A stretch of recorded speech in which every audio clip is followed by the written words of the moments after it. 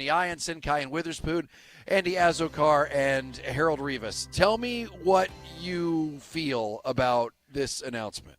Well, I think that, Ken had asked me to text in, my initial thoughts. And my initial thoughts were, good move. It's World Series aspirations. This is a World Series aspiration move. And then I just finished texting, and then it came across what they gave up. I'm like, oh, my goodness, that is a lot. But I'll stand by it. It's, I don't want to obsess over overpaying or what you gave up in minor leaguers. I hate when they do that because so many times it doesn't work out, or that the pain isn't as much as everybody thinks. What's painful is not taking advantage of a situation like the Red Sox find themselves in, which is arguably the best team in the American League.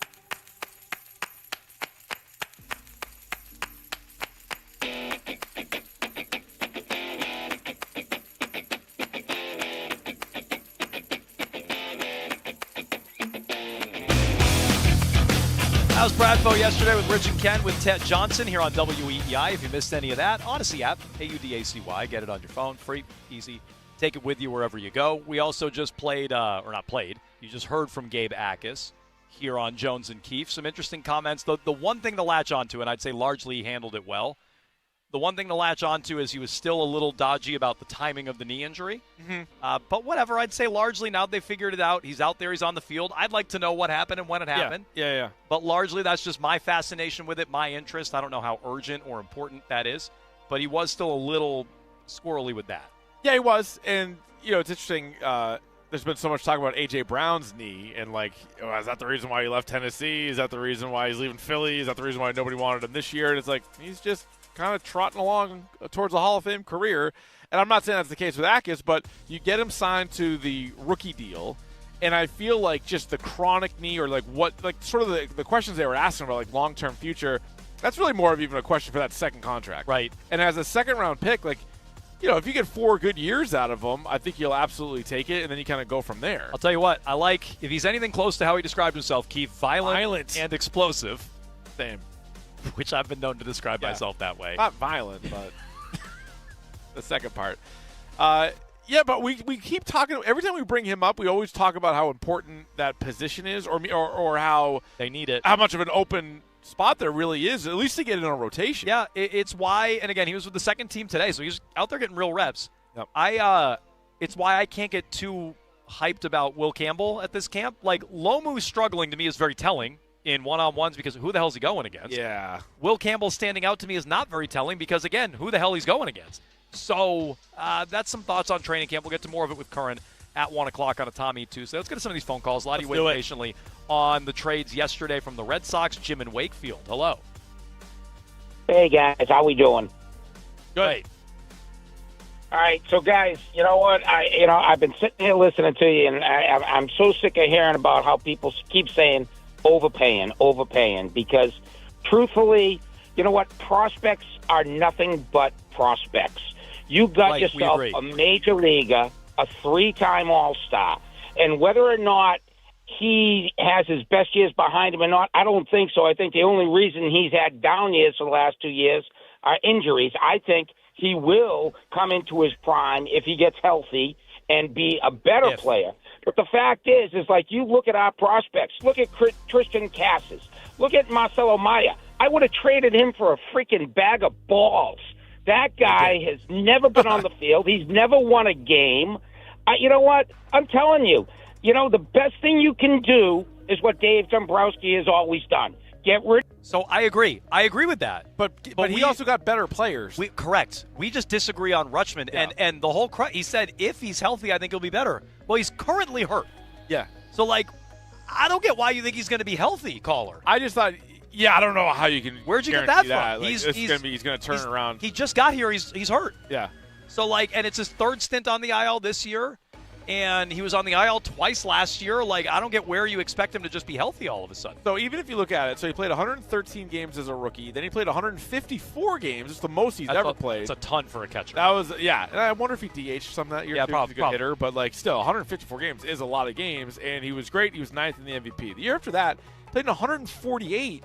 But the OPS dropped 100 points that year from year over year. So now you're all right, he's a good hitter, for a catcher. 2025, he did not make the All-Star team. He only played in 90 games. He wasn't very good. Now, this year, he's somewhere in between that, but he's on the IL right now. So I don't know how you think a catcher at 28 or 29, how's he going to get better? If you get or healthier? If you get Rutschman from 23, I mean, yeah, you're cooking with then gas. then it's worth it. If you get Rutschman from 24 and 25 and 26, I personally don't think it's worth it. That's also the difference. Like when you acquired Chris Sale and Garrett Crochet, they were on top of their game. No, well, Crochet was like he hasn't even really hit it yet. You're like he's on his way to that. Good point. Chris Sale was on top of his game. But he still had a great year, couple great years with the Red Sox. Let's go to Will in New Jersey. Hello, Will. What's going on, Jones and Keith? How we doing, boys? Good. Excellent. Hey, guys, I'm just like Jim in Wakefield, very sick of all the overpay conversation, and he took a lot of my points on that. But the one thing I want to say that I think is being missed in this conversation is the atrocious catcher's room of the Yankees and the fact that Bresbot just stole the best catcher out there on the block from Brian Cash. I think that's being missed a lot here. And there's stuff with Austin Wells and Ali Sanchez. If you look at their Savant pages, it's bluer than the Cape Cod Bay. I mean, so Will, we did mention this, but in fairness, it's been a while since we mentioned it. I'm sorry. What were you going to say? No, I'm just saying. Here in New Jersey, I'm in New York City right now, behind enemy line. I go for two things: Red Sox performing well and Yankees sucking. So if we could do both of those in one trade, upgrade the Sox and make the Yankees continue to suck, I'm all for it, and I love this trade. Okay, look, they did outmaneuver the Yankees for Rutschman. That's true. You think Liam Hicks is better than Rutschman? No, but I'd probably rather pay what Tampa paid for Liam Hicks than what you paid for Rutschman. He's having a better season. I wouldn't say he's a better player either. And Hicks is with Tampa. That's what I'm saying. But I'm saying like he got traded from Miami to Tampa, but meaning like the Yankees did need a catcher, and both the Red Sox and Rays both got catchers. Because he just said, as a matter of fact, the Red Sox got the best catcher that moved. And I was like, I don't know. I mean, Hicks is having a pretty good year, but I get his overall point. I would say Rutschman is better. Okay. But again, you paid. Oh, through the nose. You paid 10x. Yeah. For what is a better, but probably slightly better player. Longer track record for Rutschman for sure. You got it from the Yankees. That is a positive of the deal. We've mentioned that today. It's been a while since we mentioned it, so it's a fair point by the caller. But I don't know if that was worth the overpay. I said this earlier in the show. If the Yankees got Adley Rutschman, I'd have the same reaction. I'd go, so what? Yeah, great. So what? I know. I don't love Luis Garcia either. The Yankees got him. But Garcia's probably better than Meade. Well, yeah. You know what I'm saying? So it's like, I'm not like, oh my God, the Yankees got Luis Garcia. We did say yesterday they were making moves when the Red Sox weren't. So that's fair to point out, I guess. Is the only oh my God trade Scooble to the Dodgers? Yes, that's it, at the whole deadline. Yep. So is Rutschman the second best player to move? I don't think so. I mean, I would say maybe. I don't know. I mean, that's based on like past history. Like the last 3 years, if that's the Rutschman that you're getting, I would not say he's the second best player. I guess I'd have to dig in on who is. That's fair. I mean, Meade might even be better. Or Luis Garcia is probably better. Arise, I like Arise. Luis Arise is probably, well, I don't know. I wasn't going crazy. But yeah, as far as like, he hits 70 points better with his batting average. It probably has the same amount of runs as this guy. True, probably. But yeah, as far as like, this is going to drastically change the standings or the Vegas odds or whatever. Like, I don't know. I think teams shored up some stuff. The Guardians made a bunch of moves. The Rays made a couple of good moves, I thought. But yeah, I don't know if there's any. Now, again, there could also be a guy like Steve Pearce who, when they acquired him, didn't think he was going to be the World Series MVP. Like, that's baseball.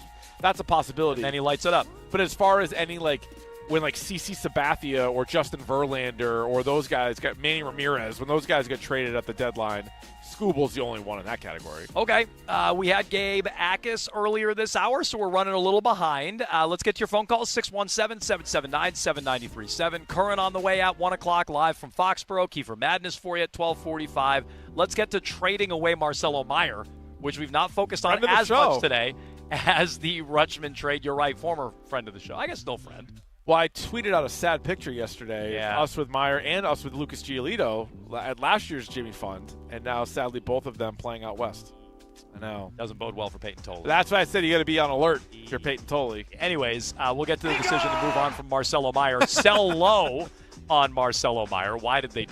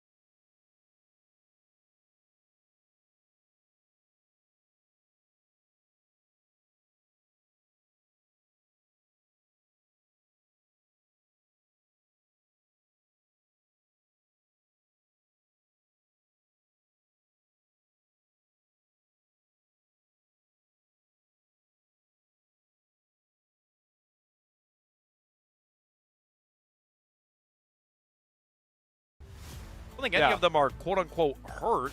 So, like, maybe they're just overhyped prospects? Yeah, because I just think then you get people trying to twist themselves into a knot because they're like, well, some teams, like, they'll boost up the prospect rankings. And you're like, all right, well, this isn't just a team ranking. Like, this is across the league. You had the guy today that came out with a list on ESPN. He ranked all the prospects that get traded. He's been doing this the last several years. I remember referencing it in the past and some of the players the Red Sox got in return. But, I mean, they were pretty highly sought after. Nobody's saying they're going to be great all-star players. They're just viewed as good prospects, just like Yohan Moncada was, or a long time ago Andrew Benintendi was, or Manuel Margot. Like, all these different guys were highly rated prospects. Yeah. I saw Michael Hurley tweeted out. He had a good one. I saw this. NBC Sports Boston. The top 10 prospect rankings or from whatever? like 3 different years. Yeah. And he was like, here were the Red Sox, might have been top 12 prospects at the time. And each list had like 1 major leaguer, maybe 2. Yeah. And, like, you know, jury's still out on some of the newer ones. But, like, yeah, I understand that. I understand that all the prospects aren't going to be great. But take, like, a bigger swing or get a better player in return or address a bigger need. Right. Like, when we mentioned Rutschman, or I mentioned Rutschman last week, I thought you would use some of the players in this deal for the C.J. Abrams or the Zach Neto. Exactly. Now, they didn't get traded. But I was talking, like, take a big swing there, but then you'll still have enough left over to get Rutschman. And it's like, well, no, all you got was Rutschman. Well, and for instance, we brought up Liam Hicks. Tampa got Liam Hicks for nothing compared to this. Yeah. He's hitting .282 with 14 homers. And he's having a better year. 795 OPS. Yeah. Now, he doesn't have the track record of Rutschman. And trust me, I didn't love Liam Hicks either. He's more of like a Curtis Meade or an Otto Lopez. But would I rather have taken a flyer on that guy for a fraction of the cost? Yeah, he's having a better year. Yeah. And he's not currently hurt. He's on the shelf. So, like, and he's younger, and he's got some control, I believe. I got to double check that. So, like, yeah, I wish they did a trade like that. Did you hear, speaking of Adley Rutschman being hurt, it scared me when Breslow was talking yesterday, and he's like, I'm not going to put a timetable on it, which was smart, but he's like, we just got to get our staff's hands on him. I was like, don't do that. Oh, yeah, it's the last Get away from him. That's actually the last thing you want. So, yeah, I'm not really filled with a lot of confidence. Jones and Keefe, brought to you by the Catches Law Injury Attorneys. No fee unless you win. Marcelo Meyer, Keefe, gone. Yeah. For a lefty setup man who I am intrigued by. Oh, I think he can help him. But he walks a crap ton of people. That's the downside there. And again, just Marcelo Meyer for a lefty setup guy is not a sentence I ever thought we'd be uttering. And this could very well be me overvaluing the players that are on the team. I admit that. But if you told me a week ago Connolly, Early, Marcelo Meyer, and 3 of their top 5 prospects are going to be traded, I would have been like, okay. Did you get Bobby Witt? Like, okay. Did you get Yordan Alvarez? Like, who did you trade all those players for? Right. And Marcelo Meyer, we were sort of updating our own little big board as far as, like, I don't want to trade Roman Anthony. I don't want to really trade Peyton Tolley. But if I had to, I would trade both those guys. Same with, like, Franklin Arias probably moved ahead of Marcelo Meyer. But they're all up for grabs in the right deal. I just didn't think the right deal was going to be a lefty reliever, like a lefty setup man to the setup man. And that tells me... Oh, they were done with him. Done with him, and they were done with him leading around Roman Anthony or following around Roman Anthony, whichever way you want. They wanted to break that up. Why did they sell low on him? Yeah. To me, they wanted to break that up. I think they're trying to maximize Roman Anthony's potential, and they feel like maybe he was getting in the way of that a little bit. I agree with that. Also, he's hurt all the time. He's currently hurt again. Yep. And he was, before he went on the IL, they were like, he doesn't really gut it out. And it was a weird thing to say because this year, for a stretch, he was playing. Yeah. He was towards the top of the team and, like, playing. Like, he was even platooning earlier in the year because of Cora. But didn't that come out, like, almost right when he got hurt? Yep. So yep. they probably knew. Somebody knew. They probably knew. They're like, here we go again with this guy. But that was the real concern going into this year. And I know he was not a house of fire last year, but he was playing third, he was playing second. We're like, oh, he's being a good teammate. And the potential's still through the roof. He was the 4th pick in the draft. He was supposed to be the 1st pick in the draft, but I was worried about whether they could sign him or not. And you're like, he is going to be the shortstop for a decade on this team. He started 20 games at short, and they traded him for a lefty reliever. That is crazy. Yeah. For a lefty reliever who no one had heard of. Now, I was rooting for him, and he did not show a lot of signs at the major league level. Nope. There was not a lot there. Every once in a while, he'd run into a home run, and you're like, oh, that swing is pretty sweet. And believe it or not, there wasn't enough of it. Believe it or not, he actually hit lefties. The one thing that no one thought he could do, and it was a teeny, teeny, tiny sample size, but the one thing he did was hit lefty. And then I kept screaming that he's a better defensive shortstop than Story, and then that kind of was not the case either, at least in the short time that he was out there. He was not good defensively at short when he played there. That's true. But so now it feels like Breslow, like the guys that he traded, I feel like he sold high on Early and still ended up with Meade. He sold high on Ianson and only ended up with Rutschman. And then he sold really low on Meyer and then got the lefty reliever. I think that's fair. Yeah. So look, Marcelo Meyer, failed shortstop prospect, now on the Giants. Yeah. On the all Red Sox prospect bust list, pretty high up there. Because even if he ends up being great with the Giants, that's fine. He's up there. But he's got to be, just because we heard about him all the time, and he was picked so high. He's the highest pick in franchise history, wasn't he? Oh, could have been. So right? Yeah, he was. Yeah, he's up there. That was after the COVID year. And that was like the reward. Remember, they're like, if you fought through the COVID year, at least you got Marcelo Meyer. So people now want to shift their attention to Franklin Arias, as do I. He's probably going to suck too. Well, this is what I wonder. But Breslow was asked about not only trading Marcelo Meyer, but also about Franklin Arias and the impact that he could make this year. Here's what Breslow had to say about Franklin Arias. I hate to put those types of expectations on a 20-year-old. What I am very excited to say is that every challenge that he has faced, he's met, which is pretty incredible for someone his age and what he's done, at each level. I just feel like we'll continue to take note of what he's doing. We'll continue to put him in the best development environment that we can. And if he is the person who can help us, then we'll have that conversation when it comes time. Okay, he's not ruling out. No, he's not. Arias at short. There was another question later on where he was asked about the organizational shortstop depth, and he brought up Arias along with guys on the big league roster. So what's the plan at shortstop, Keith? What do you not what do you want it to be? Yeah. Because I think we all hope it's Arias. Monasterio's hitting, but he cannot play shorts in a playoff game. You cannot trust that guy at shortstop. He is a butcher defensively. He's swinging a great bat, so I want him at least off the bench, maybe at second base, maybe as a DH. But he can't play shortstop for you in a playoff game. I don't want Trevor Story to be there. I don't think it's going to be Kiner Falefa. What is the plan at shortstop? I think right now it's Monasterio, and they got to continue to weigh that. Can he stay hot at the plate and is it enough to overcome his miscues in the field and ride that out? And then maybe it's Trevor Story, unfortunately. That's what it seems like. I think the plan, unfortunately, is Story. And then come playoff time, that's a ways away. But maybe you bring Chang back up on the Major League roster, and he's almost like the Doug Mankiewicz of shortstops, where you throw him out there. Put him out there in the 8th and 9th. Maybe. Now you're giving up the stick, but it just seemed like it was the obvious need for an upgrade. Every Tom, Dick, and Harry was associating shortstops to the Red Sox. Those guys didn't really move, though. But you wonder what happened. I know this was just a rumor, but play it out. If the Reds knew they could get Connolly early and Ianson, would they have traded Ellie De La Cruz? Or, would other teams that didn't trade their shortstop, if they knew this whole thing was available from the Red Sox, would they have maybe moved on from their guy? I don't know. So I hope the plan is Arias, and I don't think Breslow's ruling it out. But I think it's funny to me, though. I think the plan, though, is Story, which I don't love. But a lot of people, I don't want to straw man it, but just from Twitter and stuff, the same people that are like, guys, who cares? They're just prospects, are also telling me to start Franklin Arias. It's a good point. I'm like, how can you do that? That is a great point, Keith. You kind of mousetrap yourself on that one. Absolutely did. 617-779-7937. We got your phone calls here on Jones and Keith, and it's Tuesday, 12:45. Means it's time for the madness. Kiefer Madness next. First responders are 9% more likely to develop cancer, and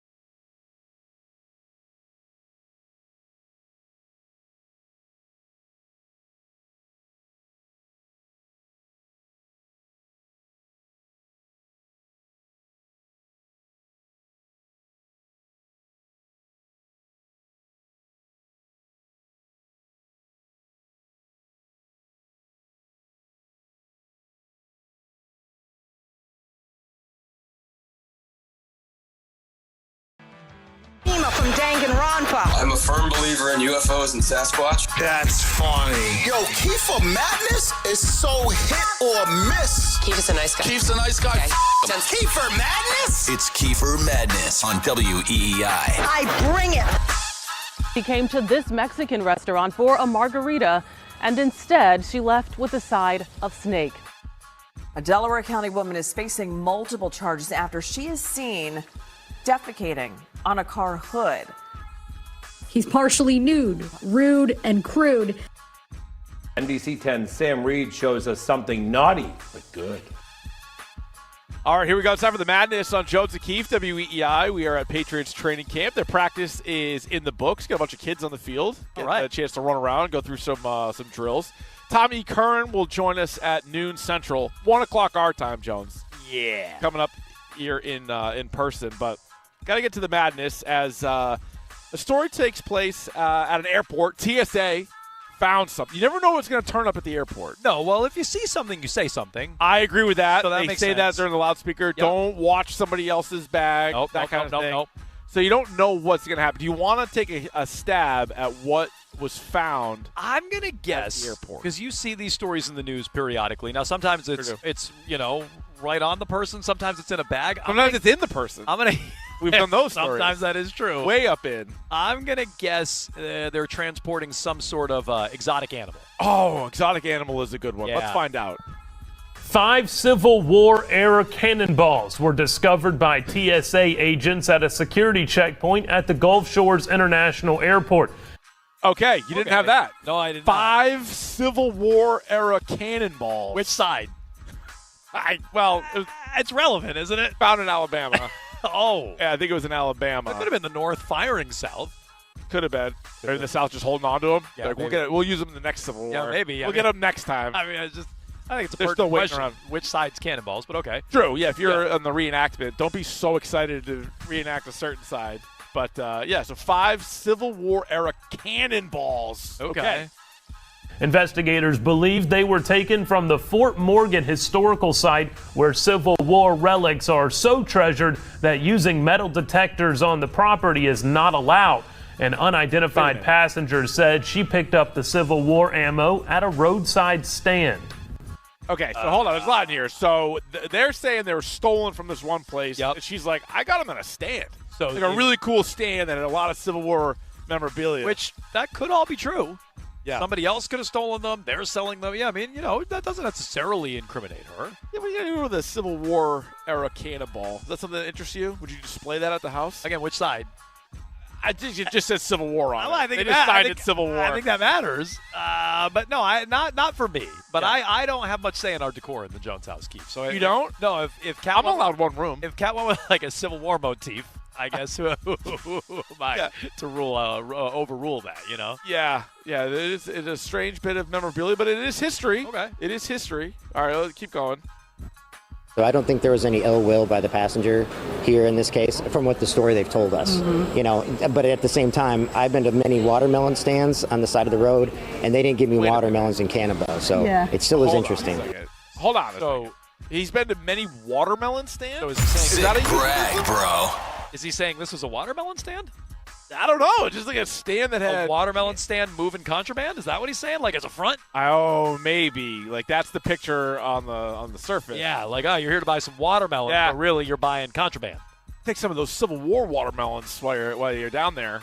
And then he's like, you want these 5 cannonballs? Yeah. Like, well, and some watermelons. It's delicious. I do love watermelon. I would like a watermelon. But that is strange. It's so she sold that. I'm not ruling out the fact that she might have just stolen from this place. The guy's like, I don't think there's any ill will. Like, how do you know that? Rule it out. I'm just saying, she could have bought them from somebody else who stole them. Yeah. It happens in the with an art heist, Keith. Oh, art heists are always good. No. Somebody might steal it, and then they're moving it to somebody else. The buyer may not know. I've never really understood the art heist because I feel like as soon as you put that sucker on eBay, they're going to get you. They're like, we're missing the Mona Lisa. Yeah, that's a good point. I got a Mona Lisa for sale. It was 11. Probably was you. Or 12. Or 13. Yep. There was an art heist in one of those. Or maybe it was like a Fabergé egg. I forget. Well, the first one was the casino. Yeah. That was the casino. That they got 11. Andy Garcia. They got him good. I believe the 12 in art? Without the fox. Or an egg? Yeah. But anyway, you got to have a buyer lined up. You know what I didn't care for? First mistake when they broke into the Stuart Gardner Museum. I don't think they had a buyer lined up. They stole a bunch of stuff. They didn't know where to move it. That's also true. Yeah. You know what was lazy writing was having Julia Roberts' character look like Julia Roberts. Yeah. Because then in that same vein, you'd be like, well, George Clooney looks a lot like George Clooney, and Brad Pitt looks a lot like Brad Pitt. Matt Damon looks a lot like Matt Damon. Casey Affleck looks a lot like Casey Affleck. Right. So there's a lot of those there that I didn't do that. All right, is there any more to this story, Nick? I've been to many watermelon stands on the side of the road, and they didn't give me watermelons in Cannabis, so it still is interesting. The cannonballs have been returned to Fort Morgan, where officials there say the investigation is ongoing and that they cannot comment. The airport director says it is certainly the weirdest thing to come through their facility so far. Well, I don't know about that. Yeah, that one, maybe that you've seen. That makes me wonder what they're covering. There's weirder stuff. This is definitely the weirdest thing that's ever come through. Don't do any research on that. Nothing weirder has ever come through. You can quote us on that. That is for sure true. Do not do Don't look into it. Exactly. That's the weirdest thing. By far, nothing stranger than that. So was it? I guess it was more just that they were stolen because it's not like you can't bring those on a plane. It doesn't seem that way. Cannonball, unless you have the cannon with it, I feel like there's not really a big problem. Yeah, just the ball.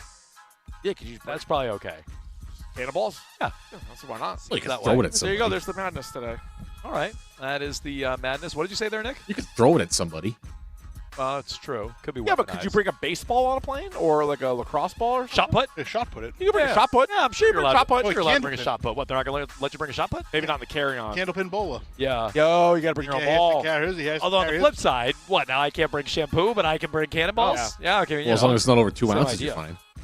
That's a good point. I think they took my Nana's nail clippers years ago. That hurt you was shady. Yeah. They didn't trust her. Could have shivved somebody. She had a resume. Yeah. Okay. Well, that's the madness. Keeper Madness. Every Tuesday, most Thursdays here on Jones and Keefe. Stay tuned. In just 2 minutes, live from Gillette Stadium, day 9 of Patriots training camp, wrapped earlier today in full pads. Tommy Curran going to break it all down.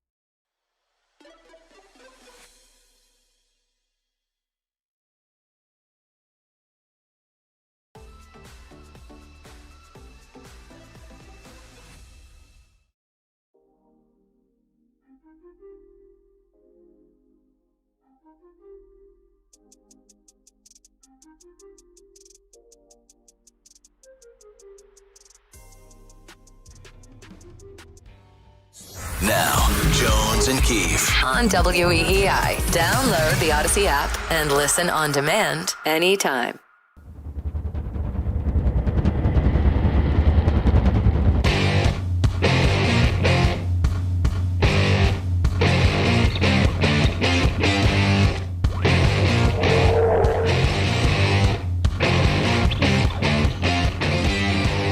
Final hour, Jones and Keefe. Live from Gillette Stadium, Day 9, Patriots training camp wrapped up earlier today. They were in pads again, which I think is interesting. Tom E. Curran, NBC Sports Boston, here on a Tom E. Tuesday. And he comes with multiple hats. And I don't mean that as like literal hats. Like a euphemism. Yeah. You got an extra shirt, you got hats, you come very, very prepared. It's not his first training camp. Yeah. Hey, everybody. Hi. Multiple glasses. Multiple Glasses. Sunglasses. We have regular glasses. This is my hat for when I'm going to be out there too much. Yeah. This is my driving around hat. Oh, nice. The big bucket hat's going to hit the headrest. All right. I get a little ripe out there, so I wear my squeeze T-shirt, and I'll switch into the team colors. Prepared. I love that. Yeah. Really good. Nice job. What jumped out today? Seemed like a slow start for the offense and then a fast finish, as it were. Yes, it was a slow start. Drake May, the Patriots trying to continue to try and establish their running game, and it was interesting to hear Mike Vrabel talk kind of at length about the mentality that he wants this team to exhibit, which we can get into a little bit too with the running game when you're kind of a team that's predicated around your thrower. But they started with the run game, and then they're running some exotic defenses, and Elijah Ponder dropped and slapped down a pass. They had to throw short of the sticks on a third down to Hunter Henry. There was a misfire to Raritan that I couldn't tell whether it was a bad throw or Raritan was not up the seam enough.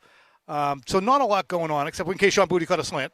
But that was for the first two drives, and then it kicked in a little bit. And I think Phil said he had him 10 for 11 on his last 11 attempts. So that's been the takeaway from me, guys, for the first 12 or so practices that we've seen, is that the offense looks like an offense that has been doing it a while. All right, you mentioned Kayshon Boutte. Is there a role for him? I mean, Jones and I want him on the team. We think he's one of the, 2 or 3 best receivers on the team. But it does seem like a lot of these combinations, you see A.J. Brown, Romeo Doubs, Pop Douglas, when they go 3 wide. You know how reliable Mac Hollins can be. Is a trade just inevitable with Kayshon Boutte? Well, if you want to be a running team, or at least be downfield explosive, this is what Vrabel talked about. We don't want to be a running team, but when we get Travion Henderson into open field and open space, we need people to block. You're also looking at Pop Douglas and Efton Chisholm, who, while they are willing blockers, do you look at either of them and say, Boutte's going to be a better downfield blocker than these guys too? So he backs up, and that's the thing, is his reps with the ones seem to have diminished, as Rich is pointing out. Yeah. And I think that's because he's the direct backup to A.J. Brown, who is the easy button for the offense. When they needed to kick it in on the third session for the 11-on-11s, they went to A.J. Brown over and over. I don't think you want to part with the direct backup to A.J. Brown. Is he okay with it? So, well, good question. Kayshon? Yes. He seems to have gotten his mind around it. Okay. But how many times now has he also said, yeah, if I'm here, I'm here. If I'm not, I'm not. Yeah, exactly. So I just wonder, too, it does seem like he's getting a little de-emphasized in terms of the first-team reps, as you say, maybe the backup to A.J. Brown. That makes me wonder if they were showcasing him a little bit early on or just trying to get any flurry of activity or a team to step up and trade for him. And then we read this earlier. Drake May had an odd comment to SiriusXM. He was asked about his receiver room, and in order he went A.J. Brown, Romeo Doubs, maybe Pop Douglas or Mac Hollins. I forget the order on those two. Then he got to Williams, then Chisholm, and then at the end he's like, oh, yeah, and Kayshon Boutte. And I just thought the order was interesting there, where I wonder if it was a bit of an afterthought for Drake. Not that he wouldn't want him on the team. No, I know what you mean. But just, oh, right, he's still here. But when he's thinking of the real depth chart, when the season starts, he was almost an afterthought. Yeah, it's always hard because when these guys are riffing, they sometimes leave out a name and they're finishing a practice and they're babbling on. And Brady used to try and get every single name, and the next thing you know, he's talking about Tom Ashworth and all the other great tackles he had. So, but I think that it's worth noting because he does feel like the odd man out, even though we're watching a player who practice in and practice out, season in and season out, catches virtually every ball thrown his way. He's a hands catcher. He's got great body control. It doesn't matter how much traffic he's involved in. If his hands hit it, he's going to catch it. So how do you dispense of that? I think it's hard to showcase personally, and other people at NBC Sports Boston have said the same thing when we do our shows. I just think it's hard to showcase a guy in this realm. I think showcasing would more happen in a preseason game where you just pound it to him. So if he ends up one of these games coming up in the preseason with 9 catches for 171 yards. That's a showcase. Yeah, I would think. Okay. All right. Or the joint practice. Yes. I mean, somebody's got to be from today. Somebody's got to be able to look at him and go, we could use him. That's my prediction. I think the Colts do it. I think the Colts have practice, and then they're like a couple days later, they're like, oh, yeah, we'll take it. Now, I don't know what they'd be willing to give up and if the Patriots would take that, but I wouldn't be surprised. All right, the top 2 picks for the Patriots, Caleb Lomu, Gabe Akis. First with Lomu, what have you seen? Some of the stuff that we've read doesn't sound like – well, it sounds like a welcome to the NFL type of a couple of weeks for him. Well, I think that's – he got danced around by both Elijah Ponder and Braden Swinson, who are second-year players. One was a fifth-round pick, Swinson, and I don't think Ponder was drafted. But we're looking at guys, he's at Utah last year. Those guys were in the NFL. So I think that I'm basing my impressions on that. He's on the learning curve. It's barely August, and there's going to be plays on which that are, as McDaniel said last year, is pretty good. You're either winning or you're learning, and I think that a lot of that is probably going on with Loma, because I'm not seeing a guy who is at wit's end out there and useless. And I think Campbell's been pretty good. You got a much better perspective up here. Well, we do, but full disclosure, I'm watching a lot of A.J. Brown. Yeah, I mean, I'm just kind of locked in on the I'm receivers gravitating and to Gonzalez too. The shiny object as well, just like Keefe. So my real breakdown of Will Campbell, there isn't one. But here's what I would say. You just highlighted some of the names, and I know he's been going more against Draymond Jones than maybe Braden Swinson and Elijah Ponder, among others. But isn't it hard to know with Campbell, because maybe the joint practices will be a little easier to tell there. Because I have a hard time. We all highlight the edge rusher and how it's a weak position on the team. Campbell's standing out. That's better than not, and it's better than what Lomu is doing. But does that mean he's taken a step? I would personally say that's hard to tell based on the edge rushers the Patriots having. 100% agree. You can't. You can say that. How does Will Campbell look? Good. Yeah. Asked ... But it will really come down to some of those joint practices, and he's going to have reps in the joint practices where he gets pushed around like a shopping cart and beaten. It's just, how does the overall look? How often, I'll be interested to see this, how often do they have aborted plays? Were we up here last year, 2 years ago, I think, with Philadelphia? We were up here last year with Philly, yeah. No, Washington. 2 years ago. Oh, you're right. I'm sorry, it was Washington. You're right. 2 years ago with I that. might have been doing a different slot. That might have been. That might have been a former midday show. Okay, be that as it may. Yeah. I just remember being up here and going, they couldn't run a play. Yeah. Sorry. Not ideal. No, that's okay. They couldn't run a play. You could scream. Yeah, that's like. Gabe Akis, though, we played his Q&A. I thought wanted to put the past behind him. He wants to look forward. I'm just encouraged overall that he's here and he's in full pads after the contract and the injury and everything else he was dealing with. Yeah, I agree. We sound like can't feel good over here, but it kind of has been. It's been a good camp. You're not seeing guys get carted off. Carlton Davis, if you're looking for things right now, cornerback, hasn't practiced. But otherwise, there's no real crisis. And I think that Akis absolutely fits into that mold. It was funny when he was asked, how far behind are you? He goes, I don't think I'm that far behind. I said, oh, my.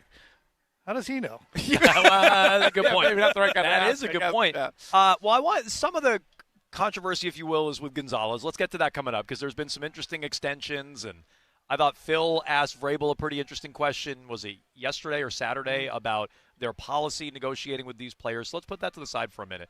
But on Akis, which had been some controversy in camp until he got out there, the one thing, because I'd agree with Rich, he was pretty good today. I thought he handled all the Q&A pretty well. Guys, it's in the past. I'm out here. I'm 100%, blah, blah, blah. The one thing he was a bit squirrely on, or just wouldn't give specific details on, was the timing of the injury. He said he did it while he was working out or training. I forget the exact way he worded it. But when he was asked if he did it after the combine, he didn't answer. So what's your understanding to the timetable, or is that something you're still trying to nail down? I haven't nailed it down, but I think just, Sherlock Holmes, Inspector Clouseau, whichever you want, there wouldn't have been a holdup, I don't think, if the Patriots had drafted the exact player that they thought they were drafting. And it's not so much the combine, it's the check at the combine. It might be a visit for a recheck, and then something emerged.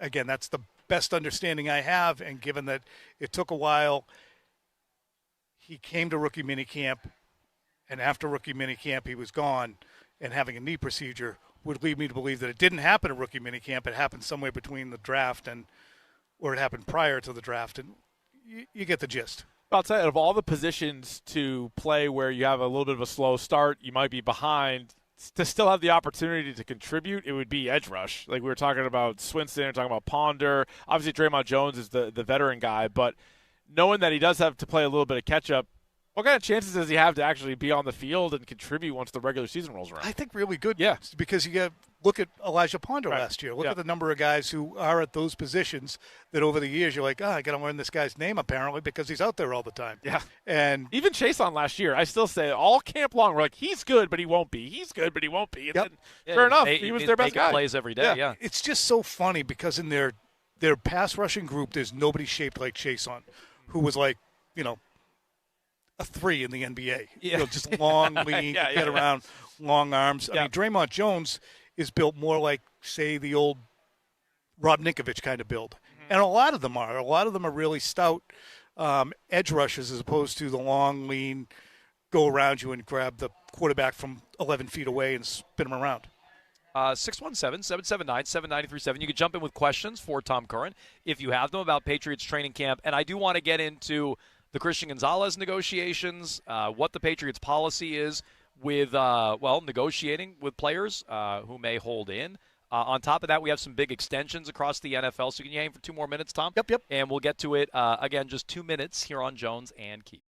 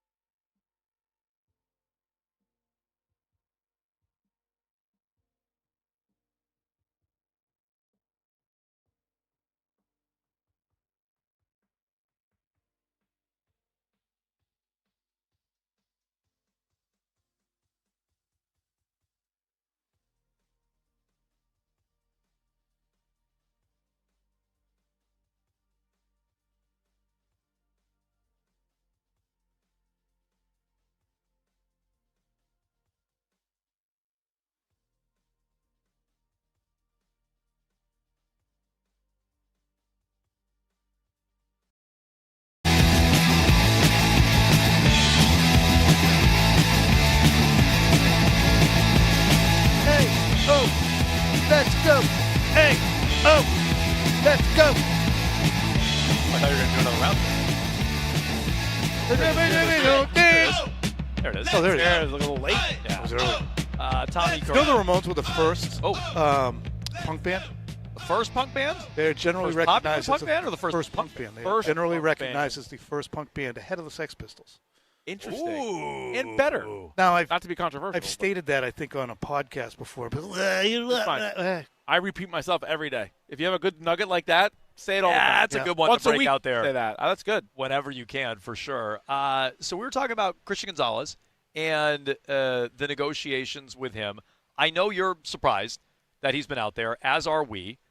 Players around the league now, some of which held in, like Bijan Robinson, are starting to get extensions. Do you think the Patriots have a policy like the Seattle Seahawks where they won't negotiate with players who are holding in? If they don't, after what Gonzalez is doing this year, they may. Because it's going to be hard to have Christian Gonzalez to do what he does as the second best player on the team, perhaps, eventually get a contract. And then when somebody else says, I'm not going to practice, which Gonzalez did, everybody practices when they're holding in, especially if they have 2 years left on the deal or out of control for 2 more years. So they could. Albert Breer mentioned this when he was doing his training camp tour for SI. He was out at Seattle and mentioned that the Seahawks have a policy with the cohort there, Devin Witherspoon. The Seahawks say we're not negotiating if you hold out. So with those guys sharing the same agent, sharing the same position, maybe the agreement was, okay, we'll both practice. So, but I don't know definitively. It's still surprising to me, too. And I just wonder, each kind of obstacle, I'm like, oh, maybe now he won't practice. So it's like you get to training camp, like maybe he won't do much. Okay, well, maybe when the pads come on, he won't do anything. Or maybe when joint practices, which is next week. So you think against the Colts, if he doesn't have a deal, is he out there lining up against those guys? It's a great question. Or is he on the field? They probably won't use many players in that game who are prime players. Yeah, not the game, right, but the practice. Yeah, certainly the practice. I would wonder what J.C. Tretter, the NFLPA executive director, would have to say about this. Probably, look, if you withhold services, things will go more quickly. And Bijan Robinson, which we might get to in a moment here, is a prime example. He and Jahmyr Gibbs both holding out and not practicing or holding in while at their respective facilities. So I'm looking over that draft. You just mentioned Bijan Robinson. He was the 8th pick in that draft. He just got a ton of money from the Falcons. Yeah, highest paid running back. Well, I've seen some different things on that. I think. Well, I guess it depends on what you're looking at. Jeremiah Love actually has higher guarantees, I believe, but whatever. He's got 51 guaranteed. It's a 3-year, 75, so a $25 million average. So that's the highest. The average is definitely the highest. Jalen Carter, who was the 9th pick in that draft, has been paid. Devon Witherspoon is doing the same thing as Gonzalez, not paid yet. Will Anderson got a huge deal as the 3rd pick in that draft. Gibbs is holding in. He was the 12th pick. Let's see. I thought Campbell got a deal from Detroit. I'll have to double-check that. JSN got paid. He was pick 20. Zay Flowers just got paid. A ton. At pick 22. A ton of money, which I think has relevance to A.J. Brown, which we can get to. But, okay, are those contracts in his draft class relevant to Gonzalez, or is it just the Witherspoon negotiation that's relevant to Gonzalez? I think they're all relevant because they're all getting done. So it does seem to set, okay, the timetable is these guys are getting them done. They're top-tier players. They're all pro players. They've established themselves. So where are you on this? And the Patriots, on one hand, they could say, well, look at Jalen Carter's basically $40 million a year deal, or Jackson Smith and Jigba's $42 million a year deal. Gonzalez could point to those and say, look, we need to be closer to 35, 36, somewhere in the upper reaches of 40 as opposed to the $31 million a year, which is the highest contract right now. And they could turn around and say, yep, those guys are really close to the ball. JSN handles it. Jalen Carter has won a Super Bowl and proven that he plays at a level that disrupts offenses and prevents them from doing things. You're out there on the perimeter. Bijan Robinson's making $25 million a year.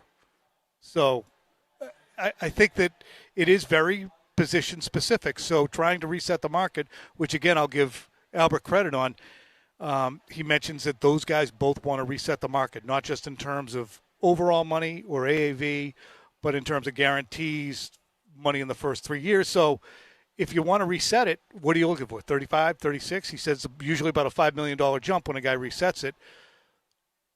That could be a push to the hang-up. The Patriots saying, you're not $5 million a year better than Surtain. After Robert Kraft said what he said going back over a week ago about how they offered Gonzalez the most money for a corner and the most money in team history, are you surprised at all that it's been really quiet from Gonzalez's side? I know Gonzalez publicly, when he's doing his Q&A, he's like, we're going to keep it private, which everybody's going to, or a lot of players I think are going to say, but we haven't heard a single word, like either disproving that or like here's the actual offer or like numbers. We've just heard from like Schefter and Breer being like, they're really not that close right now. But as far as any specifics, it's really just been Robert Kraft. So what does that indicate to you? I think Robert Kraft's frustrated with how it's going. I think he feels like he offered him a fair deal, and Gonzalez and his agent feel like it is not. I think he's frustrated, and in fairness to Kraft, if no one's pushing back on what Kraft said, exactly, I actually think Kraft is telling the truth. Now, what does that mean? You know, is he resetting the market, or is he just $1 million in front of Trent McDuffie? Or is he just waiting for Witherspoon? If he were just a pittance ahead of Trent McDuffie, I think that you might have heard a mutter. My feeling is, again, Sherlock Holmes, Inspector Clouseau, he's probably asking for a lot of money. Yeah, I would say so. And I also wonder, a lot of money that is hard for the Patriots to swallow right now. Or I wonder if he's like, look, I'm not going to sign anything until Witherspoon signs something, but I will practice. Like, that's sort of my concession. Like, I'm not going to, like, affect the team. I'm not going to, like, Vrabel will be happy that I'm out there. I'll line up against A.J. Brown. But I'm not going to even get specifics with what I'm asking for. Now, I could be wrong, until Witherspoon signs, because I don't want just over McDuffie. I want more than Witherspoon, who's going to break McDuffie's record in a couple of days, hopefully soon. Does this already allay your concerns that the Patriots would be difficult to deal with a Brown or a Drake May? Well, not Drake May. No, I mean I could see it maybe with Brown, depending on like what the season looks like. I mean, he's not signed. How would that allay my concerns? The reason we just talked about. He's clearly got a pretty good offer on the table, and that's why he's not kicking rocks about it.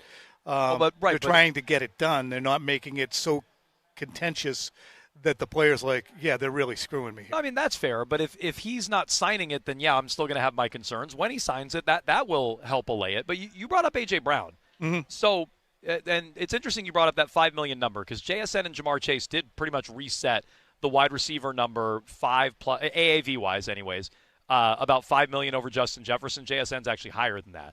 But then you have Drake London and Zay Flowers, who both got contracts this offseason. Flowers at $35 million, average annual value, that's fourth. London is just north of that, $35.25 million. Number 3, he signed earlier this offseason. I mean, is that the kind of number the Pats are going to have to go to for A.J. Brown? Well, right now, A.J. Brown is playing on ostensibly a 2-year, $50 million deal. I guess in the offseason. 29 this year. Yes. Not right now. Yes, and 2 and 50, $25 million a year for a guy who I think could have a 1,200-yard season if what we're seeing out here is going on. Yeah, you got to bring him in line at mid-30s. Maybe it's for a short term. Maybe it's, divvied up. But I would think that A.J. Brown is not going to sit there and go, I'm good with $25 million a year, especially since, for those of you out there who enjoy the contracts and the numbers, go to overthecap.com, and you can click on a player, just do a player search, look at A.J. Brown, click on his career earnings. How much money do you think he's actually made in his career? 100 mil. 81. Okay. But that, to me, is interesting because we've now so far heard of A.J. Brown's, $80 million redo and $100 million redo. He keeps getting moved before they kick in. So we could all use $81 million. Oh, that'd be great. I'd get a pool. It'd be great. I'd get a pool. I would definitely get a new roof. But I'd fix that. Relative to I'd fix. You know what? I'd spring forward and fix the lights in the bathroom. I'd put lights in the bathrough. I would fix the lights on the blue level here at Gillette throw him Stadium. a bone. I'd help out Robert with that one. Lighthouse conversation. But it's a lot of friggin' money. But sometimes if you're A.J. Brown, you're like, I have not cleaned up. I keep getting traded before my money hits me. Right, and I think now it puts him as 10th if you do per year. Okay. If you're looking at that, I think he's now the 10th receiver. Is that the 29? That's 32. Okay. Oh, so 29 he'd be outside the top 10 then. Yeah, he's making 29 guaranteed this year. Oh, guaranteed, okay. And next year it's $4 million guaranteed, but 21 when you throw in the rest. Okay. So he's not going to walk out here for training camp next year with $4 million guaranteed. Especially unlikely, yeah. Especially if he has the year all three of us expect him to have. Yeah. Okay. Which should be solvable. No, I think so too. All right, well, Tommy Curran, excellent stuff. Very as good, always, Tom. Every Tom E. Tuesday at noon Central, as we like to say at these training camps. But he'll be back at high noon once we wrap things up here in the offseason. Oh, yeah, so next time we talk to you, we'll have the Colts practice to break down. Yeah. That'll be good stuff. Yeah. Windminers. Yeah, that'll be with Jones and Keefe. That training camp will Yes, be with yes. with Jones and Keefe. We look forward to it very much. You can stay tuned for Rich and Ken with Ted Johnson. They come your way at 2 o'clock. Dial them up, 617-779-7937. We'll get you the clip du jour. And on the way next, it's time for Grab Bag. And I'm here to remind you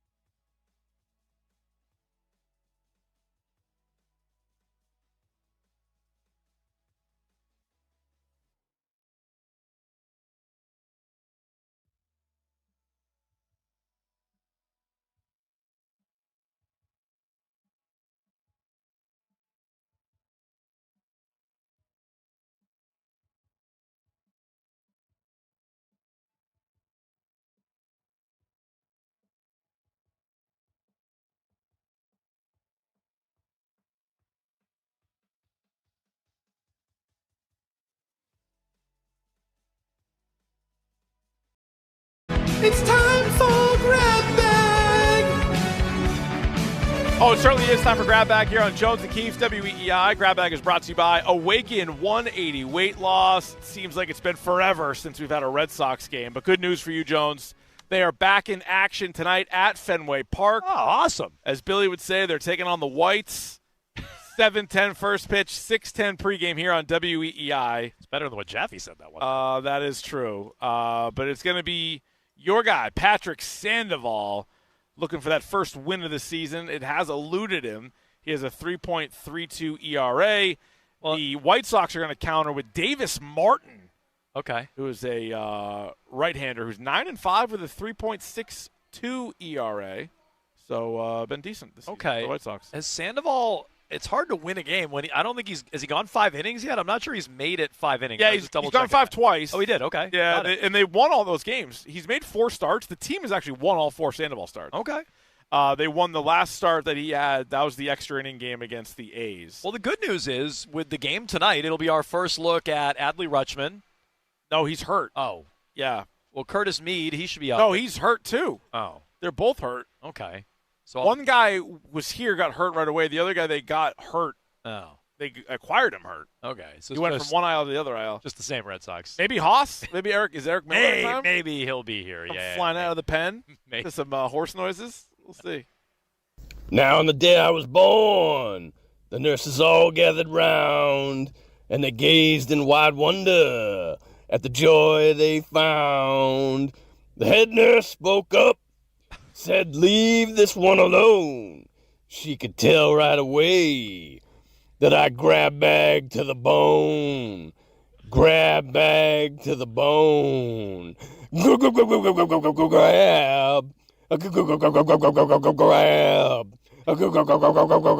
Grab. Grab bag to the bone. Very good. It's a strong performance. We talked about it quickly with Curran, but a couple of big contracts signed today. Zay Flowers, 4-year, $140 million extension with the Ravens. You know I like him. Yeah, that's quite a bit. That's a lot. $108 million guaranteed for Zay Flowers, who I would not consider a top 15 receiver in the league. I might not consider him top 20. Although when they wear the All Blacks, he looks super fast. Does like look you can't faster. even stop him. No, there's no doubt about that. No, that's way too much. He's good. Yeah, but he's that's a big contract. And I guess you have to, as we discussed with Curran. Yeah. A.J. Brown's here in dollar signs on that one. Oh, big time. Also, Bijan Robinson has agreed to a 3-year extension worth $75 million. Yeah, so my takeaway on that initially was, see, the hold-in works. And if I'm Gonzalez, I'd be like, what the hell to my agent? Yeah. Now, it's a different position. It's a running back. But then Sonic hasn't signed yet. He has not. And while you're seeing a lot about it's the biggest contract ever for a running back, Jeremiah Love has more guarantees. He hasn't played it down in the league. So maybe you got to get in the weeds on like what's fully guaranteed versus what's not. But the breakdown I saw, Love's got $53 million guaranteed. Bijan gets $51. So I don't know how to feel about that. But largely, I'd say the hold in works better than what Gonzo's doing. We'll see. But that'd be my case. Okay. Grab bag in a little coat. Grab bag in a little coat. According to Bert Breer, he says that Aaron Donald is going to play this year, and he's going to play every game. Oh, well, I don't know how I'm going to be like. Well, I mean, I you know what I mean. Forecast that. Well, okay, like start the season. Got it. He's not going to be like a Roger Clemens, show up halfway through the season and play. Yes. But he's predicting an Aaron Donald return this season to an already stacked Rams team, which is going to be an easy team to root against anyway. And I like Aaron Donald. I'm just saying, like, I would say it's a little lame and like ring chasing, except he's already got his ring. He already got a ring, and it's like his team. Right. It's not like he's joining the Seahawks. But it does have like a ring, no pun intended, or like an air about it of I am just trying to like pile on and just ride the coattails to a victory. See, I don't think he's going to be riding anybody's No, coattails. but I mean, I know Myles Garrett's insane, but like I think the two of them together, I just want to see what kind of havoc they can create. I'm saying if he hadn't already won and did his famous ring me, I would feel a lot differently about this because he's won. To your point, it's his team. I guess I'll cut him a little slack on that. Okay, good. It's 1:30 time for grab bags on Jones and Keefe. Red Sox still suck. A.J. Brown is a Patriot finally. But we can now ask, is Tracy behind him following?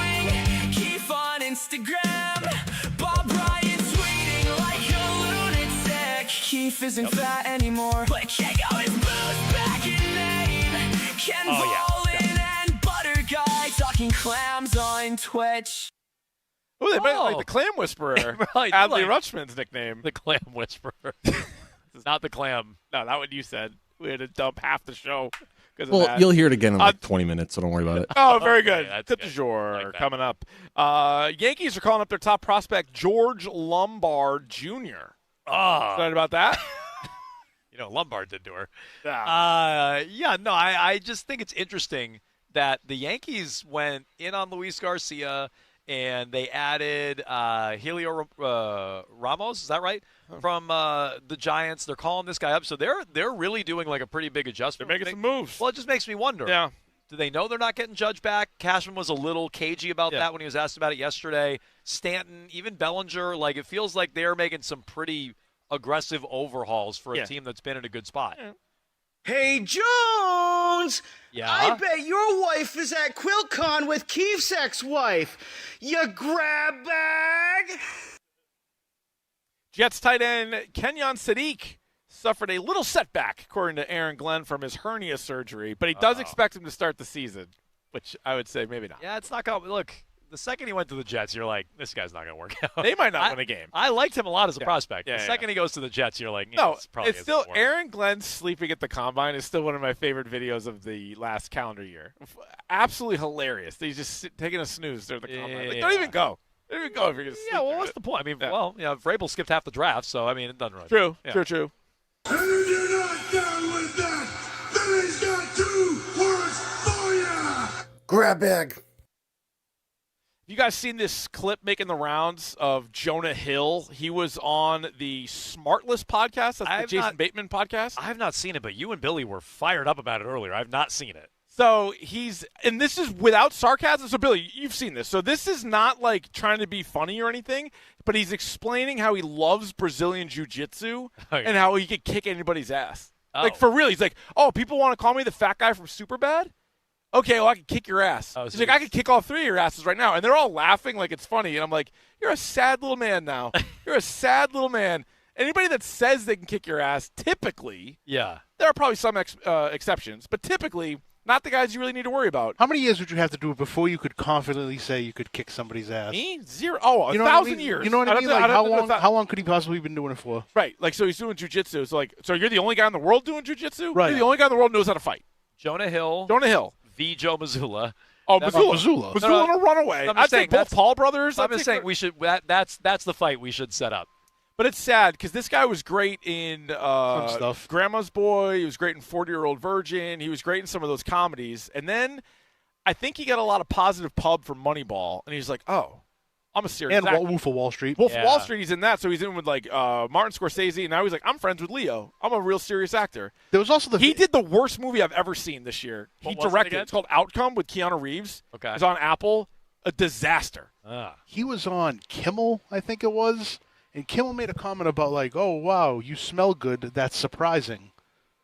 And he got like literally like he got like bent out. Well, why would you say that? Why You're would supposed you to be funny. Yeah. Right. You're supposed to be able to roll and riff with it. And because it yeah. looks like you smell.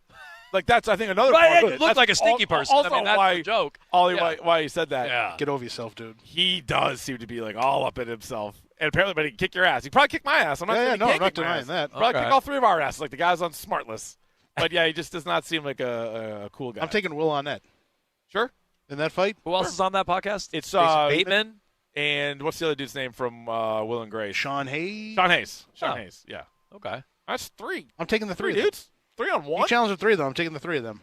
Nice. I am. Call that a handicap match. Yeah, it's going to be rough and ugly, and I'm into it. Hey, Jones, you want to hear my grab bag? Yeah. It doesn't matter if you want to hear my grab bag, jabroni. I waited. I got it too. I knew he was going to call. 2 new dork podcasts that you can download right now on the Odyssey app or wherever you get your podcasts. House of the Dragon, Season 3, Episode 7 recap, and Spider-Man: Brand New Day, the #1 movie at the box office. Spider-Man: Brand New Day, both great podcasts. You can listen to them right now. I'll have more of a breakdown even for us on the Dork Minute tomorrow. Should we save it for that? I was going to ask for your. I was going to ask for your. It's available on the Odyssey app. Grade, but yeah, get that on the Odyssey app or the hashtag Dork Minute. That's right. Yes, That's okay. Good call. I come home in the morning light, my mama says, when you gonna live your life right? Oh, mama dear, we're not the fortunate ones. And girls, they wanna grab bag. Oh, girls just wanna grab bag. All right, time to ask the question. Does the great Tracy Bingham follow me on Instagram at Rich Keefe WEEI? We're not. Does not. No. Still thinking that. No. Putting the X-rated into X. These guys are stupid. Has Bob Ryan tweeted. All right, another question people ask around this time. Has the great Bob Ryan tweeted? Yeah. He has. Now, he has once, and it's in a response to a response. So famously on July 18th, Bob Ryan tweeted, "Of course, I meant to proclaim Gordie Howe, not Gordie Hall. I do recall this. Blame autocorrect." Jeffrey Dowell on August 1st responded to that tweet, and he said, "Blame yourself, boob. You're the one who's supposed to be a sports reporter. Fat, dumb, and liberal is no way to go through life."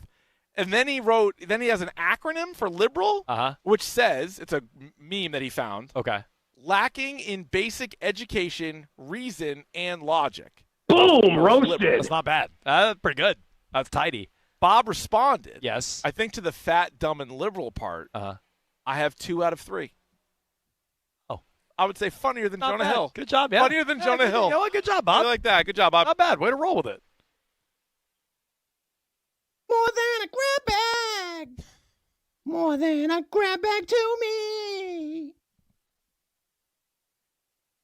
All right, who was the best Major League Baseball player? I could have sworn that was longer. I've heard that before. Yeah, I've said it before. Why? Oh. I own. Best baseball player from yesterday, was it Junior Caminero? 2 for 5, 2 home runs, 3 RBI, 3 runs. Was it Jung Hoo Lee? 3 for 4, 2 home runs, 3 RBI, 2 runs, and a swipe. Was it Alec Burleson? 3 for 5, 3 home runs, 6 RBI. Was it Brandon Pfaadt? 6 2/3 scoreless with 3 punch-outs. I like to call him Fat. Fat. Or is it Logan Webb? 6 scoreless, 8 Ks. Alec Burleson. Yeah, 3 Yeah, I got to go with it.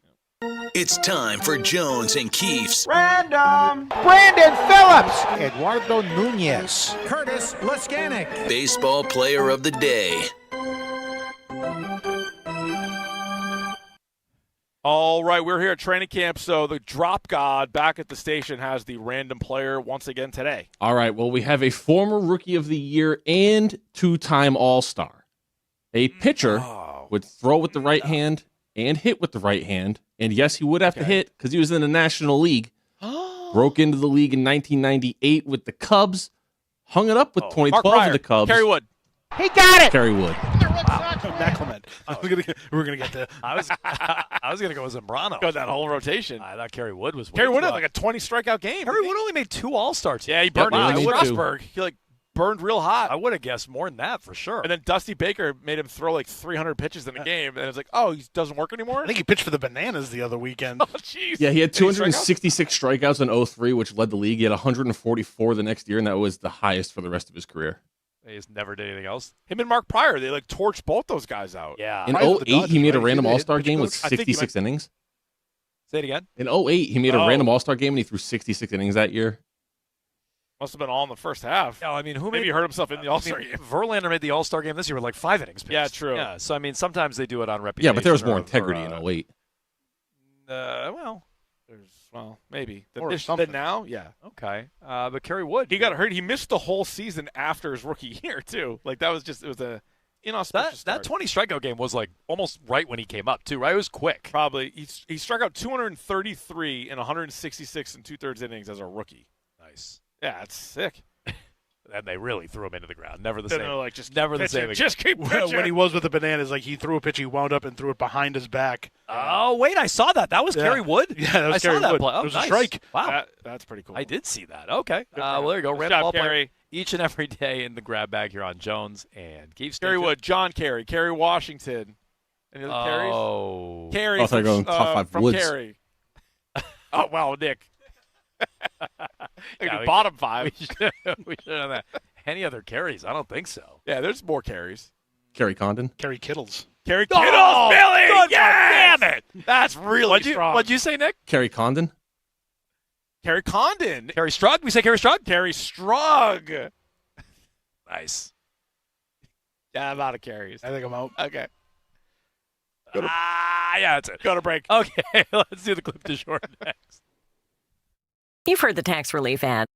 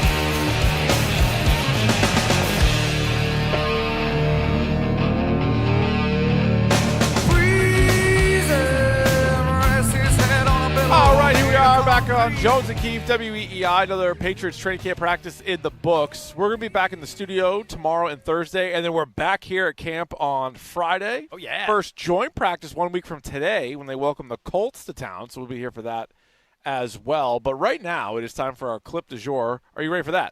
Sounds fantastic. What's the clip du jour again? I'm so glad you asked. It is the clip of the day. And, of course, we're the nickname show. We love giving out nicknames. Adley Rutschman, new member of the Red Sox, we didn't even have to come up with any because the guy arrived with like 2 or 3. The other one, this one goes back a ways. They call him the Clam Whisperer. And so that was my nickname in high school. Same. Yeah, same. Still is. Yeah. I mean, that makes me like him more. I'm not going to I like the trade more. Yeah. He's quoting I think you should leave, and he is the Clam Whisperer. I mean, look, maybe Fenway will unlock him. Yeah. And maybe we'll play some of Breslow gave like a real nerdball answer. Yeah, well. Ex-Wobe and things like this. He even said at one point, if you go under the hood. So he even said that last night. With the Clam Whisperer? Maybe. Yeah, if you go under the hood with the Clam Whisperer, you're going to like what you see. You're going to really enjoy that. All right, so you got to get under the hood there. Get under the hood. That's what you got to do. With the Clam Eater. Okay. No. Clam Whisperer. Clam Whisperer, I'm sorry. You can't say that. Sorry. I mean, maybe one leads What's wrong with that? One leads to the next. Clam Whisperer, I'm sorry. We're going to get that. We're going to get that right. Yeah, let's. Remember how they used to do the nickname jerseys where they'd put nicknames on the back? Yeah. Would the league even allow that? The Clam Whisperer? Yeah. Yeah, they should. I don't see why not. I would. It's his nickname. Yeah, that's a good point. His mother gave it to him. That's what it says. Don't ask why. It says it, well, if we ever get him on, and there's an above 0% chance that we have him on the show at some point. 0, yeah. Yeah. I wouldn't say it's much above 0, but it's non-zero. But he seems like a character. He seems like a funny guy. It would be a good show for him. I think I'd love to talk to him. I think maybe at the Jimmy Fund. We talked to the Red Sox during the Jimmy Fund. That's coming up in a couple of weeks. That is true. We who we talked to? Lucas Giolito last year. Oh yeah, it was Giolito, our best bud. And then that's where he got lined up for the hashtag Dork podcast. He did 2 episodes of the Dork podcast. He's a returning. Still doing a bunch right now. He's got nothing else going on. What do you mean? Is he hurt? I think he's hurt again. I think the Keefe curse is. He started out strong, really. I think. Yeah, it's not going great. Peyton Tully better be careful. It started out pretty good for him. Did it cool off? Thought so. Yeah, you might be right. Looks quote like me. 7 games, 5 starts. Okay. In San Diego. It's not nothing. No, it's not nothing for like not even having a spring training. Although those guys, that is a tough sled. Remember the pitchers like for a couple years ago, Jack Flaherty and Blake Snell, like no spring. The pitchers are washed. No, it did not go very well for these guys. That is true. No. Okay, well, a lot of trade deadline talk. I am open to being swayed on Adley Rutschman, a.k.a. the Clam Whisperer. If he's really good, great. If Eric Miller comes out and is dominant in the bullpen, great. They still didn't address shortstop at all, and they still have Jarren Duran out here. So look, I'm open to being swayed, but I would need to be swayed because I do not love these trades as they went down. Well, big Sox battle tonight. We'll get your Red Sox, thoughts on Rich and Ken with Ted if you want to dial them up, 617-779-7937. You're right, Keith. Red Sox and White Sox started up tonight back at Fenway Park. We will have Would You Rather Wednesday tomorrow, along with the hashtag Dork Minute. Dork Minute. I'll get a little bit more into Spider-Man Brand New Day. I know people are they're clamoring for it. Clamoring. That's what they're Took the words right out of my mouth. Very, very much. We'll have that tomorrow. Okay, we are brought to you by the 99 Restaurant. You can head to the 9s this Thursday night to play trivia, enjoy 6 packs of bone-in wings, and have a chance to win 99 gift cards and other great prizes. You gotta love the 9s. Back tomorrow from Brighton at 10 o'clock. Stay tuned for Rich and Ken with Ted Johnson. They come your way in just 2 minutes on WEEI.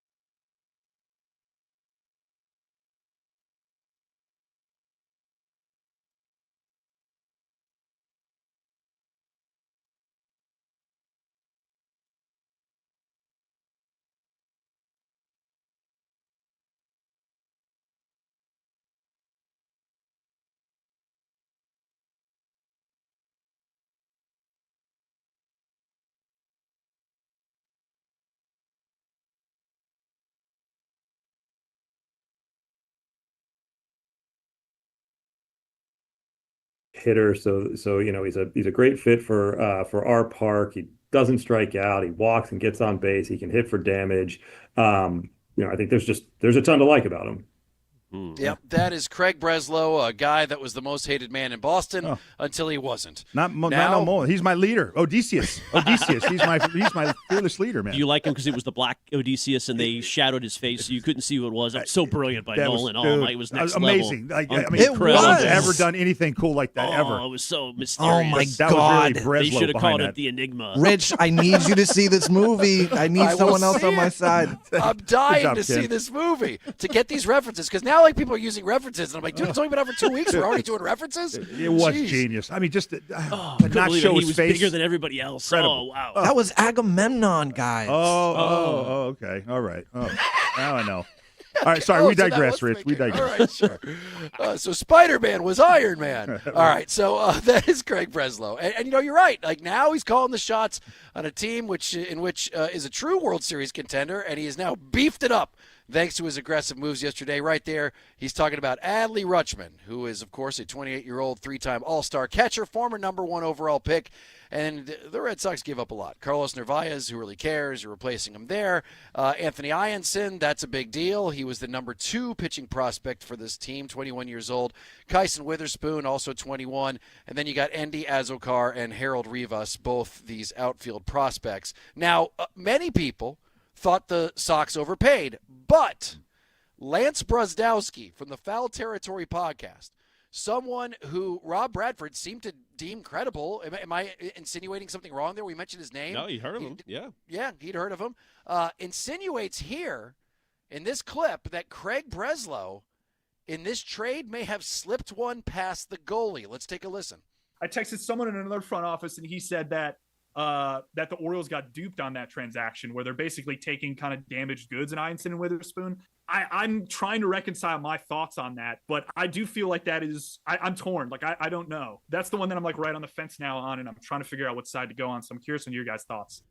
Ooh, damaged goods. What does he know that we don't know? And what's hysterical is that an hour later, Jonathan Papelbon tweeted, gave up some damaged goods. Ianson and Witherspoon, an A-ball outfielder and a backup big league catcher for a proven all-star big league catcher. I love it. Great job, Breslow. Mm-hmm. Now, either they both have the same weird information about these guys, or Papelbon just watched that video and repeated what he saw. or you know what? Ken, you had a conspiracy theory too.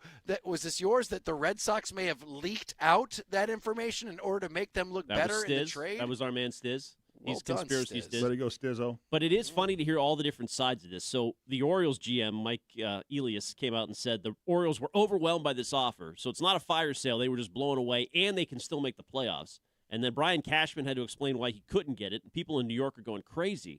Oh, what was Cashman's take on it? I'll find the exact make it clear? quotes. No, I'd be curious why they didn't go that little extra. Right, because you would want to hear if Cashman says in some form or fashion, damaged goods, or weighed in on this trade. It would be interesting.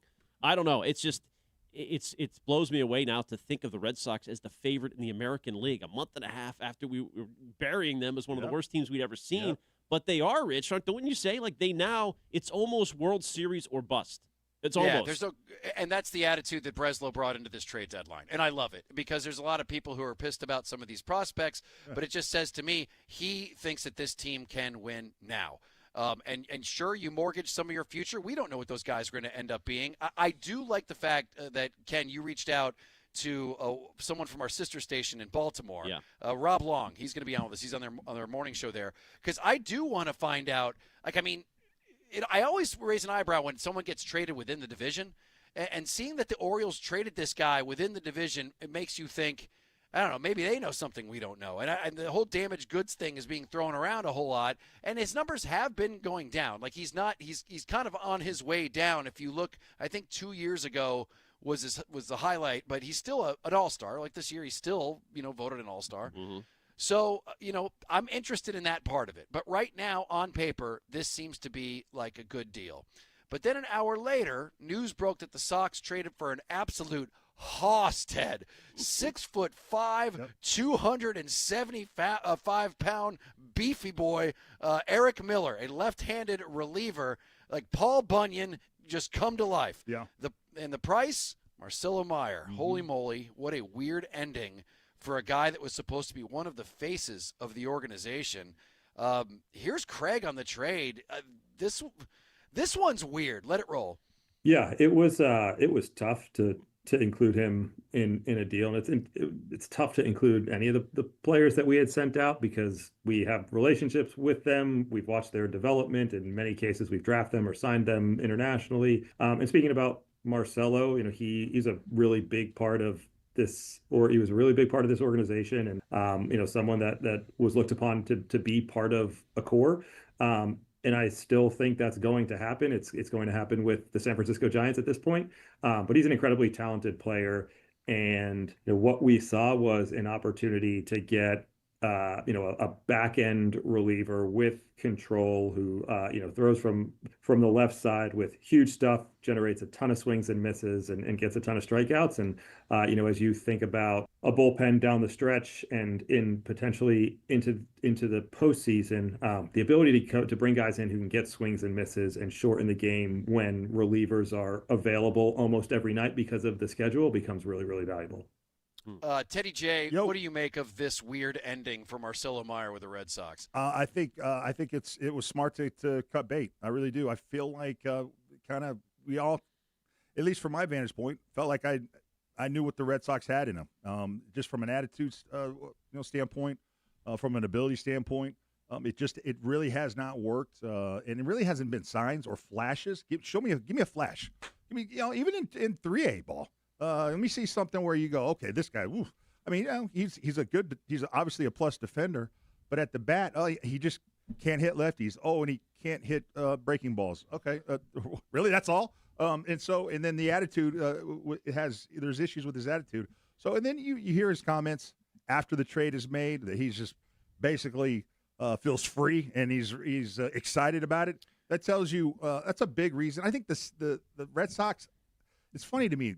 Baseball managers, front office people don't like to put a lot of stock in, chemistry and vibes. But I think they're really trying to establish that in this locker room, a culture, whether they want to admit it or not. And I think Adley, people think of him as a vibes guy. Yeah. Again, it's just they don't like to go there first, second, or third, but it's important to them, but they don't want to really highlight that. I think it's more important than they're willing to let on, especially with this team. And I think that's partly why Marcelo Meyer's out of here. I just don't think they felt like he was a good fit from a cultural standpoint. And you look, I love. Are you kidding me? Like this left-hander, never heard of him, but dude, he looks like he played for the Nebraska Cornhuskers. I mean, he's like 6'5", 270. He just needs like a big old cash register dip now and to complete the picture. But I love it. I mean, your bullpen is Chapman, Whitlock, Guerrero, and Miller, who just traded for Slayton. Yeah. I mean, and if Bayo, oh my gosh, if Bayo was basically, he's still my heart. I mean, are you kidding me?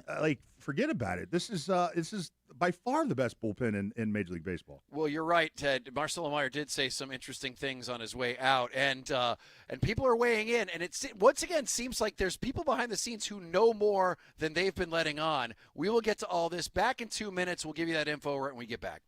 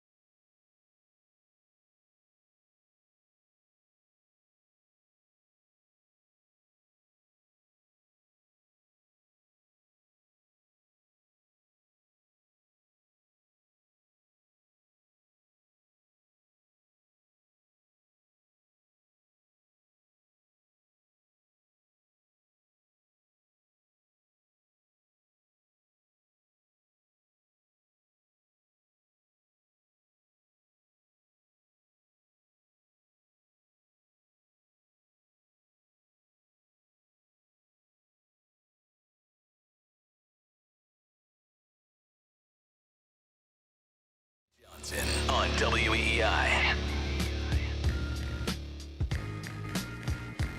It is 93.7 WEEI. Rich Shirtenleaf, Ken Laird, Mr. Ted Johnson, and your calls, 617-779-7937. We'll have to hear what you think of this trade, or these trades, rather. So we were just talking about the end of Marcelo Meyer with the Boston Red Sox. How freaking weird. This is somebody that was predicted to be one of the faces of this organization, and it just went into the toilet. The fact that you ended up trading this dude that was supposed to be a huge name here for even though he's a hoss, but just a middle reliever is just a strange way to end his tenure here. And since then, there's been a couple of people who have put some things out on Twitter about Marcelo Meyer and the end of his deal here. There is one that I want to mention because it sounds like there may have been I don't want to say he mistweeted, but it ends up he clarified more that this was his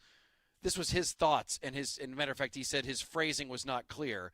So Chris Cotillo, who we like and we've had on many times, he put out Marcelo Meyer is said to be enthused by the trade and a change of the scenery out west. He's excited about the opportunity instead of being bitter about a lack of a long leash in Boston.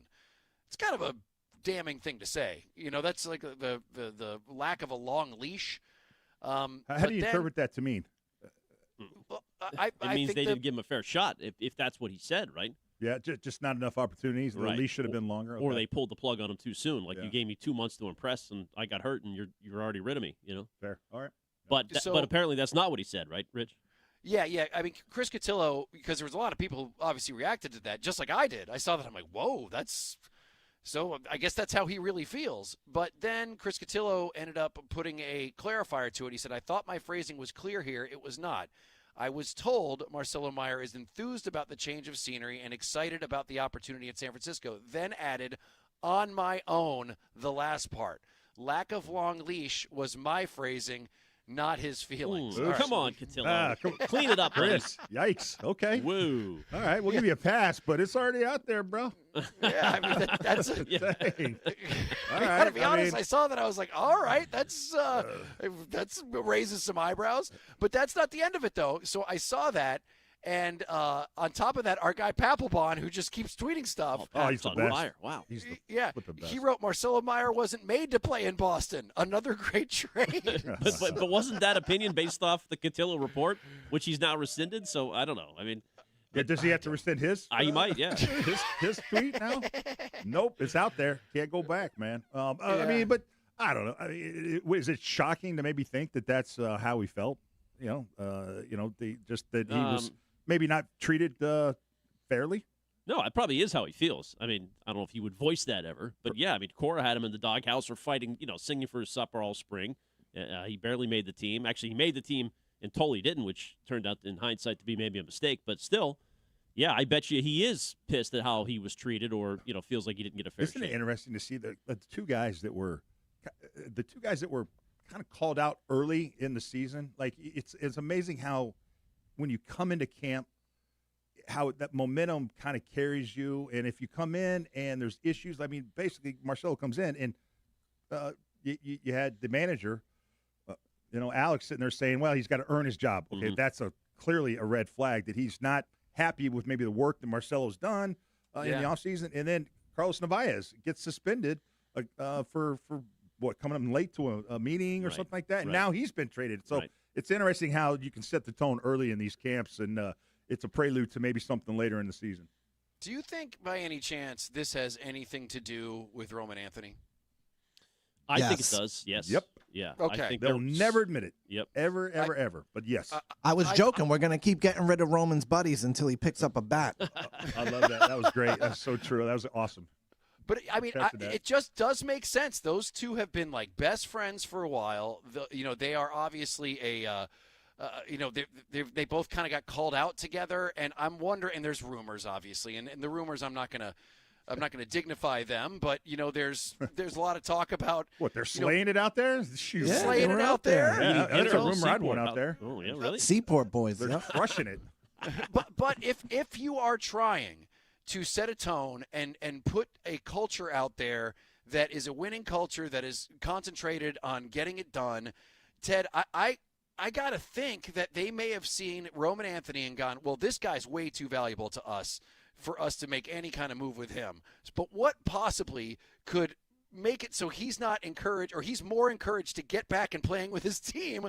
Maybe we get rid of his trouble buddy. Yeah, dude. Are you kidding me? Right, those are distractions. I mean, if they feel like that that Marcelo is kind of a bad influence, or just a guy that maybe gets him a little bit out of his lane and not focused, and they feel like there's justifiable reasons on the baseball diamond to not keep Marcelo. That's just the sweetener. The thing that kicks that in and say, you know what, let's move on from him is maybe the relationship he had that they felt was maybe somewhat of a detriment to the development of Roman Anthony. So that just is, to me, that's the kicker. That's why I'm not that surprised that they were ready to move on from him. I'm wondering, okay, Ted, actually Ken, you've got a great memory about all this stuff. This seems to me a little bit almost like, do you remember after the whole chicken and beer debacle, and the culture of the locker room being kind of was just awful, and there was everything that was going on with Adrian Gonzalez and Carl Crawford and stuff, and didn't they make some pretty big moves to get in guys who are known as being like character guys in there? If I'm not mistaken, I'm trying to think who came in after that, like Napoli, Gomes. As much as I give him crap, he was kind of a dude who was there to go to work, and as much as he said he was there to go to work, it just seems like, didn't they kind of do something to try to clean up that not so serious chicken and beer environment? It just kind of felt like that. I got to go back and take a look at who they brought in. You know what? To me, this highlights. Did we have any of these issues last year? Did we talk about off the field stuff with any of the young players last year? Yeah, there was always kind of a question about Marcelo. It was more of like he's injury prone. He was like that was more than but maybe not a character. They're not concern. focused, or that we got to sit. You weren't sitting guys to Florida so that they we would focus on their jobs. Right. But I guess the point I'm trying to make, I'm trying to throw some love to my guy Alex Bregman, where I just think there's a veteran in the room that's established, that's accomplished. Young guys don't want to upset that guy.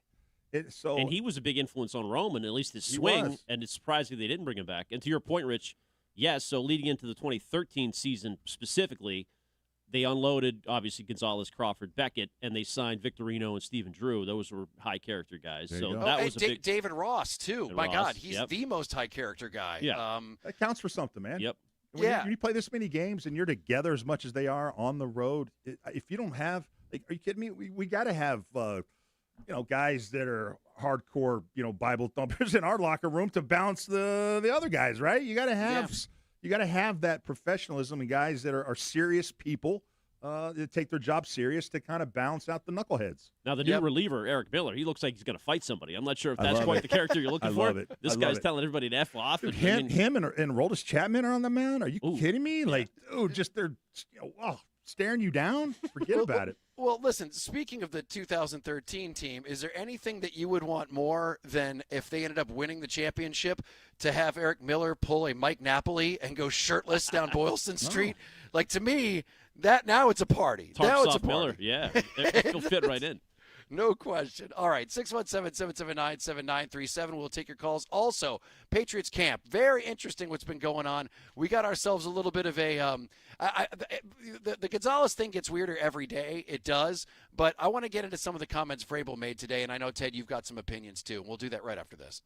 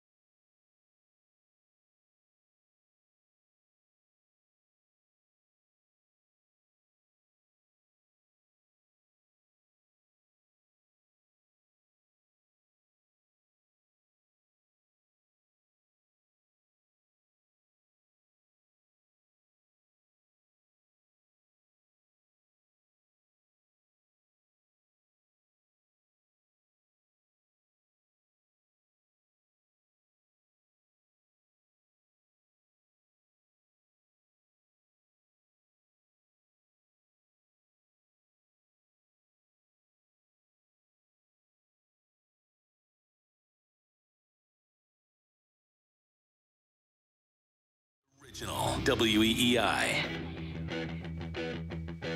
It is 93.7 WEEI. Rich Certainly, Ken Laird, Ted Johnson, and around this time tomorrow, Chad Tracy, who is, for some weird-ass reason, still an interim manager of your Boston You won't let Red that Sox. go. You are just, it is. That'll be the first 4 questions. Yeah, it is. It's why don't you have an extension, Chad? He might win Manager of the Year, and he's an interim manager. That is absurd and stupid, and they should give it to him now. Okay. It's just I don't know. All those things that you can talk about this team, I think that's at the bottom. You're That's not all. wrong, Rich. You got to wait a week, though. I'd give it one more week. Then I'll be as upset as you are. If it ain't broke.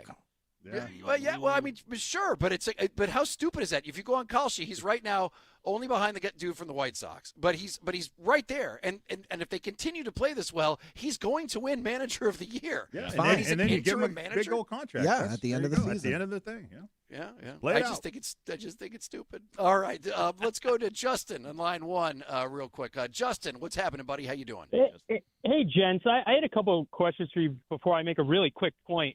And these are not gotcha questions, but what did we think going into the deadline was this team's weakness, and what did we think Breslow needed to add to this roster to win in the playoffs, per his own words?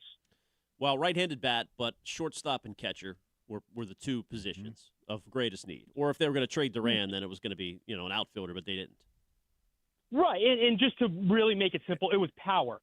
They needed more power, as he said in the offseason. Yeah. You need to add power to win in the postseason because you're going to be facing elite pitching like Schlittler, Cole, and Fried. And the best way to do that is doubles and home runs because you can't string together a bunch of hits. So I absolutely hate the Adley Rutschman move, not because of who they gave up, right? I'd be fine if they traded all those prospects and Franklin Arias for somebody. The reason why I hate it is if you look over his last 900 plate appearances or 220 games since he hurt his wrist, in June of 2024, Adley Rutschman has been a 670 OPS hitter. To put that into context for your listeners, Connor Wong has been a better hitter than Adley Rutschman over 900 plate appearances. And the reason why I hate this is because you could have had a much better hitter like Luis Gonzalez Jr. for the worst prospect you gave up for Adley Rutschman. So Breslow looked at a need to fill for power, and he decided to marginally upgrade on defense at catcher and lengthen the lineup as opposed to add an elite hitter. So this is all to say, I love that they're going all in. I agree with you, Rich, Ted, and Ken on that. I also love this move because at the end of the day, it's not going to change how they do in the playoffs. They're going to lose in the wild card to the Yankees or the Rays or somebody, and Craig Breslow will get fired as a result of this move.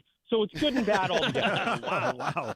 Well, Justin, I do like your prediction. The only thing I'll say to that, Justin, is that I don't know how you can look at how well they've done against the best teams in baseball and think that they're going to get bounced in the wild card. I mean, obviously, weird stuff happens, and all of a sudden they could regress, and sometimes crap like that that's the way the dice are rolled. Well, it kind of But in this happened case- last year, though, too, right? But first round after a hot streak. But I also don't remember last year them humiliating the best teams in baseball. And that's what this team has done over the last month and a half. That's the one reason that I feel, a little more positive about how far they would go in the playoffs. And here's what Brian Cashman said about Aaron Judge yesterday. He was asked about his That's a Kim Laird pivot side right there. injury. Well, no, this is what we're talking about. Is it possible that he comes back? Or that he doesn't come back? It's always possible things don't go the way you want.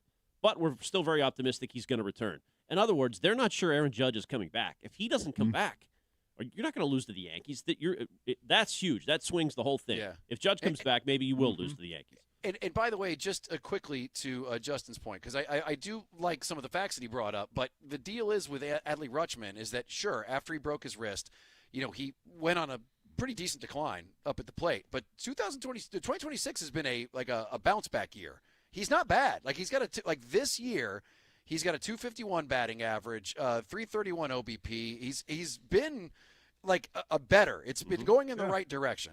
So he's a 3-time All-Star. Wong and Narvaez have 4 home runs total. Yeah. I mean, that was just a zero for you. A zero offensive this year. You look at his recent numbers. Okay, maybe it's a marginal upgrade in offensive, but it's a huge upgrade from a defensive standpoint. And he's going to make the strength of this team, which is this pitching staff.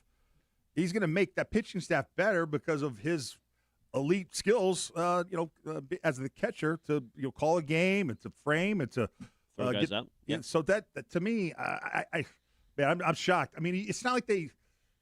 I know they get the big bat, but really, what were we saying when this team was sucking all to start the season? Is if they just had average hitters, if guys were just playing up to, so you have a little bit better hitting. It may not be the pop you want, but they're going to be better offensively, and I think a major upgrade from a defensive standpoint, and I think a good locker room guy. Everything I keep reading about he's a this star. guy. I mean, read Baltimore and the way they're talking about him. He's a star, face of the franchise type of player. That's what you got here.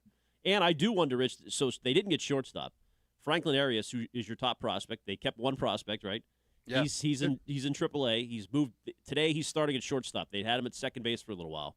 They could accelerate him and call him up in September. This could be your shortstop this year. I mean, that would be something. It would be. And real quick, people that are like, okay, if you're hesitant, why would they go in this year? Is this the year to go all in?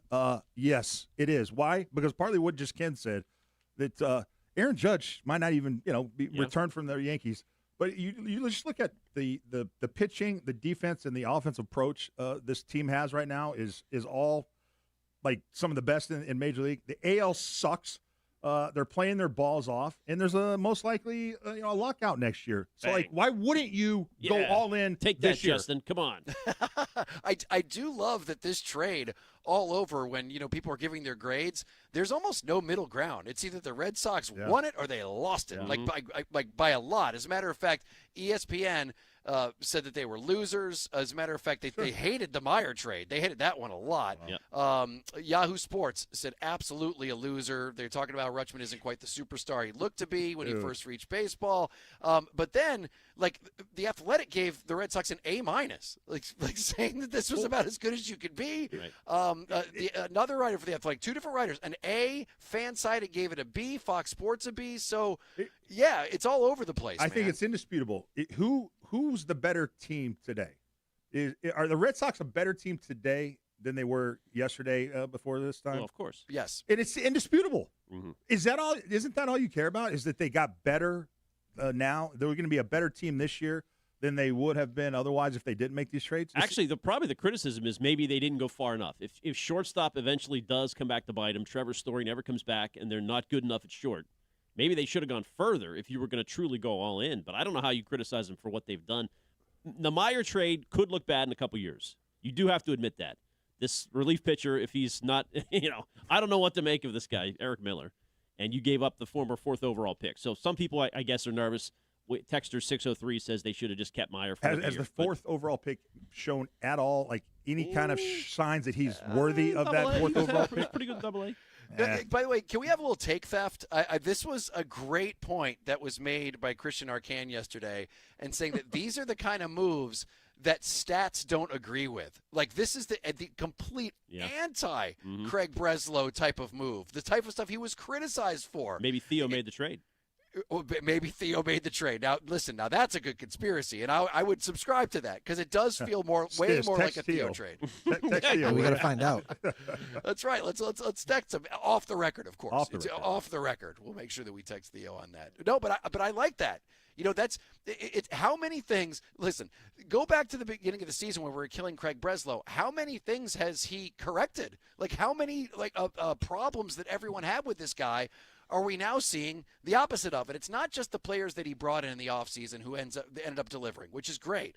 But it's the way he seems to be running things, and the trade deadline was everything. I think, Ted, you were with me, is that I was going to withhold my judgment on what Craig Breslow has done until the trade deadline, because it's such a big part of his job, and it's such a part of his job that he has failed at in the past.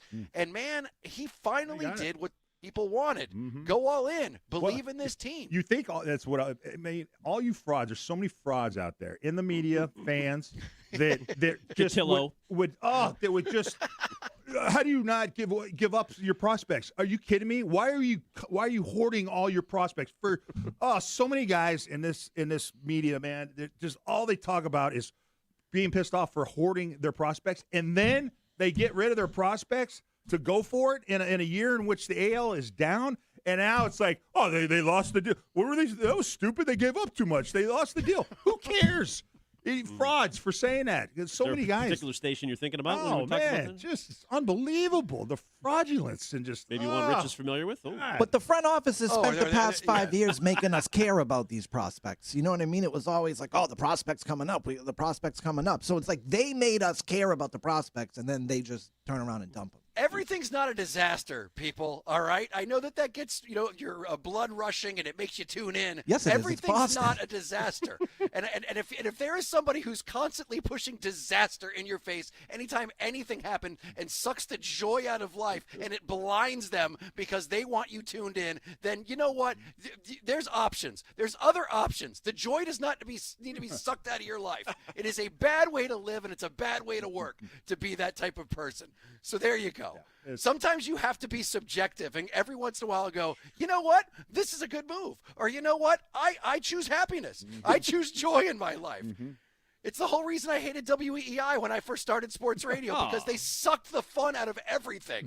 They were awful. Dennis and Callahan sucked. They were just like there was no joy in anything they did. They would have just won a World Series like, oh, they can't do it next year. These guys are frauds. And that's a word that's overused in sports talk radio. Frauds.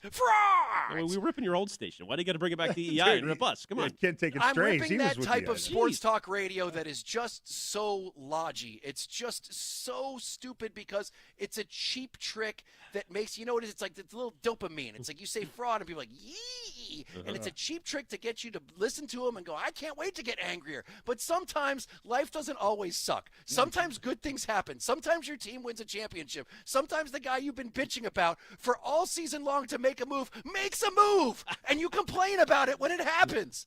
Okay, so stop complaining about the interim tag then. No, I like that because that's a good thing. It's because I like Chad Tracy. I'm not complaining about that. It's more like, hey, Chad Tracy's the best. Okay. And now, you see, once again, everyone finds something to bitch about. I'm finding something to be happy about. This guy's great. They should keep him. Take the tag away. Oh, man. And if you find yourself getting suckered by people who are just anger mongers, then just step back and go, you know what? I do not have to live this way. I am a subjective human being who doesn't just go towards, I'm not a moth towards the bright light of anger. You know what's crazy? I turned the notifications off on. So any of you Twitter people want to come at me? Nope, I don't see any of your tweets. They can't even get to you anymore. Nope. Oh, no. See, I just turned it off. That's I a different chose thing. not to hear you. Jared Duran over here just got off social media. To Rich's point, you can just turn it. You just change it. Nope. There's a little feature that allows you not to have to hear what people think of you. I just wish sports talk didn't have to be so sports talky. And that's just, it's like, it's such a cliche. You know what? This guy that I want him to do everything all season all of a sudden did something, and I hate it. I hate that he did it because you would have hated no matter what he did. You want to talk about frauds? Frauds. Like that is now that's fraudulent. Now there you go. I gave you a little bit. I got everybody worked up, You man. did. I just, you know what? Sometimes you just have to be subjective, and every once in a while, somebody makes a good move and somebody wins, and it's good to just step back and go, attaboy. I'm with you. Every once in a while. All right. There you go. Let's take a break. We'll be back with your calls next.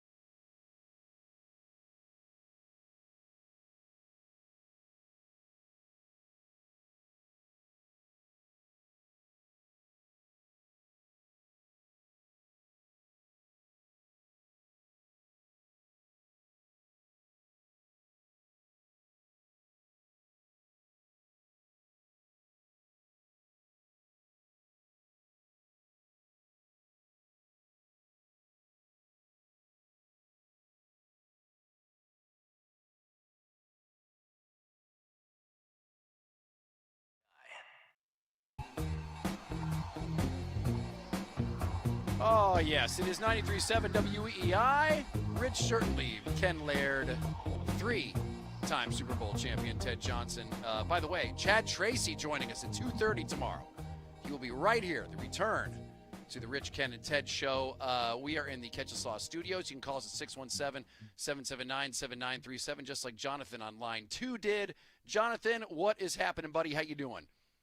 Hey, how you doing? I'm going to agree with you guys about Rutschman. It's refreshing that you feel good about him, and I'm going to make that other caller feel better. Let me throw a few quick things out. I'll give you 30 seconds about Rutschman. Mm-hmm. Number one, Ted, you're right. Defensively, he's the best in baseball at throwing out runners. Runners don't run against this guy.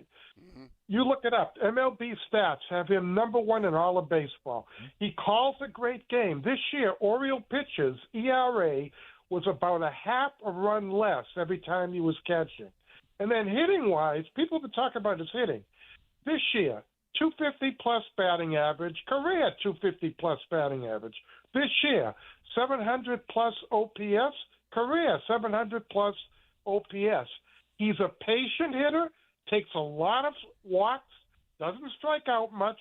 That's why he's been an all-star 3 out of the last 4 years. This guy is good, and Breslow knew that he had to throw a lot of chips in the middle of the table to beat out the Yankees and a bunch of other teams to get him. Mm-hmm. That was the competition tax. You knew that the Yankees were going after him, so you had to throw in. Thank you, great call. And you had to throw in a couple extra guys, and it probably hurt a little more than you wanted it to. But he's right. That's one thing about Rutschman is that he is a smart at bat. He's somebody that doesn't swing at garbage, and Jonathan said it there. He is a guy who gets a lot of walks in this league. So. Yeah, I mean, you have in every way, shape, or form, and you're right, defensively, guys don't run on this dude. He has got a cannon, so, I don't know why you can look at this and not think that wasn't worth giving up. Because people wanted the big bat, the big pass. Like you wanted Schwarber, I get it. Yeah, I get it, too, but if you couldn't have that, then what about these little – I think they made three trades that, Curtis Speed obviously gets hurt, but I like the Eric Miller pickup. And I like Eli White, the new outfielder. Yeah, I think look, I think it's the best trade deadline he's had in the 3 years he's been here. No, it's not even. It's not even close. So to I don't know, to be just all worked up about it is a little bit I don't know, hard for me to understand. Yeah, it's a little much. Let's go to Matt on line 3. Matt, what is going on, Matt? my man? Yeah, I'm with Ted on that one. I wanted to give you guys some props for kind of calling out the other guys, your competitors, because I'm totally with these. The Red Sox trade, they went all in. Breslow put them on the table, and I'm all for it. We can't criticize them for doing nothing, and when they do this, it's I know they gave up a lot, but they didn't give up Arias, and they're all in. And same thing with the A.J. Brown trade. Like maybe they gave up a little, not to cross sports guys, but they went all in with that. They maybe slightly overpaid, but I'm just I'm all in on the Red Sox trade. I'm pumped about it, and props to Ted for calling them out. Dude, it's amazing. You think about it. There's been a lot of trades in this offseason for a lot of the sports teams that you go, well, they lost the deal, but they maybe won in the short term, and that you could look at. No, don't bring Jaylen Brown into this. I know you're AJ trying. AJ Brown for a first rounder. Right, fine. Yep. Jaylen Brown for Paul George. But I think that's addition by subtraction. And now this. I mean, you can see why they made, I think, all those moves, but everyone's, they didn't win the trade. Since when did we ever care about winning the trade? We would kill the front office for getting off on winning the trade. And then they do something where they don't win the trade. And, they didn't win the trade. What, these guys are idiots. What are they doing? It's amazing to me, the hypocrisy. Well, I just think it's not like a complete grand slam, right? Like, okay, he had a good trade deadline this year as opposed to other years. Bar's not that high for the other years. And let's see how it works out. The truth of the matter is we did pay a lot for this guy. And damaged goods, Stiz. I don't know. We'll see. But those prospects could have ended up being bust, or they could have ended up not being bust. And Adley hasn't. The past 3 years hasn't been as productive as the 3 previous, and he is injury prone. He's coming in with an injury. You know what? You know what? One of my favorite phrases in sports is. It was a couple years ago. Do you remember when I forget who it was from the Rams who said "F them picks," and then they ended up like winning the Super Bowl? Like sometimes you get a team that's worth it. McVay, maybe, or the yeah. It was someone Anyway. for the Rams, but they even wore a "F them picks" shirt at the parade, and you're like, you know what? Sometimes your team is worth investing in, and that's what these picks can be for. Just like, hell yeah, let's go, even though it's not picks, it's prospects. According to Google, it was their GM Les Snead. Did he That's actually what say it was, that? Les. Yes, he did. Wow. He sure did. F them He sure did. picks. That's a good slogan. Yep. F them picks. Let's get Jackson an F them picks T-shirt and have him walk up and down Fenway. I think the Rams have actually used their first-round draft pick once in the last 10 years. So they are for sure F them picks. Nice. F them prospects, we should Yeah. say. You know what? Let's just do it real quick. Steve in the truck, what's going on, buddy? Steve. How you doing, buddy? Gentlemen, how we doing today? Good, man. Steve. Teddy, got a little bone to pick with you. Uh-oh. You said, well, not bad. You said that the American League sucks. I agree to a certain respect. However, there are 6 teams in the National League that have won 60 games, and there's 5 in the American League. So the variation isn't all that bad. Also, you guys, do you know what team in all of baseball has given up the least amount of runs being scored upon them? I do not. Good question. Who's that, Steve? That's your Boston Red Sox, Ooh, 414. That's a good stat. If that's They're not- real, you that's know, a good they're way stat. behind on runs scored, but they got the best ERA in baseball right now as a staff. There it is. So I mean, the American League may not be as good as the National League, but I got to tell you, we just kicked the living bejesus out of the Dodgers. That's right. They did. I mean, and they're the best team in baseball, correct? Well, Steve, Yeah. with those kind of with those kind of numbers, you know what I say? F them prospects. F You them don't need picks. them, man. Yeah. You know, let's go. Let's go. All right. I mean, the AL, man, I suck, but it's down. It's a down year for the AL. Can we agree with Yeah, that? No? Ted, there's no question. There's no question. Yeah. There's no need to defend that. Okay, Yeah, all right. it's a really weird year for the American League. Yeah, of course. You don't need to defend that. But what I will defend is our guest roster for the next couple of hours. We got Lou Merlone. Is he confirmed? He's he on? confirmed 5 p.m. today for Hell Sweet yeah. Lou after an unbelievable performance on Paramount, by the way. Did a great job. He did a great job, and you know what? You'll actually get to hear him on our show instead of having to watch a video of him walking his dog that he does on his social media, which I actually look those are forward to. legendary, yeah. Yeah, it's very good. And unlike Bobby Valentine, he picks up his dog's turds if it uses the bathroom. Remember when Valentine made that cameo video and forgot to turn it off, and his dog took a dump and he didn't even pick it up? That's the kind of guy Bobby V is. And also we got a gentleman from the morning show in Baltimore. He's going to tell us a little bit about Rutschman. But next, a man whose voice has been the sound of success lately. That gentleman right there, Mr. Will Fleming from the WEEI booth, will be joining us next to talk about these trades, and we'll be back in 2 minutes.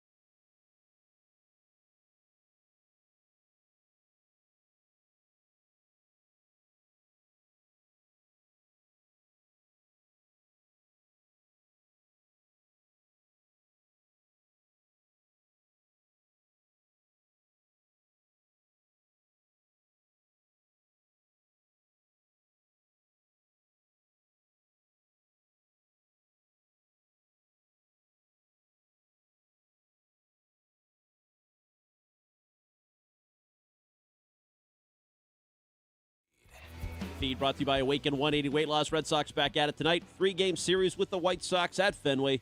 All games in the series, 7:10 first pitches across the Shaws and Star Market WEEI. Red Sox Radio Network. Shaws proud to be local since 1860. And it will be Will Fleming and Will Middlebrooks on the call. We'll talk to Will Fleming here in a moment. Patrick Sandoval on the mound, opposing Davis Martin. Arcan with your pregame at 6:10. Summer is the easiest season for weight loss. Warmer weather, lighter meals, being outside, your body is primed to succeed. And Awaken 180 has your game plan. Reach your goal this summer with Awaken 180. It is the official weight loss program of summer. I'm Ken Laird. That is what's in the feed at WEEI. The 1-1. Swinging a drive into left field. Oh, my goodness. He's done it again. Say done. Say L.A. is home. We are tied at 3 on his 4th homer of the series.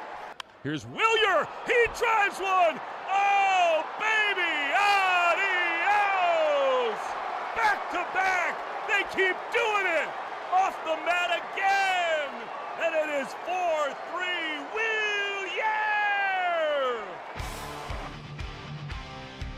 Rich and Ken with Ted Johnson. Oh, yes. It is 93.7 WEEI, where you can hear those games. Every single Red Sox game, including tonight as well. And you can call us at 617-779-7937. And the gentleman who is making those calls, the one who has actually, his calls were so good that he got the montage treatment yesterday. Yeah. We actually made a complete with the Deftones in the background to make it pop even more. The great Will Fleming joins us now. Will, this has been one hell of a ride, and I have to think that you've got some Seepacol there in the booth lately from all the over the top home run calls that you have had to make, my friend. Great to be with you guys. Thanks so much. Yep, there's been a little bit more tea, a few more lozenges these days, but what more could you ever want to have? I mean, I know I'm an idiot. I know I lose my mind, but especially, guys, there was something even different about it at Dodger Stadium. Like, we've had this great run where it's like every night they fall behind. Doesn't matter. You come back, you win a game. That was different. I felt like that was more special at Dodger Stadium just because of the opponent, the environment, their arrogance, to be frank, the fact that they got Skubal in the series. I mean, it was like old school Red Sox where you could go in there and kind of be the villain again, and I loved every minute of it. Well, the best is you could hear on your call after Yoshida, which was the 3rd home run in, I believe, 7 pitches. The crowd was just like, "Oh, sweet Lord!" Like there was like a din, and just it was like music to my ears. When you hear that, especially. Of this team that just seems like, it's, as I said, like rooting for the Dodgers with the amount of money they spend and the way that they carry themselves. It's like rooting for Microsoft. Like, you can't do that. They're just this enormous thing that should really have no fans. So that's why it felt good. And it must have been not only good to be there, but also just to see that this team has remained consistent. Like, they haven't slipped back after the streak. Yeah, and you know what? Yes to all of that. But also, it's just that no matter the environment, no matter the opponent, they just have enormous courage and balls. They just do. And, Game 1 in L.A., it's a different environment there. Like, I frankly think it's one of the overrated venues in all of sports because of what it's become. Like, it is such a show in there right now where, I mean, it is an assault on the senses. Every single pitch, they are blasting something, right? And so, there's celebrities everywhere. They're strutting around. And look, they have every right to do it. They've owned the sport. They've been the best team by far for 2 years running, and they're looking like they're going to get back there again. But the thing is, I think as gritty and scrappy and all this stuff that the Red Sox have been, it is different when you go up 2-0 and here comes Ohtani to hit a home run, and that place is going bonkers. It's different when you got Yamamoto on the mound. It's different when Teoscar Hernandez hits a home run, and every single time they just responded. And by the way, they responded like immediately. And I think that's why our city is falling in love with this team. It's why I certainly have. It's not only that it's a bunch of likable personalities, which it most certainly is. It is that they play the game this way. And And I think that's another part of what's made Fenway so awesome and why I can't wait to get back there tonight, because that belief emanates through 40,000 people every night. It's like, you just scored 3 runs, watch this. And I think that's the defining characteristic of this group, and it's just a delight to be a part of. Will, what do you think of the Adley Rutschman fit? And that was a name that I had not heard that was, being dangled. We had a lot of names flying around, but were you surprised that he actually did come to Boston? No, I wasn't. I'd heard some rumblings about that. I think in the end, we're starting to learn a lot of things about Craig Breslow, both on position players and hitters, and certainly pitchers. And I think he's got a little bit of a type for both. And I think, we all know now that, with Curtis Mead and Durbin and Wilson, he's gotten this right about these dudes who he thinks whatever model they're using is working to say this guy is going to be great at Fenway Park. And in our yard, that matters a lot. And I think they feel that way about Rutschman, but I think it's even more layered than that with a catcher. And I think that's where, would we like Hunter Goodman to come to Fenway and hit 40 home runs? Yeah, of course. But I think, you look at the numbers, he's like the worst defensive catcher in the game. And so I don't see, for a club that values defense so much, that has one of the great pitching staffs in the world, I never thought like that one was like the totally obvious fit. And so when you peel it all back and when you piece it together and you think about what they're actually looking for in a catcher, I thought this one made a whole lot of sense. And I also think, frankly, in a lot of ways it sounds crazy, but he's kind of a buy low guy where, like, he's been a little injured, he's been a little down, but when he's at his best, there aren't many catchers better in the world. And so I think he's a perfect fit. The other thing is, I don't know whether you guys have been talking about this or hearing this from people today. The minute it happened, I got 100 messages, not 100, but 15 from people I know in Baltimore and have been around him. And to a person, they say this guy is one of the great people in baseball that they've ever been around. And I think that matters, too, for the Red Sox. If you think about the stuff that's been going on now in the last 12 months, you ship out Devers, you fire a manager, you trade Marcelo Meyer, Bayo is pouting on the mound, he's shipped to AAA. Like, they want culture, and they want guys who buy into this thing. And I think they believe firmly that Rutschman will come and do that. And I know that people think it's a lot to give up, and it is. It's a lot of prospect talent. But guess what? They have total belief in their ability to do that over and over again, to develop them, and in a year have to either be in the big leagues or be big trade pieces. And that is such a valuable skill. I mean, we didn't know who these guys were 2 years ago. Now everybody today is like, oh, my God. How in the world is anybody in Boston know who Anthony Ianson is? Will, you are speaking my language, Will. Brother. You're literally saying. I said the same thing. I'm like, honestly, how many of you guys had to Google who some of these dudes were? And you're all like, this is the worst day of my life. Sean McAdam had a tweet out yesterday, and it wasn't his. It wasn't what he was saying, but he said that someone in the front office of one of the teams had gotten a hold of him and said, worst trade in 30 years. I'm like, there's been some bad trades. Listen, you've worked in this business, Rich. You know how this works. What do you want to bet? What do you want to bet that person either used to work for the Red Sox or somehow got burned by the Red Sox and has a bone to pick? That's how this stuff works. It's not, and people can think whatever they want. And by the way, like, Marcelo Meyer was the number 3 prospect in the game. Like as of now, how's that worked out? Like, you never know. Adley Rutschman's a 3-time All-Star at an utterly premier position, and so they traded some minor league pitchers who are very talented and who may have good careers, but the odds are against all of them having great careers. I love the shift in mentality and philosophy. It signals a team that thinks they can win the World Series. What have we watched lately that proves they can't? Nothing. And I love that they behave that way. I love it. Will, thoughts on what this bullpen looks like now with the addition of Eric Miller, and were you surprised that Marcelo Meyer was traded for Eric? I was not surprised that Marcelo was traded. I was maybe surprised that that's what they went for. I think Miller's stuff is totally elite, just across the board. Hard thrower, extension, all the things that Craig loves in pitchers. I think it tells you that the game, the industry, has changed its mind a little bit on Marcelo, because we're talking about he's not played a lot, but that's because he's been injured. And Maybe he was rushed to the major leagues. Maybe whatever. He was hurt. But when he was here, it wasn't exactly all-star stuff.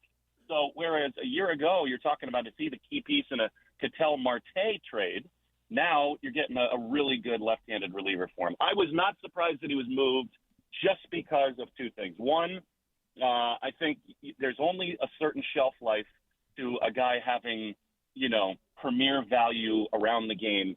And I think they thought maybe that was dwindling. And so get what you can while you can. And I think that the more he was hurt, the less he played. I think that's something to really consider when you're thinking about the long-term future of a player. So I was not overall surprised that he was moved. I thought they would try to get a bat for him in return, or maybe even like the best, kind of rental type shortstop. Because I know everybody thought they'd get a shortstop, and I know they were in on all the big ones. But I think that's going to be revisited in the offseason. Those kinds of deals, because I think one thing people need to realize is this front office is willing to spend and offer major dollars for people they believe in long term. And I think they will be back in on people like Ellie De La Cruz and Bobby Witt, and name your superstar shortstop. They'll revisit that. But those things at the deadline these days, fellas, they just don't happen because too many teams are in it. Too many GMs are nervous that they're not going to maximize the return and get everything they need. Those are the kinds of things that happen for 2 months of talking over the offseason. So once it wasn't those guys, I didn't have a problem with them saying, you know what, let's hope we get Story back and he's even some of himself. Monasterio's been good. Yeah, we can piece this thing together. So I'm not surprised he was moved, and I'm really excited to see Miller pitch. And by the way, quick breaking news. Cotillo reporting the Red Sox have designated Ryan Watson for assignment, so Eric Miller will take his spot, Rich, and so that's the Rule 5 guy we thought they would carry all year, but he's on his way up. We're going to see the Haas sooner than later, right? Yes, yeah, maybe tonight. And I'll tell you what, guys, that's another one of these things that just proves this is no longer kidding around time. This is no longer roster flexibility, none of that nonsense. It is we're putting the best 26 dudes on the roster, and we're going for the whole thing. Well, finally, Will, I want to ask you because you said something during the Dodgers broadcast that I think that all of us have been contemplating and been a little gun-shy in saying it, but maybe this Dodgers series confirmed it. And you said this is the best team in baseball. Did it take this series for you to think that, or just kind of tell me your thinking on that? Because I think after that series, I think the same thing.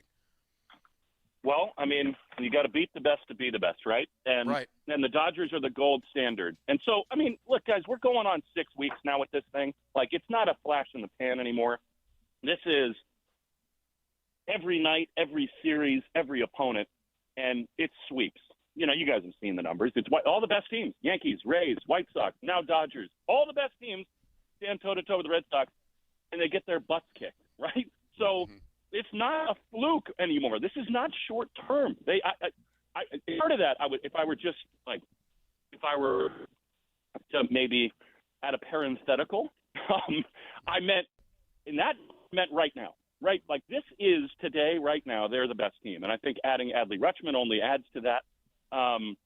The Dodgers are still so formidable, right? I mean, they're going to get Snell and Glasnow back, and you got Skubal and Yamamoto and Shohei in a rotation. That's stupid, right? But that's for the National League to contend with. The Red Sox don't have to worry about that till October, and what a great problem that could be to have. And so, by the way, I just think psychologically, Ted, I'm sure you played in games against rivals in the regular season, and then you got back against them in the playoffs, and all of a sudden you're walking into that field with a little bit more swagger and a little bit more knowing that they're fearing you. I seriously, baseball's not always this way, but just being in that ballpark the way that it was and seeing the games go down the way that they did, I guarantee you, if the Red Sox meet them in October, if it's game 1 at Dodger Stadium, Yamamoto is on the mound, whatever, they're going to be thinking, wait a minute, these guys came in here and kicked our ass, and we saw how tough and gritty they are. So, I thought that element was also important. So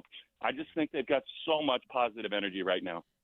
Well, Will, great stuff, as always. We love coming in the next morning after a win like that and hearing the Will Cano go off. It is always whatever. It's funny because I've been listening to a lot of them on the radio if I'm driving around, and I'll just be like, I'll instantly text the guys like, all right, you got to pull the audio. Volcano. The volcano goes off after that first overrun. But great stuff, Will. Thanks for coming on, and man, have fun at Fenway. Like, this is going to be. I'll tell you one thing: tickets ain't cheap right now. Like, I just took a look on the secondary market. Not cheap to get into Fenway Park. So I guess that's the price of success for these guys. Will, have a great time this week, and thanks for coming out with us, man. We appreciate it. It's the place to be, and I can feel the lava building right now as we speak. So thanks for having me on. Absolutely. All right. See you, man. All right. We're going to have Lou Merlone on at about 4:30. Also, a gentleman from Baltimore doing the morning show there. I apologize. I do not have his name in front of me. Rob Long, that's right. From the Big Bad Morning Show. The Big Bad Morning Show. But we got to talk a little Patriots, Ted. I'm feeling some interesting things coming out of Rabel talking this morning. A little bit about Gonzo, a little bit about Yakis, and a whole lot of controversy. We will get to that right after this. 2 minutes. At FlexCar,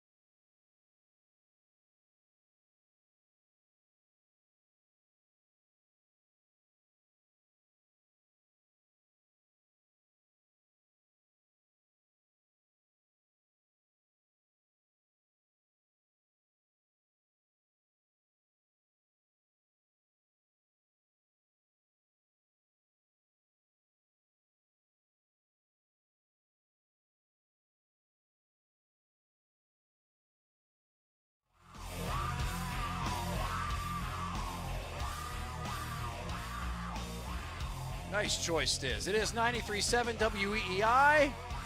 Rich Certainly, Ken Laird, three-time Super Bowl champion Ted Johnson, and we will have Chad Tracy on the show, 2:30 tomorrow, all right? 2:30, and we'll talk to him about these trades, get his opinion on everything. You can call us at 617-779-7937. Also, you can go to the Odyssey app and leave us a message, and we will launch those take grenades in the 5 o'clock hour. You just press that little microphone and leave it there. We've had a lot of them lately, and they've been good. So try to get that in before 5 o'clock. That is on the Odyssey app. Ted, are you feeling it? We are exactly 9 days away from the first preseason game against the Colts. Oh. Yes. August 13th, Thursday. So it's a week from – is that a week from Thursday? No. Yeah, it is. Wow. Okay. Thursday. Does anybody know when the first? I want to go see the first practice they have with the Colts. Is it Monday? Do we know? Is it that schedule's out though, isn't it? It is. I think the 11th. I'll check on that. Okay, so that'd be the Tuesday, I think. But yeah, I'm going to go to that first practice because I just that's really the preseason game or these these joint practices that they're going to have. So yes, I'm feeling it. To answer your question, Rich, it's a little weird. I just feel like this time last year there was I don't know. I think everybody was. It was Patriots nonstop, wall to wall. That it's kind of like taking a little bit of a breather, maybe because of just the success. We kind of know what to expect this year. Where last year there were so many unanswered questions, we didn't know exactly what we were in for. We do know kind of a little bit more now what this team is about. I just think what I love about this season is the schedule. It is a compelling schedule. It is legit. Yes. Good teams. Yep. It is going to be. You cannot. You get through this schedule, and you have double-digit wins, and you make the playoffs. You earned it, man, because this is a difficult schedule. I can't wait to see Drake May get better from his runner-up MVP season, which he will. I'm curious to see just the steps he takes. A lot of the stuff that I'm reading and what I've seen is that they're really working on different tempos, which is like now it's going to be showing off. I mean, Drake May with Josh McDaniels, oh, my God, you guys, with the talent he has, will be able to do things, and this is going to sound insane, that Tom Brady only dreamed of doing. Whoa. Tom Brady only dreamed of doing. This is because he can move out of the pocket. You can get moving pockets, boots, play action. Is going to be such a weapon for him. He's going to if he can get just the brain of a Tom Brady, which took 23 years to get that. But the fact that they hardly had audibles last year, the fact that they didn't motion much, the fact that Drake didn't read defenses as well last year, and now he's way better at that, is such an the fact that Drake May, more times than not, will be able to know where he wants to go with the football before the snap, like Tom did for the last 15, 20 years of his career. It's where it's gave him such a huge advantage. It's going to be a massive, massive advantage for such an athletic, skillful quarterback that Drake May is. I'm tweeting it out. Ted Johnson says Drake May better than Tom Brady. That's what I heard. Well, Ted, I forget what year it was. What year was it that the Patriots went to that no huddle offense and just destroyed teams? They went up there. It was like it wasn't 07. It might have been 07, but I remember seeing it was up tempo. almost. They averaged almost 10 more plays a game than the average, I believe. And I see, to me, it's hard to defend Drake May if there's no motion and they use the entire play clock before they snap the ball and they run basic formations. But the fact that they can maybe run a play with still 10, 15 seconds left on the play clock, and then they do like a muddle huddle. They don't even huddle up, and the defense can't sub people in, and they got to keep the nickel out and they're all of a sudden he's checking into runs. And it's like, holy crap! It is going to be, I think, really fun to watch this offense because just the advancement from a mental standpoint that Drake's going to have and the comfortability he's going to have with Josh McDaniels' offense, and Josh is going to slowly feed him new stuff, and so it is just, forget it, man. It's going to be where's fun. the Peanuts music, Stiz? Mouth. Yeah, I got to calm yourself down. Wow. But talking about the offense, no less. up. Offense over defense. But Ted, isn't that ballsy in a quarterback's third year to try to go no huddle? Because all we're hearing is about this up tempo thing that they've been working on, and that they're trying to get to a point where it's a much faster offense. It's either ballsy or it just shows the extreme confidence they have that Drake May can pull this off, because that is, and not just Drake May, the entire offense, that they think that this team has the mental capacity to be able to, because that's got to be extremely tough. It is. It is. Just to memorize everything, and on top of that, it's physically exhausting, but if you can pull it off, my God, there's really nothing like it. And if you're on the other side, Ted, as a defender, how tough does that make your job? It's almost impossible, really. I mean, it's you hold on to your ass because it's going to limit what defenses can do. They can't disguise. They can't, blitz because they got to keep, basically vanilla just to get through the series because the Patriots all of a sudden are going fast, up-paced tempo on you, which you weren't expecting, right? And so you have the personnel grouping out that they want, not the personnel grouping that you want, and so they're going to dictate terms more than they ever have. I don't know. I do have to calm down. It is a little bit much. It would be cool if they trot all this out against the Seahawks in the opener and just go totally different team than what they saw in the Super Bowl last year, which was what I was saying. Slow, right? They used the play clock. They read. They kind of would, they wouldn't snap the ball until, at the end of the play clock because they wanted to see, every bit of information they could on the defense before they snap the ball. Now, no, the defense is going to have to react to what the offense is doing. So it's going to be a lot of fun. Well, Mike Vrabel talked a little bit about injury of A.J. Brown's. And you know what? I've got to be honest. The more I hear Mike Vrabel talk, the more he sounds like the old Mike Vrabel. We don't know whether that's going to change sometime before Don't the tell season. that to Aaron Rodgers. Yeah. He's very upset about what Dude, happened. how about him? Boy. The enigma. Bro. The Enigma's upset. We will get to that in a little bit, but I want to play this Vrabel stuff because it is interesting just how it seems like they got everything under control right now. And there is a storyline that I should not be interested in, like as interested in, that's going on at Patriots camp, that for some reason it's the thing that I check on every day. Like it's the one storyline that has nothing to do with A.J. Brown or it's not a Drake May thing. It is one storyline that's going on that I'm fascinated by.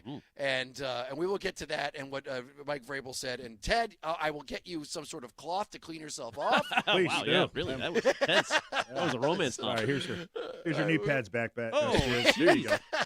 We will take your calls next as well.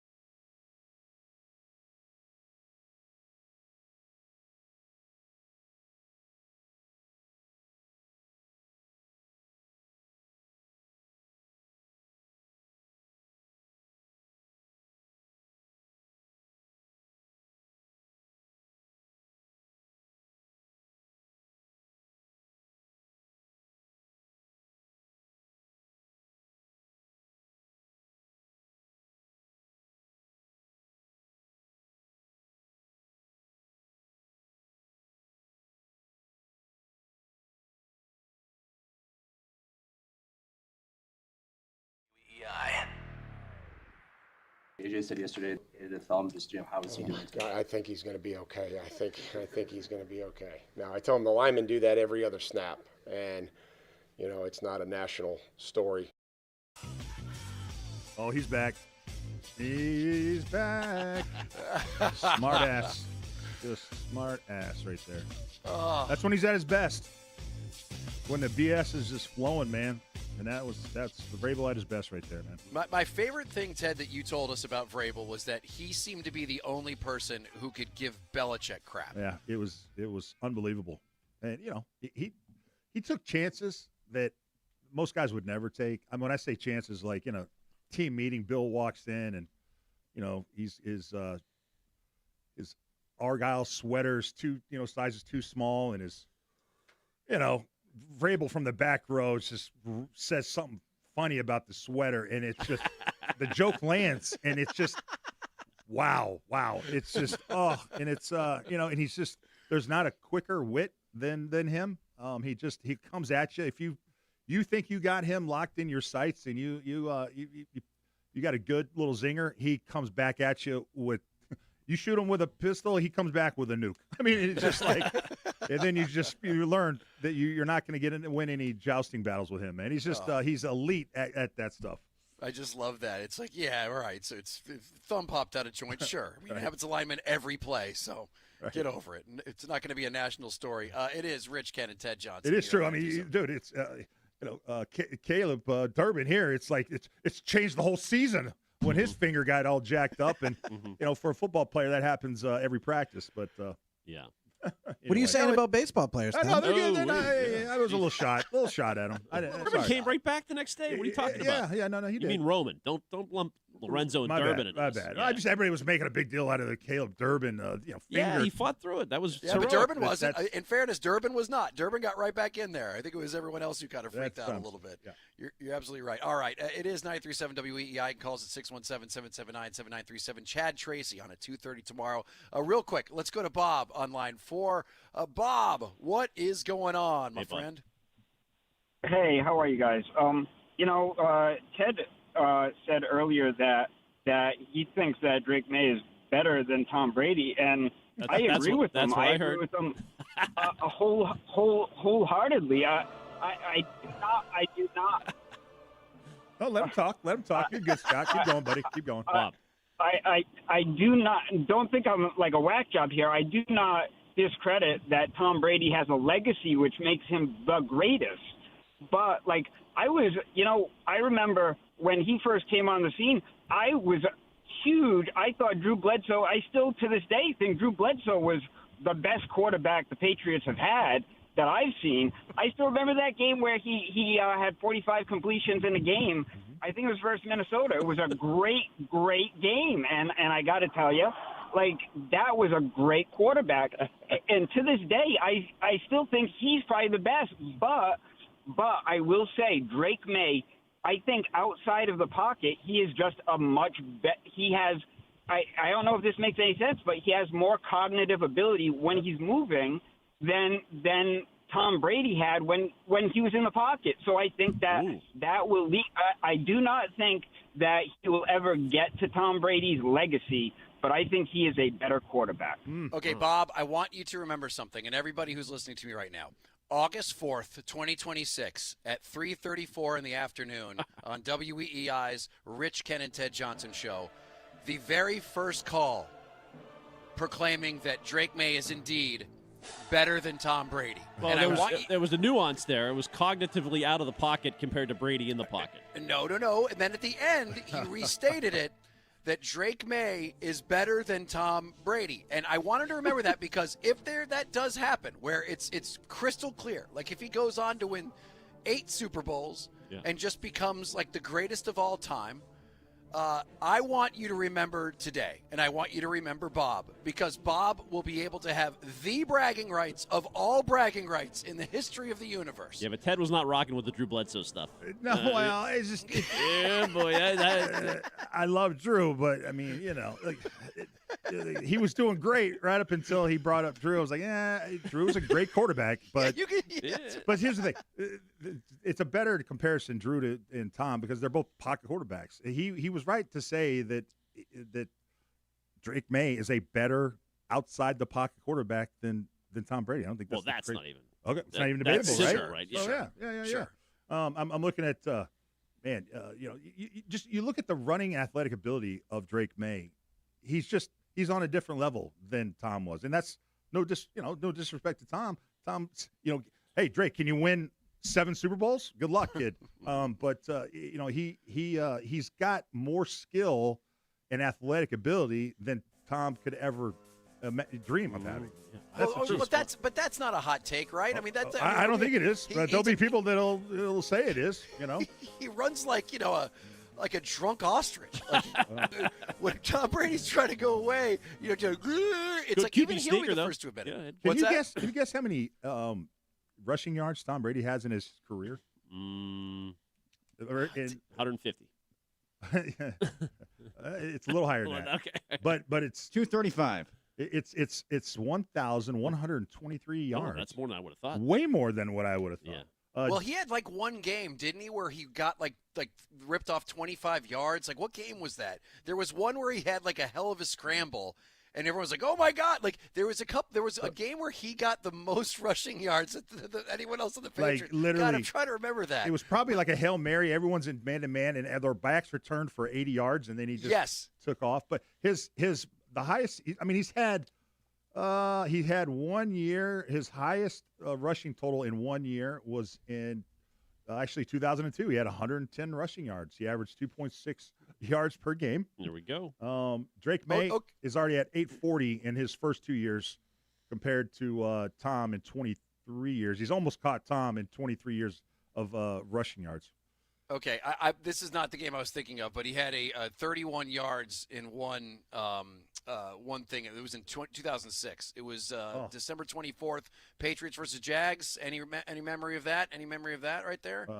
I don't recall. Okay. There's 1 year that Tom had a negative 1 yard rushing. Like, that's incredible. Negative 1 yard because because all the quarterback when you kneel down you lose a yard, so that counts in your rushing total. Can we go to Mike on line 4? Mike, what is going on, my friend? How you doing? Hey guys, how you all doing? Good. Now listen, I've got to challenge this last caller, Bob, who is like obviously under some type of influence of something probably illegal. We all know that we're happy as hell, and Ted, as a former player, his insights into what he's excited about, all that is totally logical. But we got to pinch ourselves a little bit and say, hey, this guy played 2 years at UNC. He didn't play much as a rookie, and then last year he came out and had an incredible year for a second year on a solid team that went all the way to Super Bowl. But I hear these comparisons periodically. I heard a couple of years ago with Mahomes that this guy's going to break all Brady's records. Brady is in a class by himself. There's not anyone ever. We'll all be dead and long gone, and still, for eternity, no one will ever win 8 Super Bowls or have whatever, 80,000 yards passing, over 500. It's not going to happen. But that's not the standard, right? The standard is, can this guy be a franchise quarterback for the New England Patriots for the next 10 to 12 years and perennially put us in the playoffs and give us, I would say, yes, you're making a good point, but I would be very careful with the words you say because there is a chance that Bob might shove it right in your face when he ends up winning his 8th Super Bowl, and then he's like, you know what? I knew before anybody else, so listen. Now watch yourself. Bob, there's 2 chances of that happening, and you guys know it. Slim and none. It ain't happening. Anyway, thank you. Guys. Thank you. Thanks for calling. The good thing is we have our franchise quarterback. Like for the if he stays healthy, like he should be here. And he's absolutely right to say no one's going to touch Tom Brady's records. You know why? Because you guys can't play the game that long. No, you can't play that long. You have to play 23 years to get all those shots. Although all those you titles. say that, but hitting is leaving the game slowly but surely, right? So, I mean, there will be a quarterback that can play 20 years of flag football. Yeah, but I don't think they'll – it's hard to – like the reason it worked with Tom is because he had the same head coach for a long time. The system was built around Tom. He had continuity with the same receivers for a very long time. Guys come and go. You're going to see this with Patrick Mahomes. And, Travis Kelce's getting old. He's about to age out. A lot of the weapons he had early in his career, he doesn't have now. So Tom was just so consistent. He had the same head coach, the same system, the same guys. And so he could elevate his play because of that. It's hard to do that in the changing, coaches get fired all the time. It changes offensive coordinators all the time. It's just it's hard to be as consistent as Tom was, I think, in today's NFL. And we got to see, is Drake going to take that hometown discount? You know what I mean? Like our boy Tommy. Man, I can't wait. I want to fast forward to that. They're all drinking the Kool-Aid, though. Gonzalez is out there every day practicing. It's unbelievable. Vrabel is not he's casting a spell over Rich. He's casting a spell over these players. Mm-hmm. They don't care about money. But you know who he's not casting a spell over? Aaron Rodgers, who's a massive douchebag. Aaron Rodgers is spoken up on the whole Diana Rossini, Mike Vrabel thing. And if you've never – if for some reason you're the last person standing who still likes Aaron Rodgers as a person, then you might want to listen, because I have a feeling that might change. We will get to that right after this.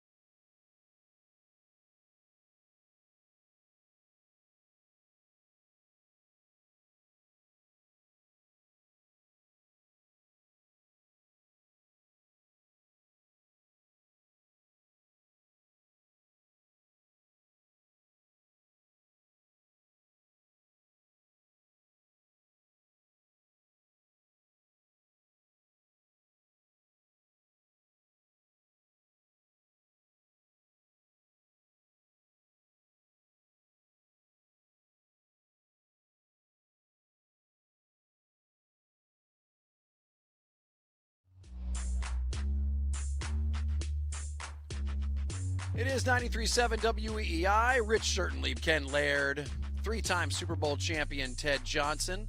You can call us at 617-779-7937. You can also listen to us in the Odyssey app and leave us a message. We rip those take grenades out in the 5 o'clock hour. Press the microphone button. You can leave it right there, and we will play them for you in about an hour and 15 minutes or so. Chad Tracy, interim manager. I wish we didn't have to say that stupid word anymore, seeing that the guy is right now, according to Call Sheet, second in the running for manager of the year. Chad Tracy joins us at 2:30. Let's see how he can manage Eric Miller in the bullpen. I'm not sold yet, Rich. Come on, let's see how he does. I mean, listen, I don't think you got to manage anything about that boy except how much meat you throw in front of him. 270 pounds, 6 foot, 6'6"? He is a beast. Does he have a nickname? We got to look for that. I mean, he's probably, I just love Hoss. Like, Hoss is just call him Hoss. Yeah. Just go, what's up, Hoss? Like, he looks like, if you could just write down, like, draw what a Hoss looks like, that is this gentleman. And now he is officially on the roster, so we can see him Google as early says as... Killer Miller comes up when you type it in. I don't know. Boo. We got to workshop that. Okay. Yeah, we need a better one than that. Okay, somebody who is intolerable is Aaron Rodgers. And he's somebody also that I have, and Ted, I think you might agree with me, when these lists come out for like the greatest players in NFL history, is so overrated. He was number 11 on that most recent list that came out, and you're like, how is Aaron Rodgers 11th all time in the NFL? He was 11th, and you look at the people who are behind him, and you're thinking to yourself, this guy's won 1 Super Bowl. He's a dude that completely underachieved when you take a look at like his individual numbers, but still, even with that, I would put Marino ahead of him. Like, Marino didn't win any, and I'd still put him ahead of Aaron Rodgers, but that's just me. However, he also is intolerable for so many other reasons. This guy thinks he's Andrew Dice Aaron. Like, he thinks he's Captain Edgy and that, oh, you can't stop what I'm saying. Oh! You won't censor me. Oh, yeah. Hey, Jimmy Kimmel, heard you're in the Epstein files. Oh! Even though... absolutely was not. Like, he just says like just dumb stuff and throws it out there.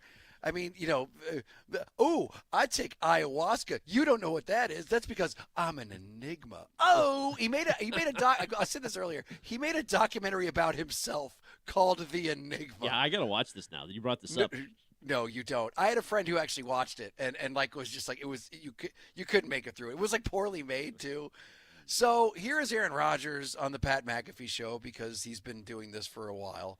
And Aaron Rodgers is out there, he's in his leather jacket with the cigarette, the egg jigglers. And so here he is throwing a little shade over at ESPN. And then he starts getting into Mike Vrabel. Let's let it roll. What's the network doing? Like, you have literally an individual that maybe used to work at ESPN that covers our league at the highest level. And there's a major scandal, and it's just like nobody can talk about it. What are we even doing personal here? lives are personal lives. I feel like you of all people should know that. But I understand, but if it's affecting certain things, if there's leaks going on, if there's tampering going on, if that person is also an MVP voter and a Coach of the Year voter, how much time did your network spend? Where's your Kev? Did your network spend on that? Network? And I don't get to do this show as much as I would like to do. I think from time to time. So, especially when I get a chance to get after that. Okay, stop. Okay, up to this point, I don't have a lot. Aaron. I don't have a lot to complain about. He's that up to this point, I'm perfectly fine. But then all of a sudden he pops the collar and becomes Fonzie Lawbreaker, and let's take a listen to the rest of it. All right. Especially when I get a chance to get after that gutless organization you have to be connected with. Oh, jeez. Like I said, I don't care. Let's say whatever I want. What are you going to say? Gutless organization. Whoa, jeez. On that note. No integrity. I can't wait to see who ESPN tries to get me to do a sit-down with. For what? Oh, no. Oh, it's just so much fun just turning them down every time. Oh, yeah. No, the one time I sent him a list of like 10 people. This was years ago. I still get great laughs about this. I sent him a list of 10 people, their whole roster. Me and I won't say who it was, but we went through the whole roster at ESPN and 10 people that I do a sit down with. And I picked like Teddy Atlas, the ESPN Deportes golf announcer. Face just a big like. Yes. ESPN caddy. The coolest. Teddy Atlas. Teddy, I love What a Teddy, sick but burn. that's so random. They all want a piece of Aaron, and I say, oh, here's Aaron 10 realizes people. that his buddy Pat McAfee works for ESPN, right? I No, mean, he knows that, but that's him trying to be like, it's like Ricky Gervais at the Golden Globes. Like, I don't care what people say. What do I got to lose? That's like, the, it's that's just the all enigma. right, That's dude. that's really the art of it there. He's the enigma, yeah. So listen, the first part of it, there's an Onion article that says person you hate the most makes great point. And it was like at the very beginning of it, like, okay, I understand that, great. And then it was just like, yeah, but ESPN, they beg me. They keep begging me to do that. Like, they're like, Aaron, please, will you just look my way? Throw us some scraps from your table. And I'm like, oh no. And let me tell you about this awesome prank I did. It's gonna blow your mind. I feel like it feels like a personal thing, like gutless organization because they didn't cover this quote major scandal. I'll be honest. I mean, there's been people we know. There's a guy on Twitter who came after me, the Tony Farmer guy. Oh boy, who's going to hear? Now he'll know and he'll reach out to me on Twitter because I brought his name up and he'll find out. But they have pursued the Diana Vrabel story relentlessly and want answers to the Coach of the Year voting. Like what did she sway voters and like who? At the end of the day, seriously. Like you pull one thread, more gonna pop out. Like it doesn't end. It's like to kind of like go after Diana Rossini for everything she voted on, all the information that she maybe used to help another. It's just you'll never be able to I think to ever 100% like get her on it, and it would never end. So the NFL doesn't want to bring in investigate it for obvious reasons. So. Well, wait till the New York Times has their investigation. I mean, they might find a lot when they dig It's into over. That's the other thing about this. Like, he just sounds so dated. Like this was over 2 months ago, Aaron. And also, this is coming from a guy who, remember when he was figuring out where he was going to go next, he went on a darkness retreat. Remember, he said he was going to spend several days alone in a dark room, and then he came out and said, "You know what, Jets." He said, "You know what, Jets." And the universe promptly rewarded him for it. The only team that wanted him. The one team that wanted him. The Jets are darkness retreat. Belichick loved him. Bill would have taken him. He always gushed about it. Please. You know why Bill did that, right? Why? Yes. To stick it to Tom. Oh, yep. But even after Tom left, he was talking up Aaron. Like I thought he might sign him. Yeah, to stick it to Tom. No, yeah. Who was? Did he even love Jimmy Garoppolo? Why did he love Jimmy Garoppolo? Him. To stick it to Tom. Yeah. If you haven't figured Bill out, sit down. I got some. I'll educate you. He's sitting. Jeez. Let's go to. I got real quick. Jack on line 4's got a name for the Eric Miller, the new middle reliever they got, who is 269 pounds and what? 6'6"? 6'5". Okay. What's your nickname, Jack? What's the nickname you got for him? Instead of Hoss, how about Clydesdale? Clydesdale's not bad. I mean, he's kind of clomping around, sure. And when the bullpen empties for a brawl, it'll be a stampede.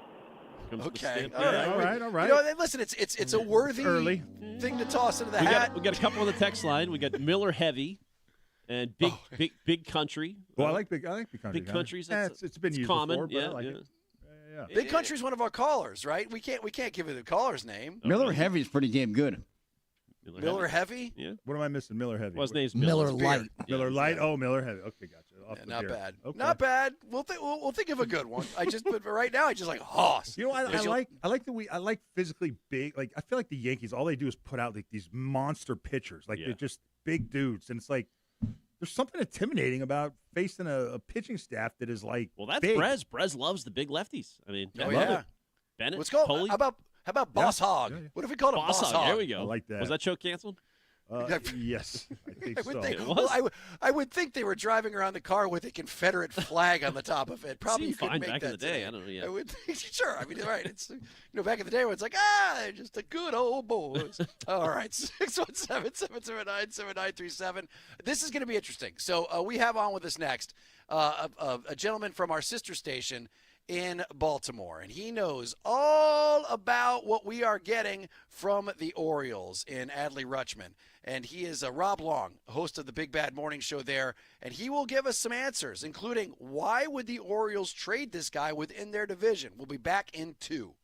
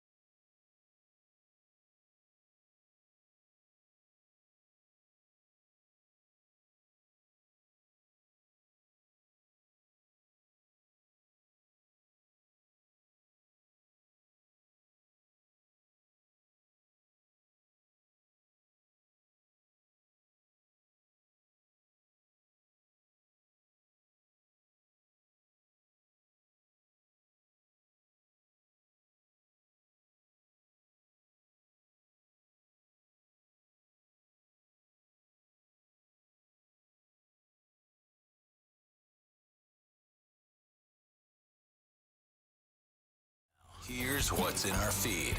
And the feed brought to you by Boston Prolotherapy. New look Red Sox back at it tonight, opening up a 3-game set with the White Sox at Fenway. 7:10, your first pitch across the Shaws and Star Market, WEEI Red Sox Radio Network. Shaws proud to be local since 1860. One roster move as Ryan Watson designated for assignment to make room for the new reliever Eric Miller. Patrick Sandoval on the mound for Boston this evening, and your lineup. No new names in here. Sogard, Rafaela, Abreu, Wilson Contreras, Yoshida, and Durbin, Duran, Monasterio, and Wong tonight. Christian Arcan with your pregame starting at 6:10. If your doctor said surgery was the only solution for your joint pain, get a second opinion. Do what Ted Johnson and thousands of others have done. Eliminate your joint pain at Boston Prolotherapy and online at bostonprolotherapy.com. I'm Ken Laird, and that's what's in the feed at WEEI. Just about Adley's injury, where things stand, when you guys can expect him back, and I guess the plan for him the next few days. Yeah, I talked to him earlier today, and at this point, like I am not going to try to put a timetable on what his return might look like. I think it's best for him to kind of get under our care, and get our athletics, our medical staff, our athletic trainers, our doctors, hands on him, and from there we'll figure out what the right kind of course of action is here. But in talking to him, he's very optimistic, and he is saying that he feels quite a bit better.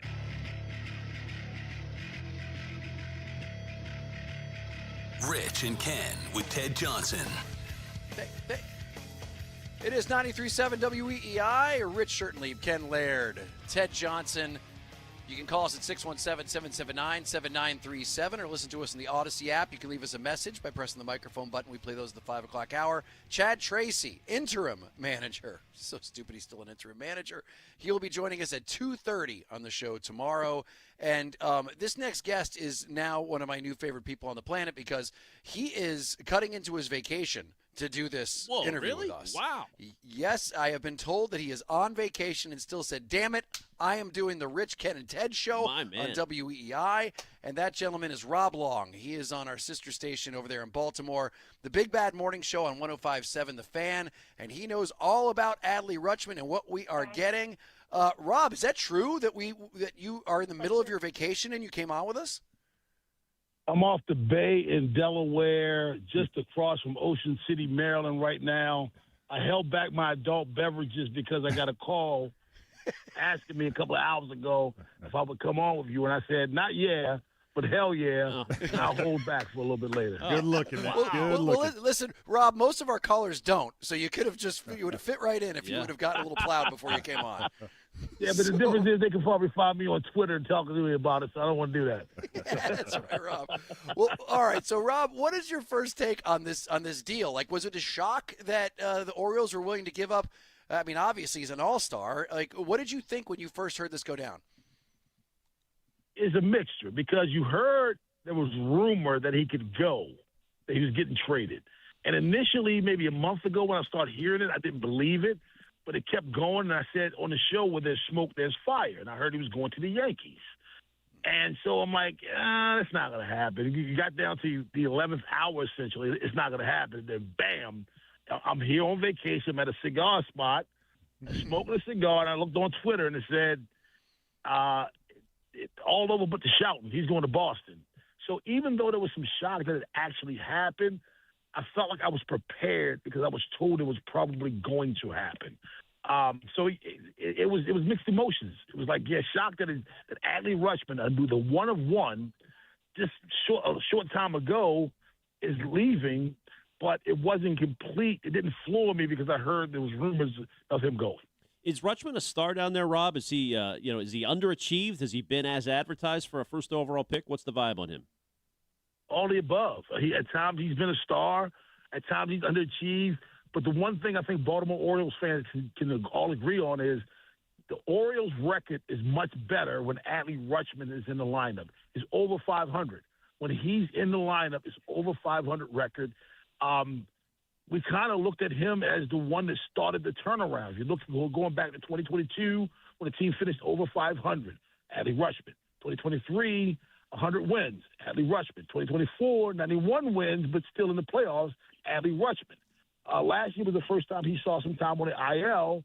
He, along with Westberg, and all of a sudden things started to go downhill. So I think the one thing that me and Oriole fans could agree upon is you look at Adley Rutschman and you label him as maybe the guy that started it all. One of the Orioles coaches described him a couple of weeks ago as QB1, and I agree with that also.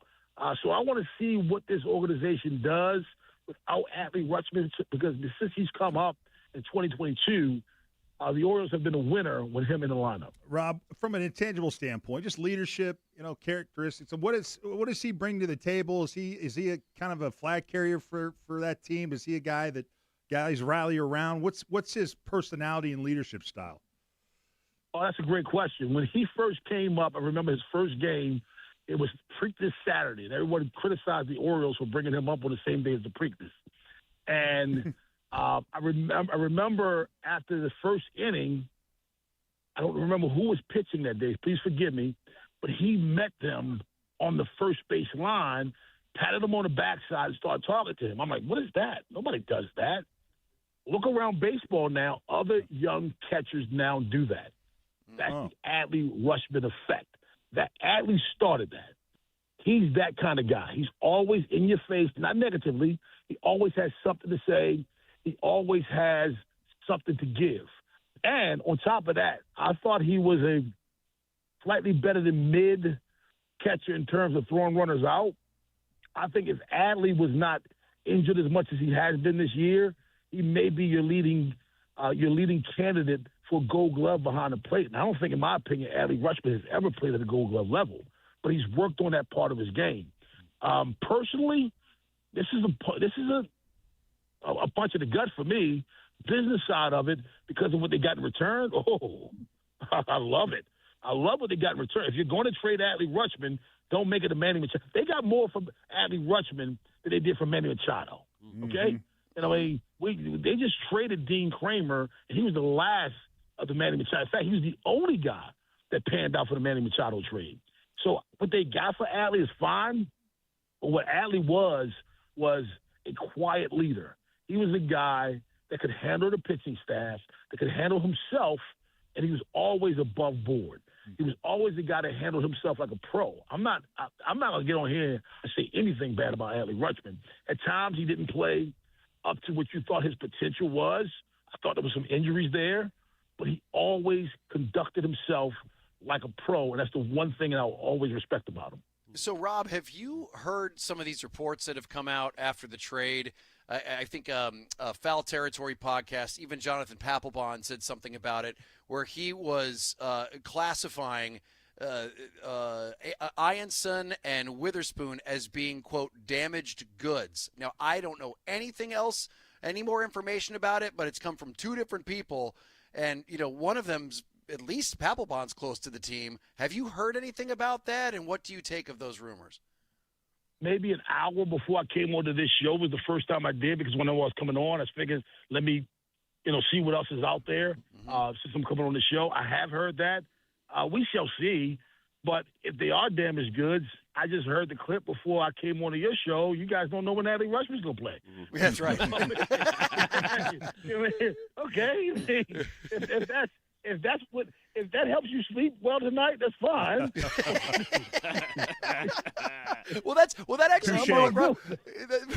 that actually is a great point, because the other part too is that the first thing, and this is obviously the Orioles got a good package, but the first thing you think whenever somebody gets traded within the division, you just start going, some smells here. Do they know something we don't know about this? Have you heard anything? Who's zooming who right now? I don't know.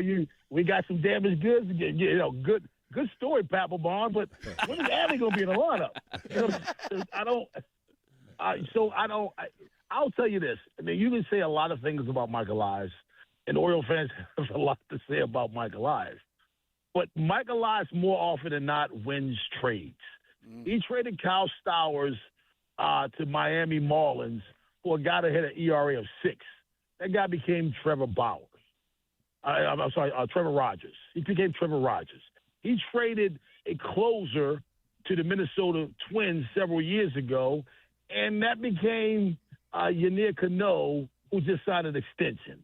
He typically wins trades. So There's times where both sides benefit from it. You know what I mean? If you look at Kyle Stowers, what he did in Miami, what he's been doing in Miami, even though he was on the trade block as far as rumors are concerned. But you're not going to beat Mike Elias in trades more often than not. You can question a lot of other things that he does, and that's fine. But he's normally on top of it. He knows what works. There's certain recruiters. If you look at Mark Few, I know it's a different sport. Mark Few at Gonzaga. He recruits guys, and you're like, well, who's that guy? Mark Few's not worried about what you think of that guy. He wants to know if that guy fits his system. And Mike Elias is a lot like that. You may look at a player that he brings in, you're like, who is that guy? I understand you question that, but I know what he does, and what he does fits what I need him to do. And that makes that guy better. That because he emphasizes more, I know you're throwing that pitch. I know you're throwing that pitch. But this is what I need you to concentrate on. And that's the genius of what that front office does. Again, I'm not saying they're above criticism, but I am saying you got to give them some credit for that, because more often than not, they win trades. Taylor Ward was not the 30 home run hitter that they thought they were getting, but the guy they traded has an ERA of 6 for the Angels, and they spun Taylor Ward for more prospects. Hey, Rob, do you have any idea what kind of money Rutschman was looking for in his next contract? I'm assuming Baltimore had no interest in doing that. I don't know whether it was a case of him asking for too much money or this. Think about this. Follow me on this. Next year, will we all agree probably going to be a lockout? Yep. Yeah. Yep. Do you know how long that lockout is going to last? Yeah. Nope. I have no idea. If it's fewer than 81 games, then you're not supposed to have a playoff. You're not supposed to have any of those things. One thing that I believe the players are going to win is if we don't play in 2027, it's going to count as a year of service. If that happens, that means Adley Rutschman becomes a free agent without him playing that final year. And because of the lockout, you can't even talk to him. So I don't know if it was about him asking for too much, or maybe the talk stalled and they were worried that they couldn't get him or have enough time to convince him to stay. I tend to think maybe it's a little bit of both. But the one thing, if there's not a lockout next year or the threat of a lockout next year, I don't think Adley Rutschman is traded.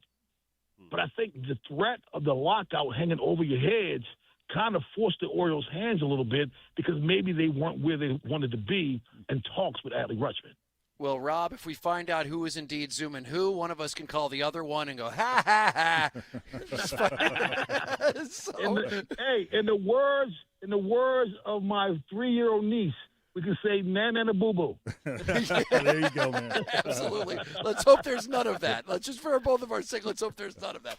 Rob, go enjoy an adult beverage, my friend, and thank you. It was really cool of you to call in during your vacation, man. That was awesome. Appreciate it, bud. Hey, listen, you know what, you guys, you got to talk louder because there's a bourbon calling my name. Attaboy.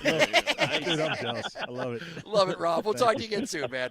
All right. That is Rob Long. Thanks, man. man. That is Rob Long for the Big Bad Morning Show. I like him. He's awesome. Dude, good dude. I mean, to take time out of his vacation, that's man.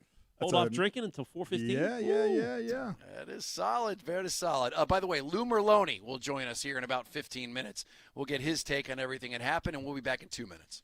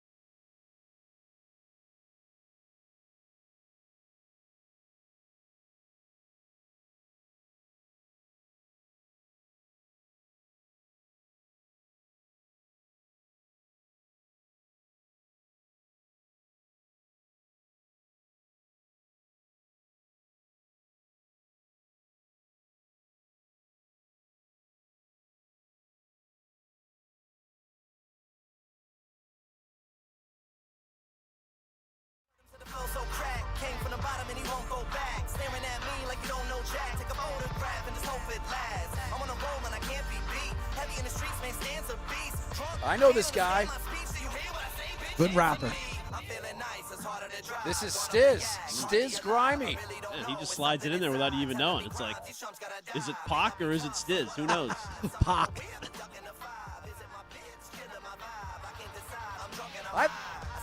Stiz, I asked Stiz, I was like, hey, I heard you were a pretty big rapper, and I'd love to hear your stuff. And he gave it to me.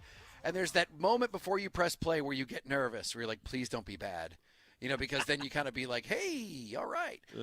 And I got it. And what did I text you immediately, Stiz? I forget Holy what S. Yeah.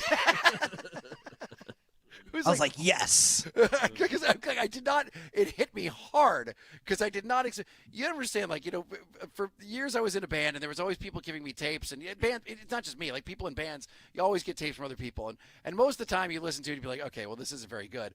And then there'd be something like, oh, this is pretty good. But Stiz's was a straight up holy S. It was the rapping, it was the production, it was the video that you had that came with it. Everything seemed like it was something that should have been a multi-platinum album. Yeah. Yeah. No, I had a great time. And, I truly believe if you give 100% to anything, you can do it. I'd be lying if I said I gave 100% to rapping. But you know what's funny? You just made me think of so many days I would spend outside passing out CDs. People don't even have CD players anymore. I don't even know what you would pass out. Vinyl, yeah. You just a thumb drive, maybe. You send them links. You just give them links. To your Spotify or whatever. And they'll listen to it that way. It's actually way easier now. You can just go to their, whatever social media they have and just post a link underneath it. Yeah, that's true. I guess. Yeah. Well, I told Stiz. Stiz is very multidimensional. He's not just he's a horror movie guy. He likes raps. But I saw Hamilton on Broadway. Stiz would love it. There's rap battles and historical. Really? Stiz would love it. I love history. I love rap. History. Oh man, it was all good. Right. So let's get to this. By the way, it is Rich, Ken, Ted Johnson here on 93.7 WEEI. Chad Tracy joining us at 2:30 tomorrow, and Lou Merlone is going to be on with us in about 10 minutes. But Marcelo Meyer, what a weird ending to his time here with the Boston Red Sox. But in return, you get Eric Miller, who is a 6'6", 270-pound hoss. And we were trying to figure out a nickname for this guy. As I said, I like straight up Hoss. Boss Hogg's pretty good. But you said that you've got a couple suggestions coming in. I got 9 on the text line here right now. Okay, for Eric Miller. So we got Eric the Dread. We've got the Dump Truck. Oh, Dump Truck's pretty good. I like that. High Life instead of Miller Heavy. Okay. Oh, High Life's pretty good. Here comes High Life. Miller, yeah. Right. Uncle Buck. That just makes me laugh. The Big Hog. Probably not. Or Moose. I like Moose. Just simple. Moose What's is simple. worse, Big Hog or Big Deuce? big Deuce. That was the worst. Oh, you know what? Or what just about Miller. Or just Miller Time. I like Miller Time. Coming out I of like the pen. Miller Miller Time. Time coming Miller out of the Time, baby. Yeah. What was the one that was the Miller related one? High Life. High Life. High Life Life's for Miller not Heavy. bad. Yeah. It's all good. What about Big Nasty? Big Nasty. Oh, that's not bad. What about Large Fella? Well, he's here. And How about Lurch? Adley Rutschman is here, too, by the way, and gave an update to reporters just moments ago. He said he recently resumed swinging, but did not want to offer a timetable until he meets with the new medical team. No, here we go. Dry swings. But he's swinging. Oh, He's swinging. God. Here we go again. This medical team is excellent. I'm not sure if you guys are aware. They really patch people up quick. So please. Real quick, something I wanted to ask our former guest, Rob, was the impact that Pete Alonso's having. I don't know. I wanted Pete Alonso on this team. Yeah. He's having a pretty good year. And he's decent year. He leads them in batting average, home runs 23, RBI 69, and hits with 105. So. But hard to bitch about that because Wilson had such a good year for you. I know you had to trade for him, not assign, so you gave up some pieces. That's fair. And he's probably a smidge better defensively, maybe at first base than Pete Alonso is. Yeah. So, you're right. The Wilson Contreras thing has just been like, wow, totally. I think shocking that he's been kind of as good as he's been. They might have 3 or 4 20 home run guys. We didn't know if they'd have one. That's right. And we thought if anybody, it was going to be Roman. Instead, Abreu's going to get there. How about that? I mean, Rafaela is just soaring right now. I'm surprised that all the fan graphs or whatever, nobody was projected to hit more than 20 home runs. And those guys don't have, they have pop. I'm surprised that nobody in their projections was supposed to hit more than 20 runs. 20 home runs. did our last guest Rob scare you at all? Because we were talking about how there was a report out from I forget, it was like Fanside, and Papelbon seemed to not confirm it, but he said the same thing. Is that Anthony Ianson and Kyson Witherspoon, two of the prospects that were traded by the Red Sox for Rutschman, were, quote, damaged goods, and it seemed like, Craig Breslow may have slipped one past the goalie, but then he was saying, yeah, but when's Adley Rutschman coming back? It's like, so who's zooming who? And when he said that, because that was in response to my question about, usually people don't trade people within the division. Like, what do you know that we don't know? And does that scare you at all, especially on the heels of what you just said there, Ken, where he's just now swinging a bat? Is that right? Mm-hmm. I obviously don't like the sound of that, but you'd have to think that the Sox did enough due diligence to think that this guy's going to be coming back soon, correct? And they don't need him super quick. I mean, to be honest, they have a 5-game cushion on the edge of not making the playoffs, so you don't really need him. I mean, you just need him for the postseason run. I mean, it'd be great to have him now if you want to make a run at the division title, but still, if he takes another couple weeks, that's not a big deal. Same thing happened with Schwarber when he came here. Yeah. But yes, I mean, to answer your question, obviously there's a little concern, and I'm sure if you're in Baltimore the last 2 years and you thought that team had a chance to make some noise in the postseason, and Rutschman kept getting hurt, that was part of the reason why you didn't go further. I love how Breslow too is like, I'm going to stay away from putting a timetable on this. He Good learned idea, his Brez. lesson. Chad Tracy too, man. They're learning their lessons. Some, the best lessons learned usually come at your own expense. But I'm not worried about. I don't think they're making this deal if they don't think they're getting him, for the better part of this end of the season and playoff run. I hope you're right, Ted. I hope you're right, because I mean, obviously, I don't like what you just said there, Ken, because it just makes me think of all of the times we've heard this season he's swinging a bat or he's not swinging a bat. Not fun. Well, Tracy loves you, so you'll get it out of him tomorrow at 2:30 when he's on with us. No question. You're going to find out this timetable. It's a mutual love between the two of us. Yes, it is. It's a love story in the making. Let's go to Howie on line 2. Howie, what's up, buddy? How you doing? Howie. Hey, guys, really enjoying the show today. And I'm talking about Eric Miller and his new nickname. A guy's coming an awfully long way from California. You want to welcome him, tell him, hey, you're one of us here in Boston. Godzilla Miller. Godzilla Miller. Okay. All right. Okay. Not bad. Big Not guy. bad. Godzilla Howie, Miller. I would say that is better than average. Not bad. But I did kind of like High Life. High Life's pretty good. Moose, just straight up Moose is good too. Fine. 518 Hassan Pfeffer. Hassan pitcher. I don't know. Nickname's got to just come organically, So he's got to do something. There's got to be something. He's got to strike somebody out first. We got to see him in action. Maybe see how he reacts to that. Yeah. No, you're right. It has to come organically. I just think a dude that big needs a nickname. No question. All right. Lou Merlone. He is a gentleman who not only is excellent in the booth, but this weekend it was nice to see him on Sunday Night Baseball. And if you are a fan of the social media, my man likes to walk his dog and talk Red Sox, but right now I don't think he's walking his dog when he's on with us next. Either way, we got Lou Merlone on to talk about this trade, and maybe he's got a nickname for Eric Miller. We will talk to him right after this.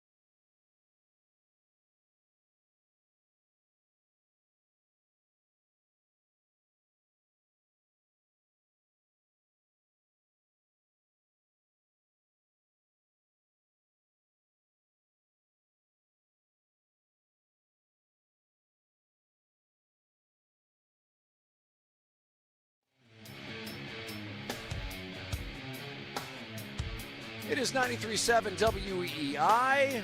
Rich Shirtley, Ken Laird, 3-time Super Bowl champion Ted Johnson, and interim manager Chad Tracy joins us tomorrow at 2:30. Returns to the show. You can call us at 617-779-7937, and you can also listen to us on the Odyssey app. Press that little microphone button, leave us a message. We play in the 5 o'clock hour. A gentleman who not only locally can you see in the booth, but also going national on Sunday Night Baseball. And listen, I'm not just saying this, Lou, because you're on with us. I said it on Monday when we came back. Excellent job in the booth, my friend. Hey, Lou, you crushed it, bro. Oh, man, I thought you were look good, too. Wow. Just silky, man. You were silky smooth, brother. Incredible. Oh, I tell you what, it was important that we won that game, given the news and the Dodgers and School Bowl, and I got Kershaw and I got Hershiser. I mean, if the Sox get stomped in that game, it would have been just an absolute slobber fest over the Dodgers. So the boys hooked me up a little bit. That one felt good, didn't it? We talked to Will Fleming earlier, and he said there's almost like this air of cockiness when you play, against the Dodgers at Dodger Stadium. But then with the School Bowl news and everything like that, like it felt good, didn't it? That win. Yeah, it did. And, the game one, you kind of went in there, right? And you're just like, just get one out of here and just get to the deadline and see what we would do. But you take the first one, and basically your long guy is much better than their long guy, and Irvin versus Bayo. And then game two, they're like, yeah, but here comes Yamamoto. Well, Seidon hits a couple of bombs. You beat Yamamoto, and you're like, now what? And then you got the next game where, yeah, they took some guys out late, but they did it because you're beating their ass. So, I mean, it was sort of like, they wanted to see what this was all about. I think they got a good look. The team is confident. But, yeah, that was a big win, of course, what they've done with some of the best teams in baseball. Lou, before we get to the trades, I just kind of want to get your perspective on what you think happened between when they were historically the worst team in baseball and all of a sudden they're setting records as one of the best teams in baseball. Did you notice anything along that ride that made you think like there was any sign that something like this could happen? I don't think there was a sign that this was going to happen. I think the only people that really thought it could happen was maybe the front office and the guys in that dugout. Because, we all sat there and said, they can go on a run, they can get back in this thing. The American League is so down. I just didn't think they'd be able to do something like this. To me, it's like the personality of this team became extremely tough and gritty and grindy. And I think it started like I did that game out in Colorado where Durbin dislocates his finger, has to come out of the game, pops it back in. We get delayed for about 4.5, 5 hours. We land in Boston at 7, play the Yankees 4-game series. And you're sort of like, uh-oh, right? Durbin pops his finger back in, says, I'm playing the next day, and it's a 2-run shot off Schlittler, and they win. About 5 days later, Siegler collides at home plate. You thought he broke his collarbone, dislocated his shoulder, something bad happened, refused to come out of the game. They pulled him out of that game. Plays the next day. It's a 2-run shot against the Mets. They got tough. They just were like, I need to play. And all of a sudden it started clicking. And I think you've just seen that attitude of kind of taking on a little Wilson Contreras personality, but it's been fun. Hey, Lou, got to get your thoughts on the Adley-Rutschman trade. What you thought about it? Did they give up too much? Does it even matter in your mind?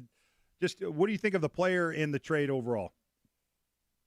I don't really care what they gave up. I care about what you get back in return. Everyone always bitches about, trade the prospects, make a big league team better. Well, they did. Was I surprised? Ianson plus? Yes. Do I care? No. You get Adley-Rutschman for the next year and a half. He's a leader in the clubhouse. He's a really good defensive catcher. He's got some time here to kind of sit down with getting catchers meetings, get to know this staff. You went from having your catcher hitting 9th to your catcher hitting 5th.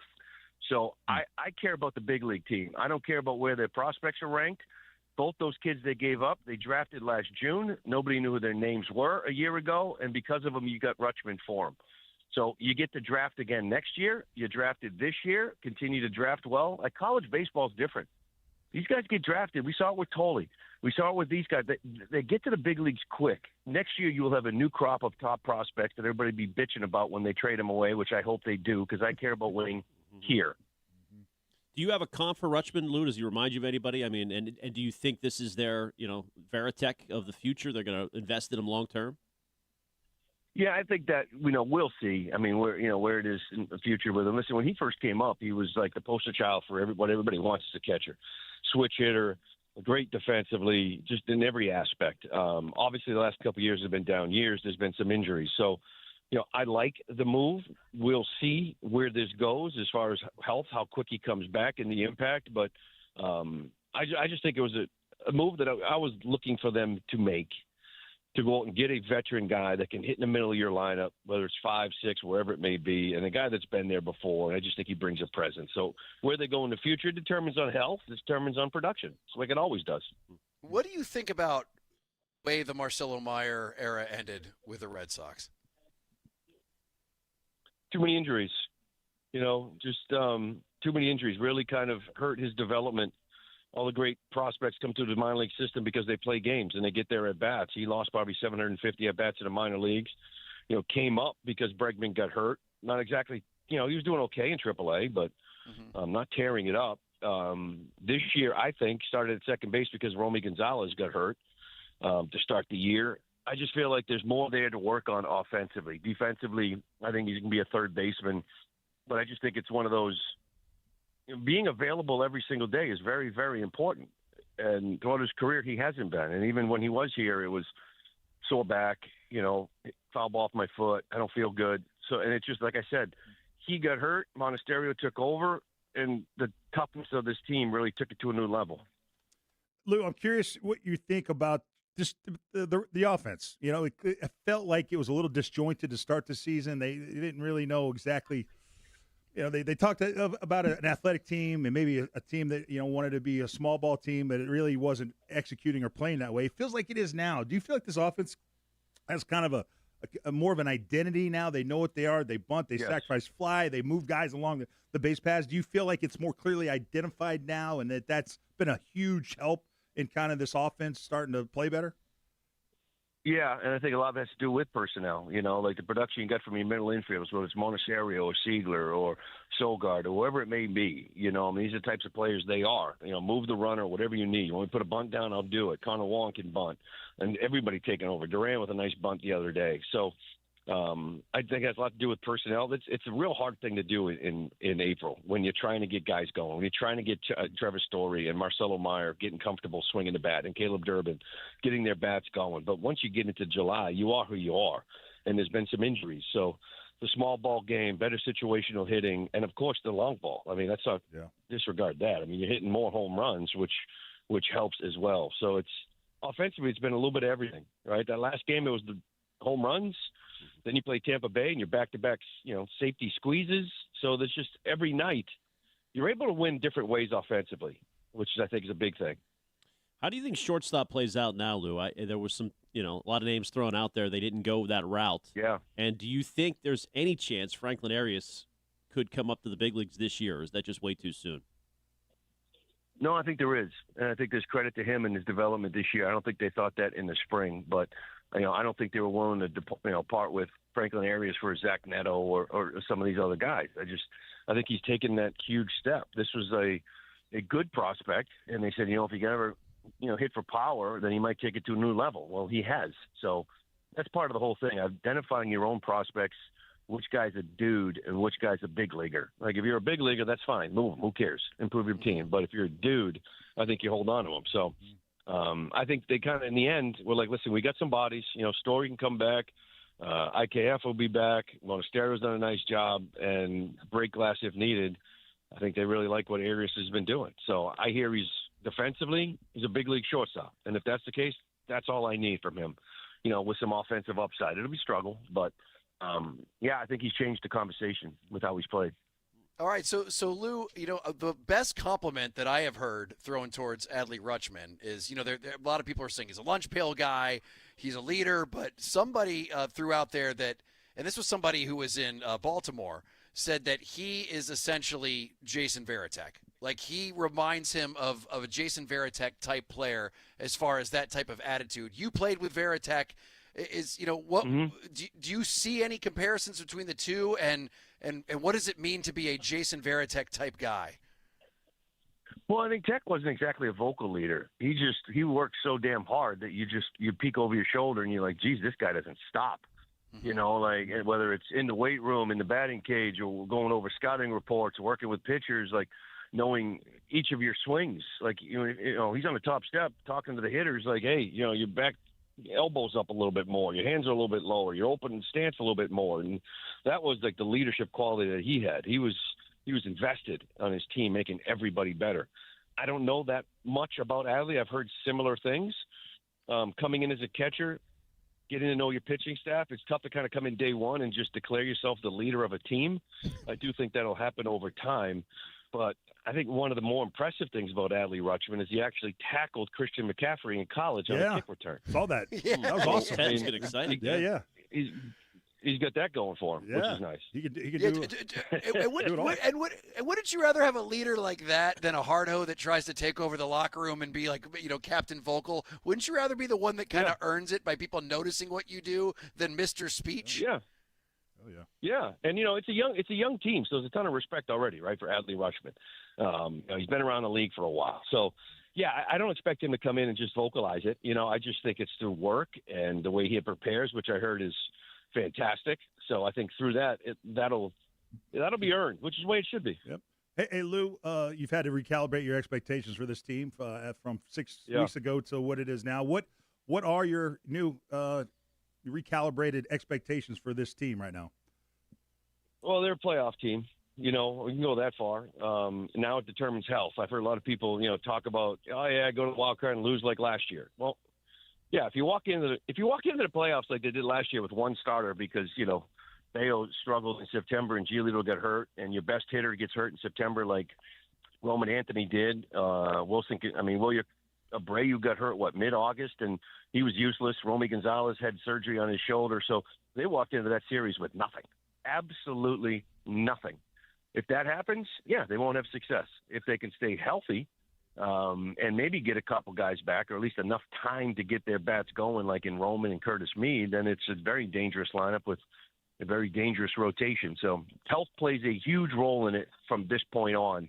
You can't lose your version of Giolito. You can't lose Roman Anthony version of that. That's like Wilson Contreras. You can't get hurt and lose these guys for the year. But once you're in it, anything can happen. Lou, what kind of dog you got in these videos here? What dog you walking? So today was the Frenchie. That was Mo. I got kind of like a mixed mutt and Diaz, black dog. So today was Mo. The Frenchie needs to get out a little bit more often. Way too much energy. The good thing about your videos is I don't know if you ever saw the one of Bobby Valentine that went viral. He was doing a cameo while walking his dog, and I guess he forgot to press stop on his record, and he let his dog take a dump on someone's yard and didn't clean it up. Oh. I got to think I can count on you to be someone who's responsible and at least not be filmed letting a dog, leave his mess. That would never happen in my neighborhood. I'm fully bagged. I'm ready to go. It's disrespectful. I wouldn't want someone to do that to my house. So there you go. Absolutely. All right, Lou Merloni, great stuff. And as I said, you did great on Sunday Night Baseball. That was awesome. And you can also see him in the booth here locally. Always great having you on, Lou. Thanks for coming on, bud. Thanks, Lou. Thanks, boys. Good talking to you guys. Enjoy. All right, bud. All right, thanks, Lou. Appreciate it. It's weird because there's people that I know that I've known for a year. I couldn't tell you their names, but I know everything about their dogs. Like, I'll walk my dog at the same time, and I'll know literally everything. And it gets to a point where you can't ask their name anymore. No. Like, maybe like the third or fourth time you talk to them and have a full-on conversation, and at that point you're like, maybe you told me and I just forgot, but damn it, your dog's name is Gorgira, and it's a great dog, and it's named after, the metal band, not after the movie. Ted, you have two dogs, I have two dogs, Beefy and Lucy, and it's hard Beefy. enough learning. Oh, Beefy. There's the name for Eric Miller. Beefy, big Beefy. Yeah, Big Beefy. That's Big my Beef. nickname. So that's how I like my ladies, Beefy and Lucy. But Whoa. yeah. And I'll be honest, like if a dog leaves, there's times when I'm talking and I'm not paying attention. I think my dog goes, and then I don't see it, and so I don't clean it up. So I'll take a deep breath. If I see something, I'm like, dude, somebody didn't clean up. And I go, you know what? I've done it once, so I'll clean it up. But, nothing worse than living in a community that has dogs and people don't clean up after their dogs. Well, the thing I do now is because every house has a Ring doorbell on it now where it videotapes anyone who goes by. So when my dog stops in their driveway to take a dump, I, like, quietly, like a mime, go, no, dog, no. But I'm not actually saying anything. I'm going... so it looks like I'm very upset with my dog. Don't do it. And then I just pick it up. I'm like, thank God. Yes, good job. Now we can go home. All right, 617-779-7937. Good having Lou on. He's done an excellent job in the booth. We will take your calls right after this.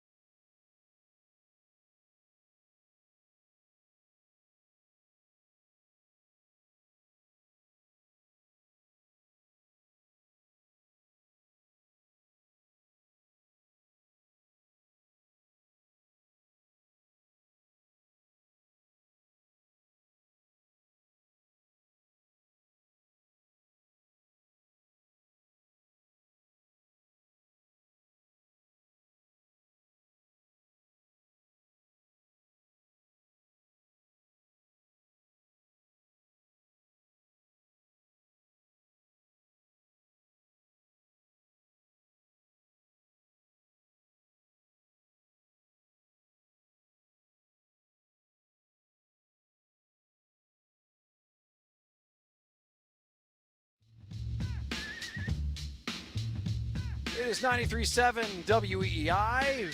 Rich Certainly, Ken Laird, three-time Super Bowl champion Ted Johnson.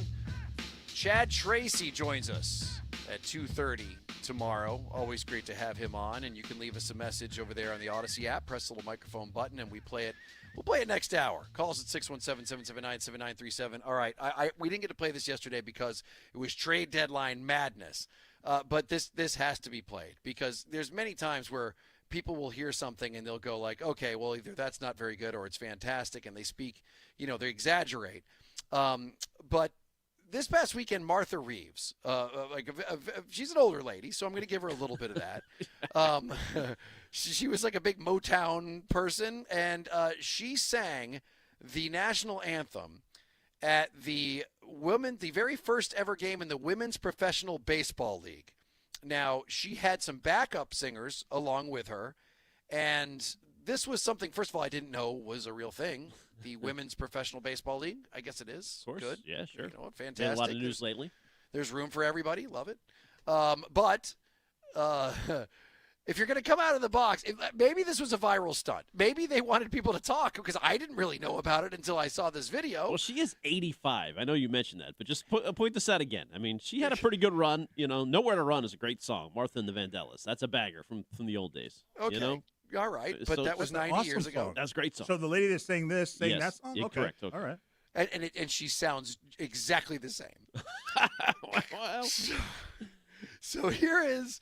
I want to play this because Are we emptying the full clip, Rich? Full tang? Full song? I can't do the full song. Come on. Don't do that. I'm not going to gong it because it's just that good. Oh, no. All I'm saying is just buckle up, baby. Let's let it roll. Oh, say, can you see by the dawn's early light what so proudly we hailed at the twilight's last gleaming, whose broad stripes and bright stars through the perilous fight o'er the ramparts we watched were so gallantly streaming. Take it home. And the rocket's red glare, the bombs bursting in air, gave proof through the night that our flag was still there. Oh, say does that star-spangled banner yet wave o'er the land of the free and the home of the brave? No Patti LaBelle. Listen, well done. I'm not going to say anything bad about Miss Martha Reeves because Wiggy might call and get mad because he did not like what. By the way, I was all about the Patti. Patti LaBelle was great. Like, listen, that's okay. That's not a good. That wasn't very good. But it's one thing to say, all right, she's 85, and maybe that's not the best. But then TMZ came out with a video of her yelling at the backup singers, saying the backup singers were out of tune. Well, it probably was their fault. You could see they were out of time there. And TMZ just went all in because they found a video of the backup singers singing, and it was perfect. Oh, yeah. It's like so. Stiz, do you have any of the audio of Martha Reeves scolding the true villains in this? The backup singers. Why you singing with me? Who's singing the same note I'm singing? Why? Okay. Backup singers. I don't think I need them. I don't need them. I don't need these backup singers. She said you're backup singers. Why are you singing with me? Well, you sing with me. Well, I would say maybe they were trying to give you a little bit of an assist there. Boost, just a little push. Just a little bit of a push. So there you go. In the pantheon of national anthems, that truly might be. I think it is. That might be the worst. Unfortunately, I mean, start to finish, it is. I think it is. Who's worse? Well, Roseanne Barr was kind of a stunt. Like, it was like an intentional, Yeah, that was just her being obnoxious. And, I don't even count. Like, I would say that one woman, it was a year and a half ago, who was drunk, admitted that she was drunk Oh, yeah, the pop at the star. All-Star game. Yeah. Like, that one was really bad. But, she came out and said she was drunk. I just like how Martha Reeves has come out and said, no, it was the backup singer's fault. It's not me. And I would say, if I'm not mistaken, there was one part where you went a cappella with the Rockets' Red Glare. And it was dead on. All right, 617-779-7937. We still have not figured out a quality nickname for Eric Miller. We got a couple more coming in, by the way. Oh, do you? Including Sawmill and Milla the Thrilla. I don't know. Man, I'm not feeling it. No. I love that they're trying to get something that sticks. But for some reason, Hoss is just my favorite. Just here comes Hoss. Also, by the way, he will wear number 67, and to make room for the new outfielder Eli White, they have designated for assignment, or option rather, Romy Gonzalez to AAA Worcester. So Romy, my homie, is now headed to Worcester if he accepts that assignment. All right. Not bad. All right. So listen, I just, the only thing I didn't ask you, Ted, is whether you think this is enough. Whether you think the moves that the Red Sox made are enough. Are you happy with them ending where they did? And is this enough for them to potentially win a World Series? Yes, I am very happy with what they did. I think they, they kind of maybe nibbled on the fringe, but they made deals where they can, all these players they can use right now, and they basically address the positions of need. And I don't know. I like that they kind of went out and got the guys that they needed into the bullpen relief. They got their catcher. They got an infielder who can hit. So I like what they did, and I don't care about the prospects they gave up. I like the additions they made. They didn't really take anybody off the big ball club to do it, which is huge. So I like the moves they made. Has your expectations changed, Ted? Like, are you now like they have to make the postseason? Oh, they have to make the postseason. Oh, absolutely. They've gotten to the point where I'm definitely, and you know what? And I expect them to win a series. That's my expectation. But with this pitching, they better at least get to the second round of the playoffs. And if you had to pick, more likely for the Patriots to make a Super Bowl, the Celtics to make an NBA Final, or the Red Sox to make the World Series, I would go Red Sox 1 right now. You have to factor in the American League. Yeah. Celtics are the longest shot there, and Pats, it's just a tough AFC. It's going to be tough. Yeah. Wow. I'd definitely say the Pats, believe it or not, even though they just went to the Super Bowl, probably have the lowest of the three. Ooh. Yeah. Wow. You like the new look Celtics. That's true. You like I am not as down on the Celtics as most people, but so I would say. And you love Jalen's Twitch stream. I last do, night, which I have to get to tomorrow selfishly. We got to talk about that, please. We do. I thought he made some good points. I thought he made a lot of good points. Oh, please, this guy. This guy. Yeah, People doing him dirty, Ted. Disrespect. Yep. I'm all in on the Red Sox, but I expect them to at least win a playoff series this year. All right. Well, you can give us a call, 617-779-7937. We got a lot of stuff to get to, including, by the way, it was just announced, Ted, Matthew Slater is now the assistant head coach at BC. At BC? Oh, I missed that. BC High? BC High. I thought it was BC, and then I went, hang on, BC High. BC High. There you go. I love it. My man's going to the high school level. Way to go, Matthew Slater. He's a coach. He just looks and acts and talks like a coach. He's going to be a great coach. Those kids are so lucky, honestly. Like Matthew Slater is like one of the more inspiring players. You want to talk about guys who led by example. I mean, he's like just people if love this guy. If you meet Slater, you go, oh, I get what everyone's talking about. He's got an electric, I think, endearing personality. Hell yeah! All right. Well, we're gonna have to follow BC High football on WEEI now. See how they do. All right. Go Eagles. All right. 617-779-7937. We'll take your calls next. Let me tell you something. When you sign up.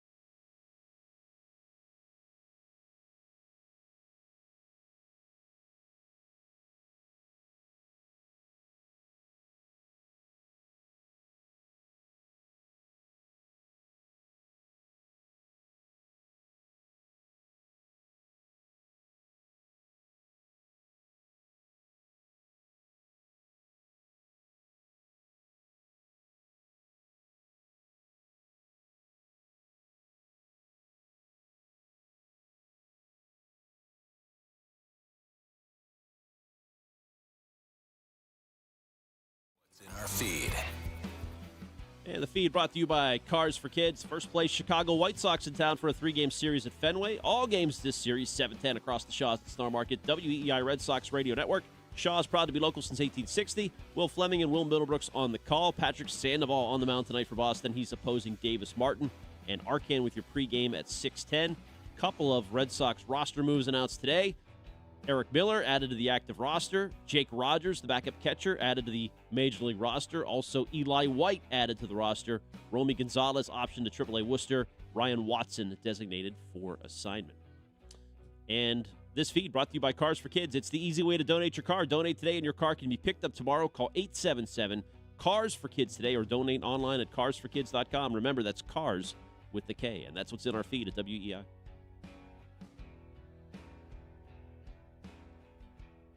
The 1-1. Swinging a drive into left field. Oh, my goodness. He's done it again. Say done.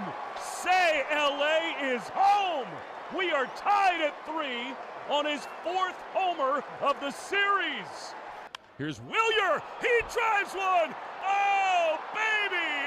Adios. Back to back. They keep doing it. Off the mat again. And it is 4-3 Willier! Rich and Ken with Ted Johnson. Oh, yes. It is 93.7 WEEI, where you can hear those games. Every single Red Sox game, including tonight as well.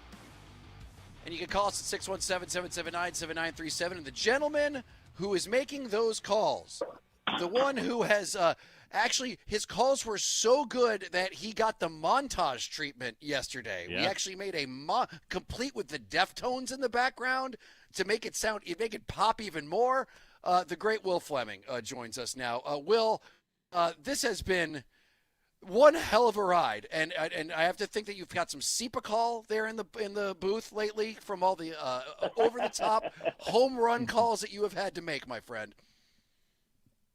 Great to be with you guys. Thanks so much. Yep, there's been a little bit more tea, a few more lozenges these days, but what more could you ever want to have? I mean, I know I'm an idiot. I know I lose my mind, but especially, guys, there was something even different about it at Dodger Stadium. Like, we've had this great run where it's like every night they fall behind. Doesn't matter. You come back, you win a game.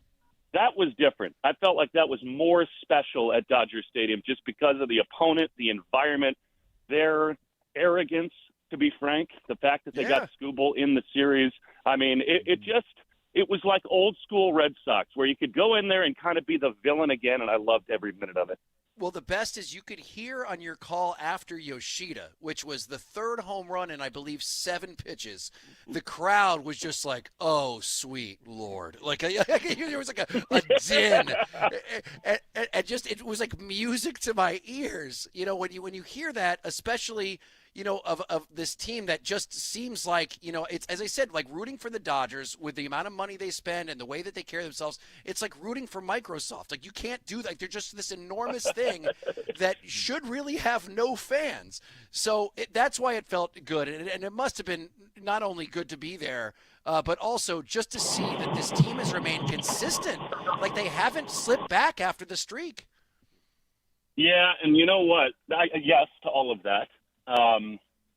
But also, it's just that no matter the environment, no matter the opponent, they just have enormous courage and balls. They just do. And, Game 1 in L.A., it's a different environment there. Like, I frankly think it's one of the overrated venues in all of sports because of what it's become. Like, it is such a show in there right now where, I mean, it is an assault on the senses. Every single pitch, they are blasting something, right? And so, there's celebrities everywhere. They're strutting around. And look, they have every right to do it. They've owned the sport. They've been the best team by far for 2 years running, and they're looking like they're going to get back there again. But the thing is, I think as gritty and scrappy and all this stuff that the Red Sox have been, it is different when you go up 2-0 and here comes Ohtani to hit a home run, and that place is going bonkers. It's different when you got Yamamoto on the mound.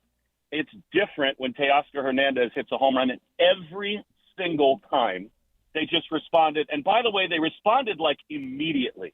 And I think that's why our city is falling in love with this team. It's why I certainly have. It's not only that it's a bunch of likable personalities, which it most certainly is. It is that they play the game this way. And I think that's another part of what's made Fenway so awesome and why I can't wait to get back there tonight, because that belief emanates through 40,000 people every night. It's like, you just scored 3 runs, watch this. And I think that's the defining characteristic of this group, and it's just a delight to be a part of. Will, what do you think of the Adley Rutschman fit? And that was a name that I had not heard that was, being dangled. We had a lot of names flying around, but were you surprised that he actually did come to Boston? No, I wasn't. I'd heard some rumblings about that. I think in the end, we're starting to learn a lot of things about Craig Breslow, both on position players and hitters, and certainly pitchers. And I think he's got a little bit of a type for both.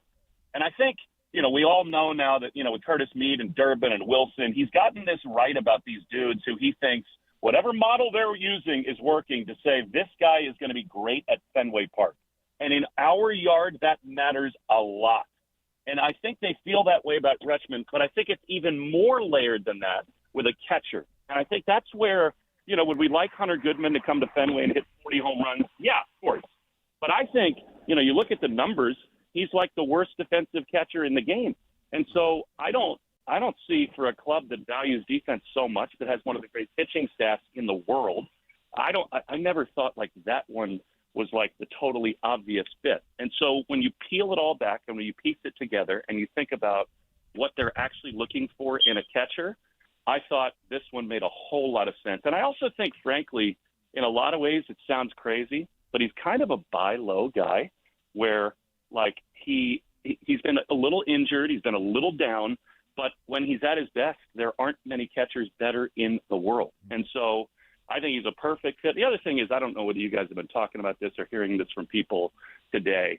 The minute it happened, I got 100 messages, not 100, but 15 from people I know in Baltimore and have been around him. And to a person, they say this guy is one of the great people in baseball that they've ever been around. And I think that matters, too, for the Red Sox. If you think about the stuff that's been going on now in the last 12 months, you ship out Devers, you fire a manager, you trade Marcelo Meyer, Bayo is pouting on the mound, he's shipped to AAA. Like, they want culture, and they want guys who buy into this thing. And I think they believe firmly that Rutschman will come and do that. And I know that people think it's a lot to give up, and it is. It's a lot of prospect talent. But guess what? They have total belief in their ability to do that over and over again, to develop them, and in a year have to either be in the big leagues or be big trade pieces. And that is such a valuable skill. I mean, we didn't know who these guys were 2 years ago. Now everybody today is like, oh, my God. How in the world is anybody in Boston know who Anthony Ianson is? Will, you are speaking my language, Will. Brother. You're literally saying. I said the same thing. I'm like, honestly, how many of you guys had to Google who some of these dudes were? And you're all like, this is the worst day of my life. Sean McAdam had a tweet out yesterday, and it wasn't his. It wasn't what he was saying, but he said that someone in the front office of one of the teams had gotten a hold of him and said, worst trade in 30 years. I'm like, there's been some bad trades. Listen, you've worked in this business, Rich. You know how this works. What do you want to bet? What do you want to bet that person either used to work for the Red Sox or somehow got burned by the Red Sox and has a bone to pick? That's how this stuff works. It's not, and people can think whatever they want. And by the way, like, Marcelo Meyer was the number 3 prospect in the game. Like as of now, how's that worked out? Like, you never know. Adley Rutschman's a 3-time All-Star at an utterly premier position, and so they traded some minor league pitchers who are very talented and who may have good careers, but the odds are against all of them having great careers. I love the shift in mentality and philosophy. It signals a team that thinks they can win the World Series. What have we watched lately that proves they can't? Nothing. And I love that they behave that way. I love it. Will, thoughts on what this bullpen looks like now with the addition of Eric Miller, and were you surprised that Marcelo Meyer was traded for Eric? I was not surprised that Marcelo was traded. I was maybe surprised that that's what they went for. I think Miller's stuff is totally elite, just across the board, hard thrower. extension, all the things that Craig loves in pitchers. I think it tells you that the game, the industry, has changed its mind a little bit on Marcelo, because we're talking about he's not played a lot, but that's because he's been injured, and maybe he was rushed to the major leagues, maybe whatever, he was hurt, but when he was here, it wasn't exactly all-star stuff. So whereas a year ago you're talking about, is he the key piece in a Ketel Marte trade, now you're getting a really good left-handed reliever for him. I was not surprised that he was moved, just because of two things. One, I think there's only a certain shelf life to a guy having, premier value around the game. And I think they thought maybe that was dwindling. And so get what you can while you can. And I think that the more he was hurt, the less he played. I think that's something to really consider when you're thinking about the long-term future of a player. So I was not overall surprised that he was moved. I thought they would try to get a bat for him in return, or maybe even like the best, kind of rental type shortstop. Because I know everybody thought they'd get a shortstop, and I know they were in on all the big ones. But I think that's going to be revisited in the offseason. Those kinds of deals, because I think one thing people need to realize is this front office is willing to spend and offer major dollars for people they believe in long term. And I think they will be back in on people like Ellie De La Cruz and Bobby Witt, and name your superstar shortstop. They'll revisit that. But those things at the deadline these days, fellas, they just don't happen because too many teams are in it. Too many GMs are nervous that they're not going to maximize the return and get everything they need. Those are the kinds of things that happen for 2 months of talking over the offseason. So once it wasn't those guys, I didn't have a problem with them saying, you know what, let's hope we get Story back and he's even some of himself. Monasterio's been good. Yeah, we can piece this thing together. So I'm not surprised he was moved, and I'm really excited to see Miller pitch. And by the way, quick breaking news, Cotillo reporting the Red Sox have designated Ryan Watson for assignment, so Eric Miller will take his spot, Rich, and so that's the Rule 5 guy we thought they would carry all year, but he's on his way up. We're going to see the Haas sooner than later, right? Yes, yeah, maybe well, tonight. And I'll tell you what, guys, that's another one of these things that just proves this is no longer kidding around time. This is no longer roster flexibility, none of that nonsense. It is we're putting the best 26 dudes on the roster, and we're going for the whole thing. Well, finally, Will, I want to ask you, because you said something during the Dodgers broadcast that I think that all of us have been contemplating and been a little gun-shy in saying it, but maybe this Dodgers series confirmed it. And you said this is the best team in baseball. Did it take this series for you to think that, or just kind of tell me your thinking on that? Because I think after that series, I think the same thing. Well, I mean, you got to beat the best to be the best, right? And the Dodgers are the gold standard. And so, I mean, look, guys, we're going on 6 weeks now with this thing. It's not a flash in the pan anymore. This is every night, every series, every opponent, and it's sweeps. You guys have seen the numbers. It's all the best teams, Yankees, Rays, White Sox, now Dodgers. All the best teams stand toe-to-toe with the Red Sox, and they get their butts kicked, right? So it's not a fluke anymore. This is not short term. Part of that, if I were to maybe add a parenthetical, I meant right now, right? This is today, right now, they're the best team. And I think adding Adley Rutschman only adds to that. The Dodgers are still so formidable, right? I mean, they're going to get Snell and Glasnow back, and you got Skubal and Yamamoto and Shohei in a rotation. That's stupid, right? But that's for the National League to contend with. The Red Sox don't have to worry about that till October, and what a great problem that could be to have. And so, by the way, I just think psychologically, Ted, I'm sure you played in games against rivals in the regular season, and then you got back against them in the playoffs, and all of a sudden you're walking into that field with a little bit more swagger and a little bit more knowing that they're fearing you. I seriously, baseball's not always this way, but just being in that ballpark the way that it was and seeing the games go down the way that they did, I guarantee you, if the Red Sox meet them in October, if it's game 1 at Dodger Stadium, Yamamoto's on the mound, whatever, they're going to be thinking, wait a minute, these guys came in here and kicked our ass, and we saw how tough and gritty they are. So, I thought that element was also important. So I just think they've got so much positive energy right now. Well, Will, great stuff as always. We love coming in the next morning after a win like that and hearing the Volcano go off. It is always whatever. It's funny because I've been listening to a lot of them on the radio if I'm driving around, and I'll just be like, I'll instantly text the guys like, all right, you got to pull the audio. Volcano. The Volcano goes off after that first overrun. But great stuff, Will. Thanks for coming on, and man, have fun at Fenway. Like this is going to be. I'll tell you one thing: tickets ain't cheap right now. Like I just took a look on the secondary market. Not cheap to get into Fenway Park. So I guess that's the price of success for these guys. Will, have a great time this week, and thanks for coming out with us, man. We appreciate it. It's the place to be, and I can feel the lava building right now as we speak. So thanks for having me on. Absolutely. All right. See you, man. We'll be right back.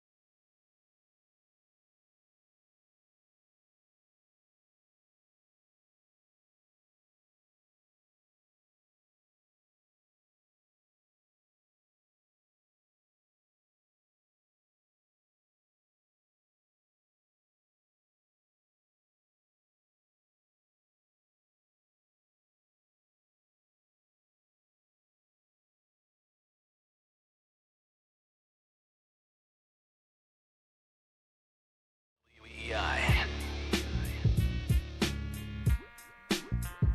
Oh, yes. It is 93.7 WEEI. Rich Schertenlieb, Ken Laird, three-time Super Bowl champion Ted Johnson, and you, 617-779-7937. Chad Tracy, the interim. This is so dumb that he's still an interim manager.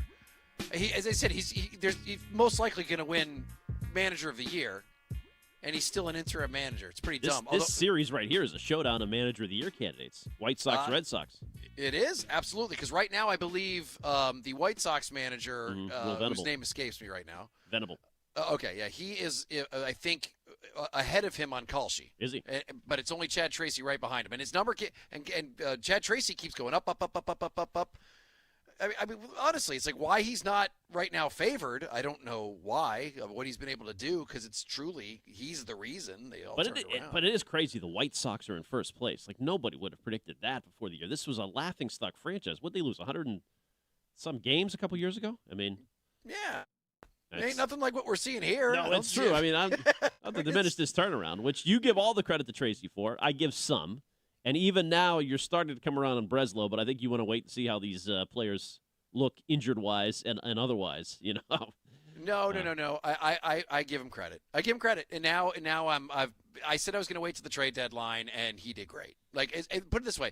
If for some reason, Meade doesn't come back because he got nailed on his wrist and he's not going to be able to help us this season, that's not his fault. And at least, like, he went all in. The only thing that would make you go, oh, man, maybe they should have done a better job is that if you find out medically that Rutschman wasn't ready to play. That would be the only thing. Like, God, we'll never stop talking about that. If that's the case, I can't believe that there's a chance of that. I mean, it might take a week or two, but if you're saying like he never plays this year, that would be that would be our guest saying who's zooming who. I mean, that would be a major scandal, you know. Those words like ring in my head. Yeah, they do. Because of the whole. It was great because Our man Rob earlier, Long. Yeah, we had Rob Long from our Baltimore sister station out there, and we were talking about how there was a report that Anthony Ianson and Kyson Witherspoon, the two pitching prospects that the Red Sox gave up, that they were, quote, damaged goods by a couple of different people. And he was like, yeah, well, who's zooming who? Is Adley Rutschman? Do you know when he's going to come back? And I was like, it's a great point. It is. So I'll continue to remember that. But, yes, Chad Tracy will be on with us tomorrow at 2:30. And I'll once again bug him about whether or not he has been spoken to by the powers that be about taking away that stupid interim title. All right, let's launch some take grenades, shall we? Incoming! Yes. By the way, the drive home is brought to you by Town Fair Tire. Nobody beats Town Fair Tire. Nobody. And you have been leaving your messages. By the way, kudos to our listeners. You guys have been flooding the box. Appreciate it. Well, This has people are been hot nice. these last 2 days. Red Sox passion. I mean, I love it. They have stolen. Ted made this point earlier. The Red Sox have taken the front page from the Patriots. This time of year, especially a team coming off a Super Bowl. I mean, we've been like 80-20 Red Sox talk. Yeah, They saved the summer. They legit saved the summer. I mean, that Dodgers weekend the other night, Friday, Saturday, Sunday night, in front of a fire, a couple of adult beverages, Will Fleming going crazy. Yeah. It's really awesome. Yep, it's been nice because I have lived through summers where the Red Sox suck, and it's not the most fun time to be doing radio. At least with the Patriots going, like, thank God. But now, hell yeah, we got some good stuff to talk about, and so do the listeners. They have been leaving us their message. You go to the Odyssey app, press the little microphone button, and we launch them take grenades here in the 5 o'clock hour. All right, Stiz, pull. Just curious if you guys heard anything about Jason Tatum and Steph Curry hanging out playing golf. Does that have anything to do with the trade rumors? Big Deuce, you mean? Greg Hill did mention this morning something about Steph Curry in the Commonwealth. I don't know what he's doing, but, you love those Curry rumors. I'm seeing he's playing golf with Tatum. Yeah. I love the Curry rumors because it just makes sense. I mean, it makes sense for everybody involved. Steph Curry knows that if he stays in Golden State, he's not going to win anything. They are in a tough spot where they're not going to have the money or the means to be able to get a championship team around him. And Steph, if I were him, I'd be like, that's not how I want to end my career. I want to build to my legacy. And what better place to do it than on a team where they shot way too many threes, where they're encouraged to shoot threes, where the coach has come out and said that the number one most important stat is three-point attempts. And as I said, it was a bad move. I think it is a bad philosophy unless Steph effing Curry is on your team. Yes. And then it fits like a glove. Shoot away. By the way, little breaking news here. Chad Tracy has just reported on something positive from an injury front with the Red Sox. Garrett Crochet has begun throwing. Hallelujah. He is throwing at 50 to 60 feet. Oh, my So, goodness. hey, plyo ball. We had 3 months at the plyo ball. We're now at throwing at 60 feet. So that's progress. I love it. All right, we will continue your take grenades next. We got some good ones and some more Red Sox news. We will do that right after this.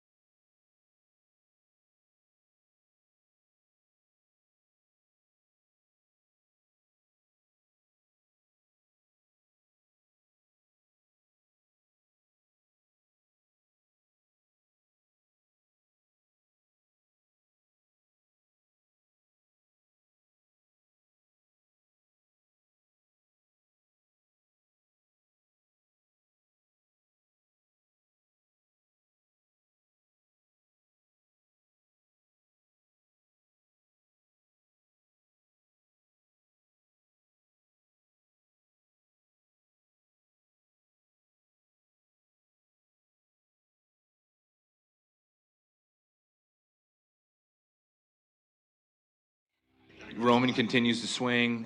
Today he actually took overhand BP in the cage, which is another step in the right direction. So we're kind of like, you're in phases with this. Like early on it was, tee and flips, which he managed well. Hit BP today for the first time. I think it's a scheduled recovery day tomorrow, and then get back to overhand BP again. So we'll keep him in this phase now and see how he responds to that, and then hopefully advance him past that, but he's doing well.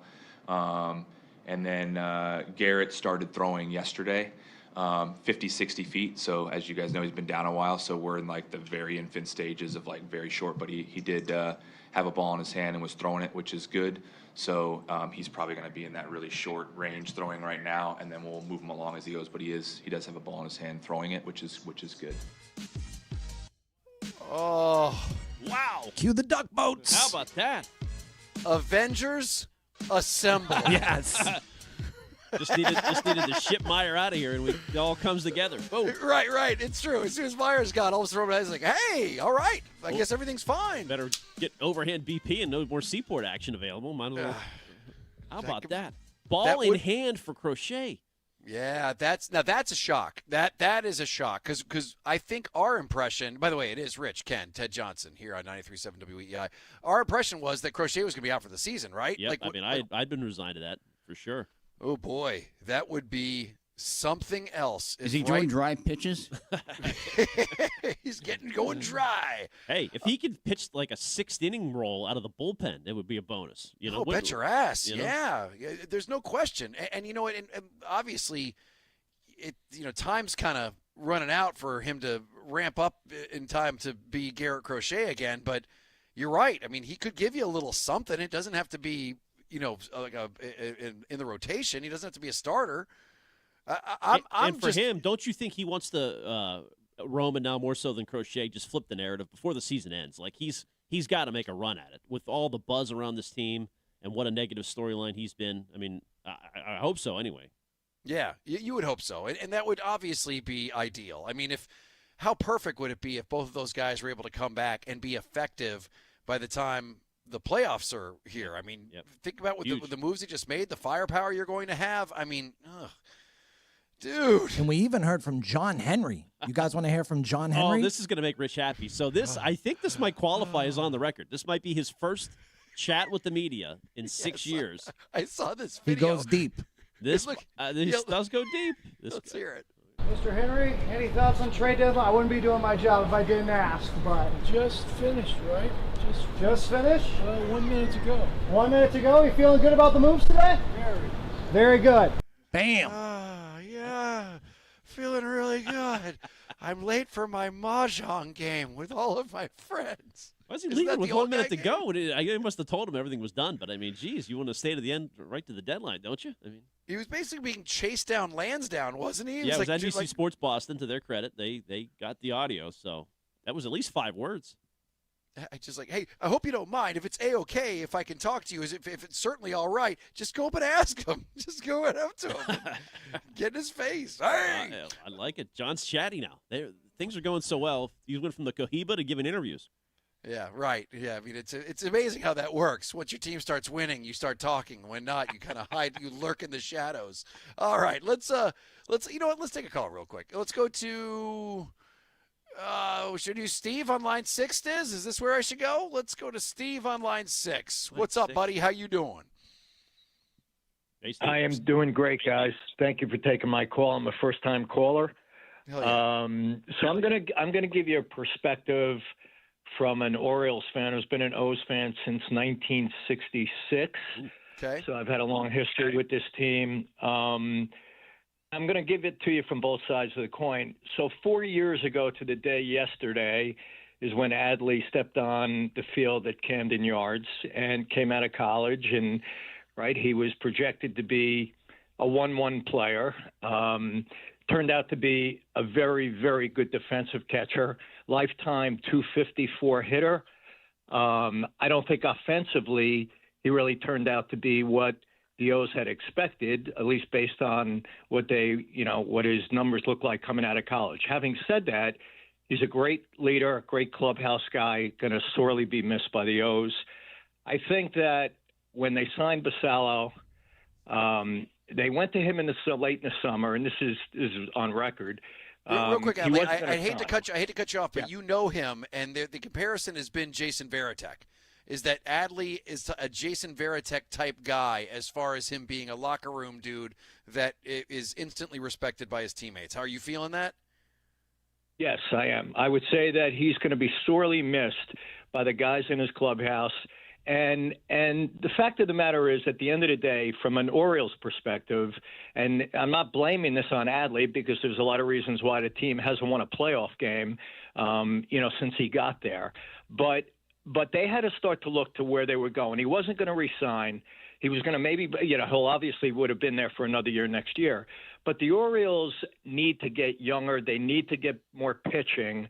And when I look at what they brought back, and there's no guarantees, and I understand that.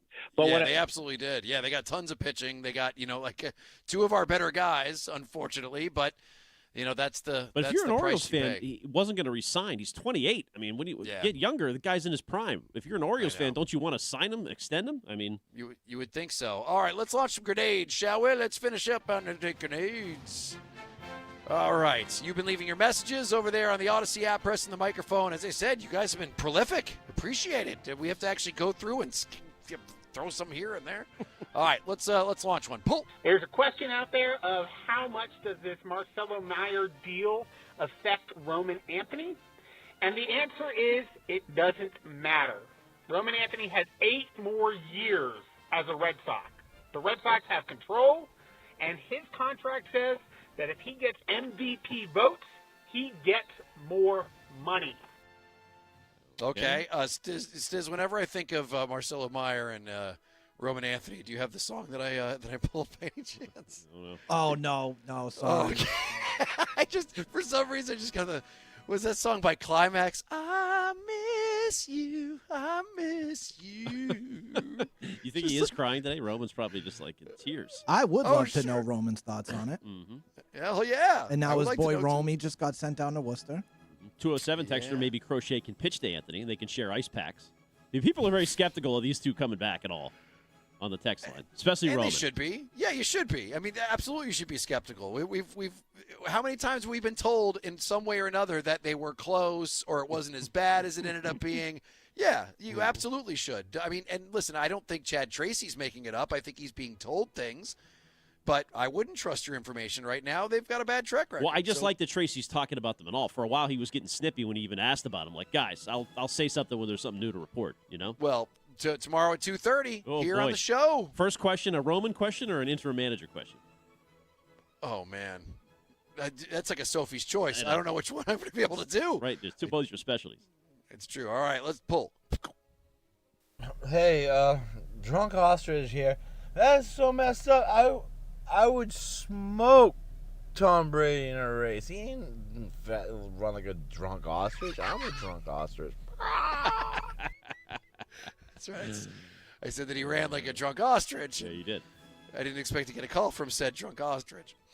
All right, pull. Can you guys answer a mystery for us? Yes. Who is it in the studio who laughs like this?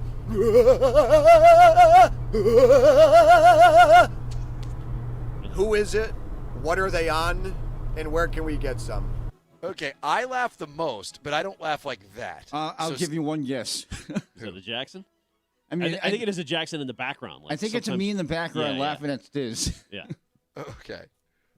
We're going to have to record, like, if you get busted on the mic doing it, we'll have to compare it to what that guy did and what your laugh says. That might be right. Dale E. Arnold. I believe there's some in the.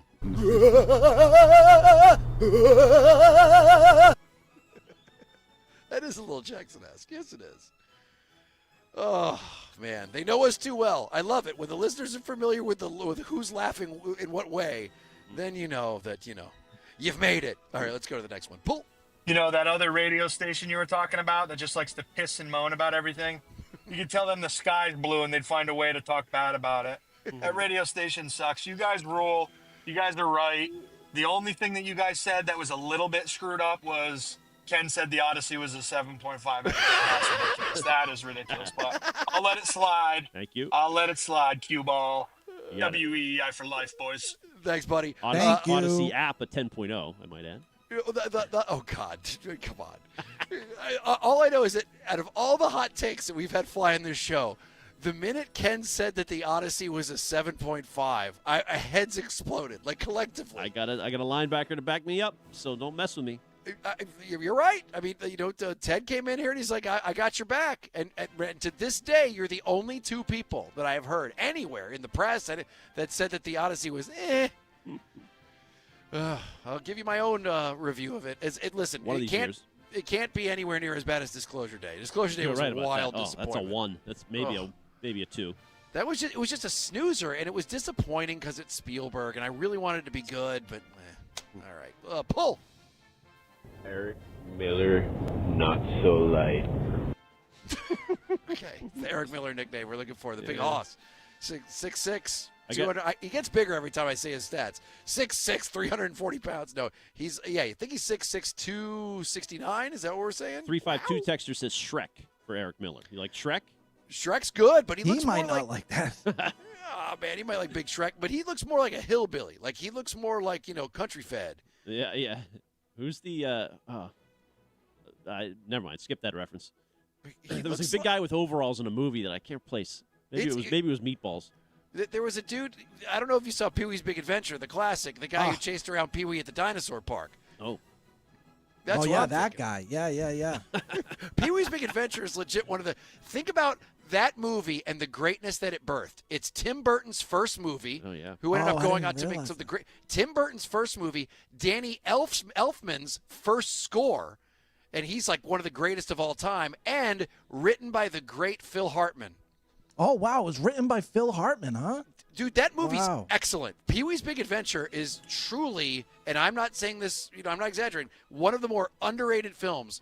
And look at all the people whose careers were launched because of that movie. My childhood pet, I found a cat when I was like maybe 4 years old. My mom said, well, you can name it whatever you want to name it. We saved it Pee-wee. I was a big Pee-wee fan. Makes sense. Hell yeah.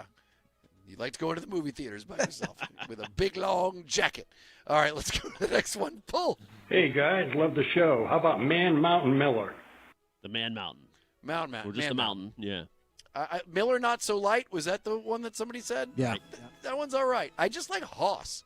Just call him Let's Hoss. go with it. All right, let's do one more of these. Pull.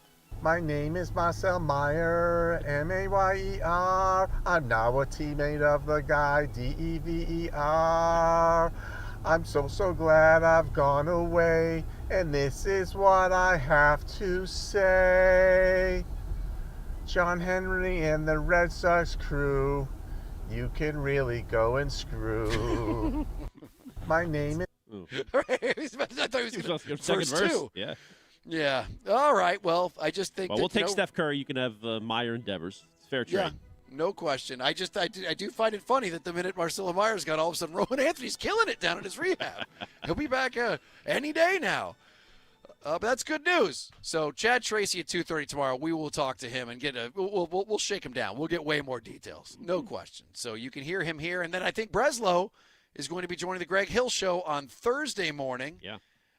Is that 9? 9 o'clock, front office report. Yep. He'll be feeling good. Maybe Hill turned it around when he said that he was more likely to go on a run than the Red Sox. That was about the time of the turnaround. That could be the case. So put it in your alarms on your phone. Tomorrow at 2:30, Chad Tracy on the Rich, Ken, and Ted Show. We'll be right back.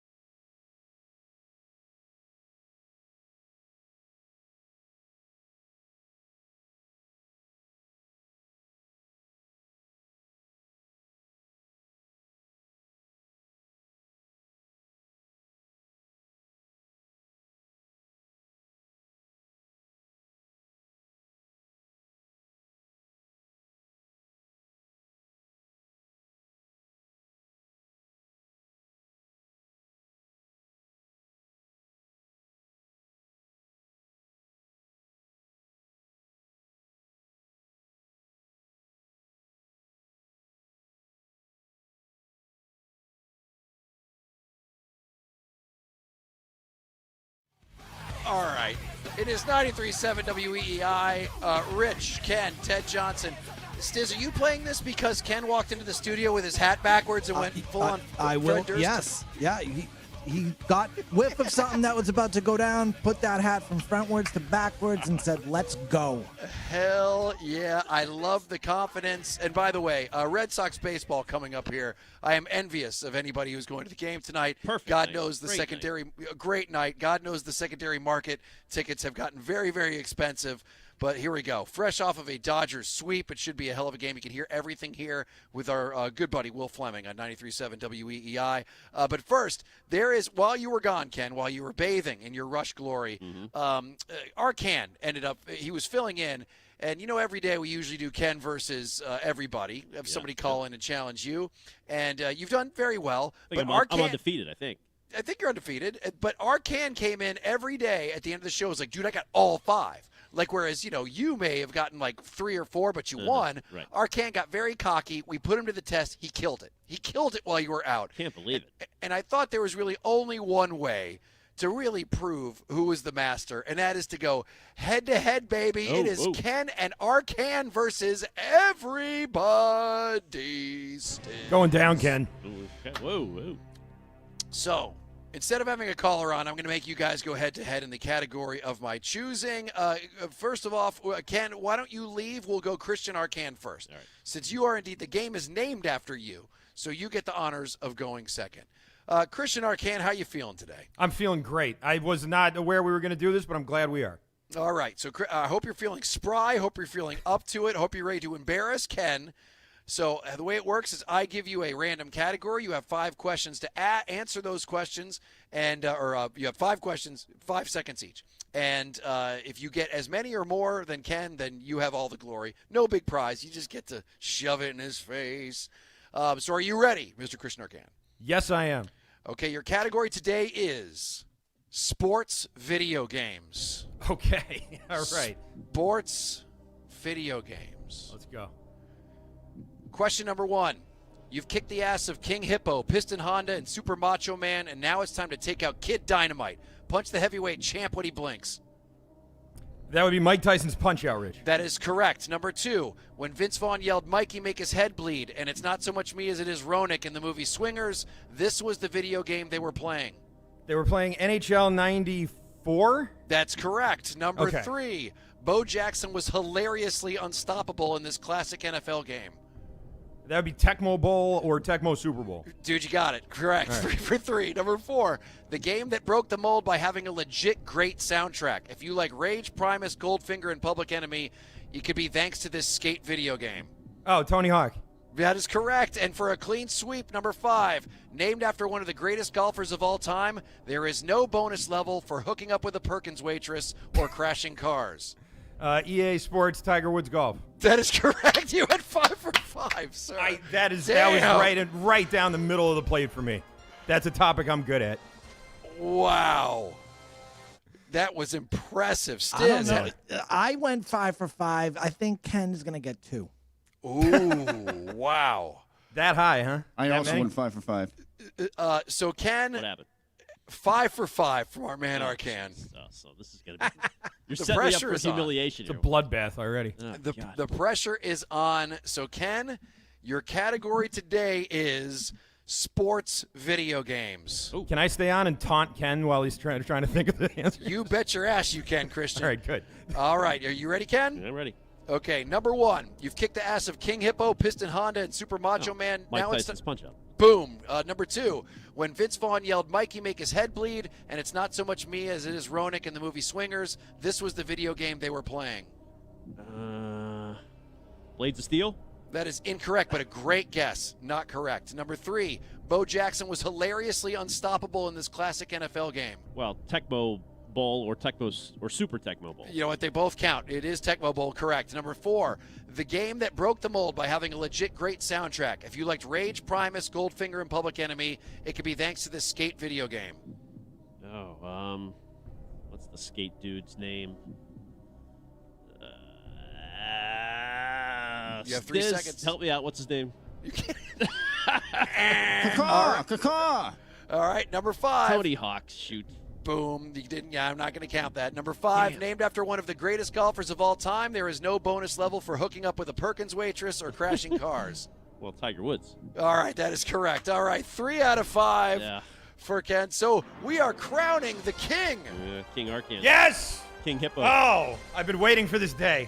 Is there anything you would like to say to Mr. Ken Laird? I've always known I was smarter than Ken. I'm just now happy that it's in writing and that everyone heard it. Okay, all right. The trophies here at the office, Arcan. I will say, Arcan's going to be a better trivia guy than me. More useless knowledge in that brain. That is for sure. And probably more local knowledge. What's one that I missed? What was what was number 2? You missed that. Okay, so that one could actually be 2 answers. It could be NHL 94 or NHLPA Hockey 93. And the reason is that on the screen, this is crazy. I looked it up to make sure I got this right. On the screen, it was NHLPA Hockey 93, but the sound was from NHL 94. That was from the movie Swingers. Swingers, yeah. Yeah, See, so NHL 94 is a great game. I played a lot of it. Blades of Steel had the better fighting. You would agree. I mean, I liked Blades of Steel a lot, yeah. Blades of Steel had actual fighting where it stopped and it went to a screen where there were 2 guys fighting, but there was no blood. But it was a good You could fight. knock a guy down, though. It's just straight overhand rights. Yeah, but they didn't have the real players in Blades of Steel. That was the EA games had the real guys. That was the draw there. Yeah. Do you remember the original Nintendo hockey where it was just you could either be skinny guy, medium guy, or fat guy? Absolutely. That was it. Just a big team of fatties. Yeah, it was just called NHL hockey. Yeah, that was just hockey. Nintendo. That was just hockey. All right. By the way, you know who talks a lot of trash in this game? Like somebody who sneaky kind of like is the cock of the walk is Jackson. Oh yeah. Like our own Dale Ordway. Every time we play, he's like, dude, I got this. I got all of it. Anytime, Jackson. Anytime you want. Oh, I'm ready, dude. I will name take the you time, on. name the play. I'll be right here. Yes, let's All go. right. Well, maybe we'll try out Jackson. Maybe Dale Ordway will do something with us tomorrow. By the way, that was brought to you by Cars for Kids. The easiest way to get rid of your old car, donate today, and your car can be picked up tomorrow. Donate now at cars4kids.com. That's cars with a K. There are some miserable people out there who don't like anything and don't enjoy joy. And when a team actually does something to bolster their lineup, Breslow, you put your clankers on the table, and now you got yourself a little bit of a team. I saw our man Rutschman already at Fenway Park. Christian Arcan, you gonna take us into the game, baby? Oh yeah, 7 minutes in heaven, and then it's Red Sox pregame. Well, just I like couldn't your be college more... days. Well, listen, 7 minutes is that's a lot. It was definitely a pregame. We haven't followed up with you about your super hot tub date this past weekend. Oh, really? Oh, yeah. Whoa. I got stories. How about that? Gotta hear them. All right, everybody. Thanks for calling. We love when you do the take grenades and you call us. Enjoy the Red Sox tonight. Everybody have a great evening from me, Ken, Ted, Christian, Stiz, Jackson. We love you. Thanks for listening. Enjoy Red Sox baseball next. Goodbye. Boston knows it.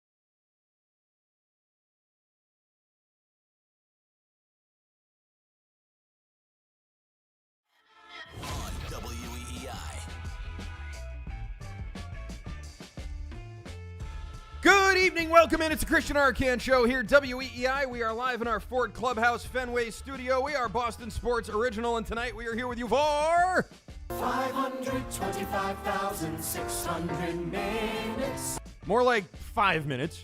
Very quick show tonight, as we have Red Sox baseball to get to, and there is a buzz in the air, folks. We're live down here at Fenway, looking out at Lansdowne Street, and it's just a special time right now for your Boston Red Sox. It really is a special time in many different ways. You just swept the Dodgers, first of all, a well-deserved night off. And during that night off for the team and the players on the field, Craig Breslow, the executive in charge of upgrading this team, and not just upgrading the team for the sake of self-improvement, but keeping up with teams like the team that's in town tonight, the Chicago White Sox. That is a team that made several moves at the deadline. That is a team that from not just last year, but several years prior to this year, has had a remarkable turnaround. Theirs was not one that took place over the course of the season. All year, the White Sox have been surprising people. The Red Sox, however, as we all know, because we all suffered through it, had a brutal start to the year and then turned it around like I've never seen a Red Sox team turn around their season in my life. This is beyond Morgan magic. Impossible dream I wasn't alive for, so, you tell me if it was like that. But this seems like something else. This seems like something more historic, more substantial, more of a turnaround, something more akin, if you want to go back to, like, Bobby Thompson and the shot heard around the world and the New York Giants coming back from being, 17 games down, whatever it was in August, and tying it up there with the Dodgers. Things like that. That's what we're talking about here. We're looking at history, I think. We're looking at Red Sox history, potentially. And in the midst of all of this, a run in which they've swept the best team in the American League, the best team in the National League, all the good teams, all the bad teams. They're beating everyone. They're beating the A's just like they're beating the Dodgers, just like they're beating whoever. And on trade deadline day, for the first time in his tenure, and the first time really since Dave Dombrowski was here, the Red Sox, at the deadline, took a big, big swing. And they got their man. They landed their man. Now, I don't know for sure that Adley Rutschman was their plan A. I don't know that. I've not heard that. Breslow talked about how much they liked him. I don't know if there was other people they were had listed above him that they were targeting and, sort of dangling that package of prospects out there for. But ultimately, they end up landing Rutschman, who this year was an all-star on the strength of mainly one very good month. But that's more than one very good month that any Red Sox catcher had that was on the team other than him. If you want to talk about Narvaez, who's now a Baltimore Oriole, Connor Wong, who I think has done, as good a job as you could hope for from him, or the Mickey Gaspers of the world, or whoever. You don't worry about that now.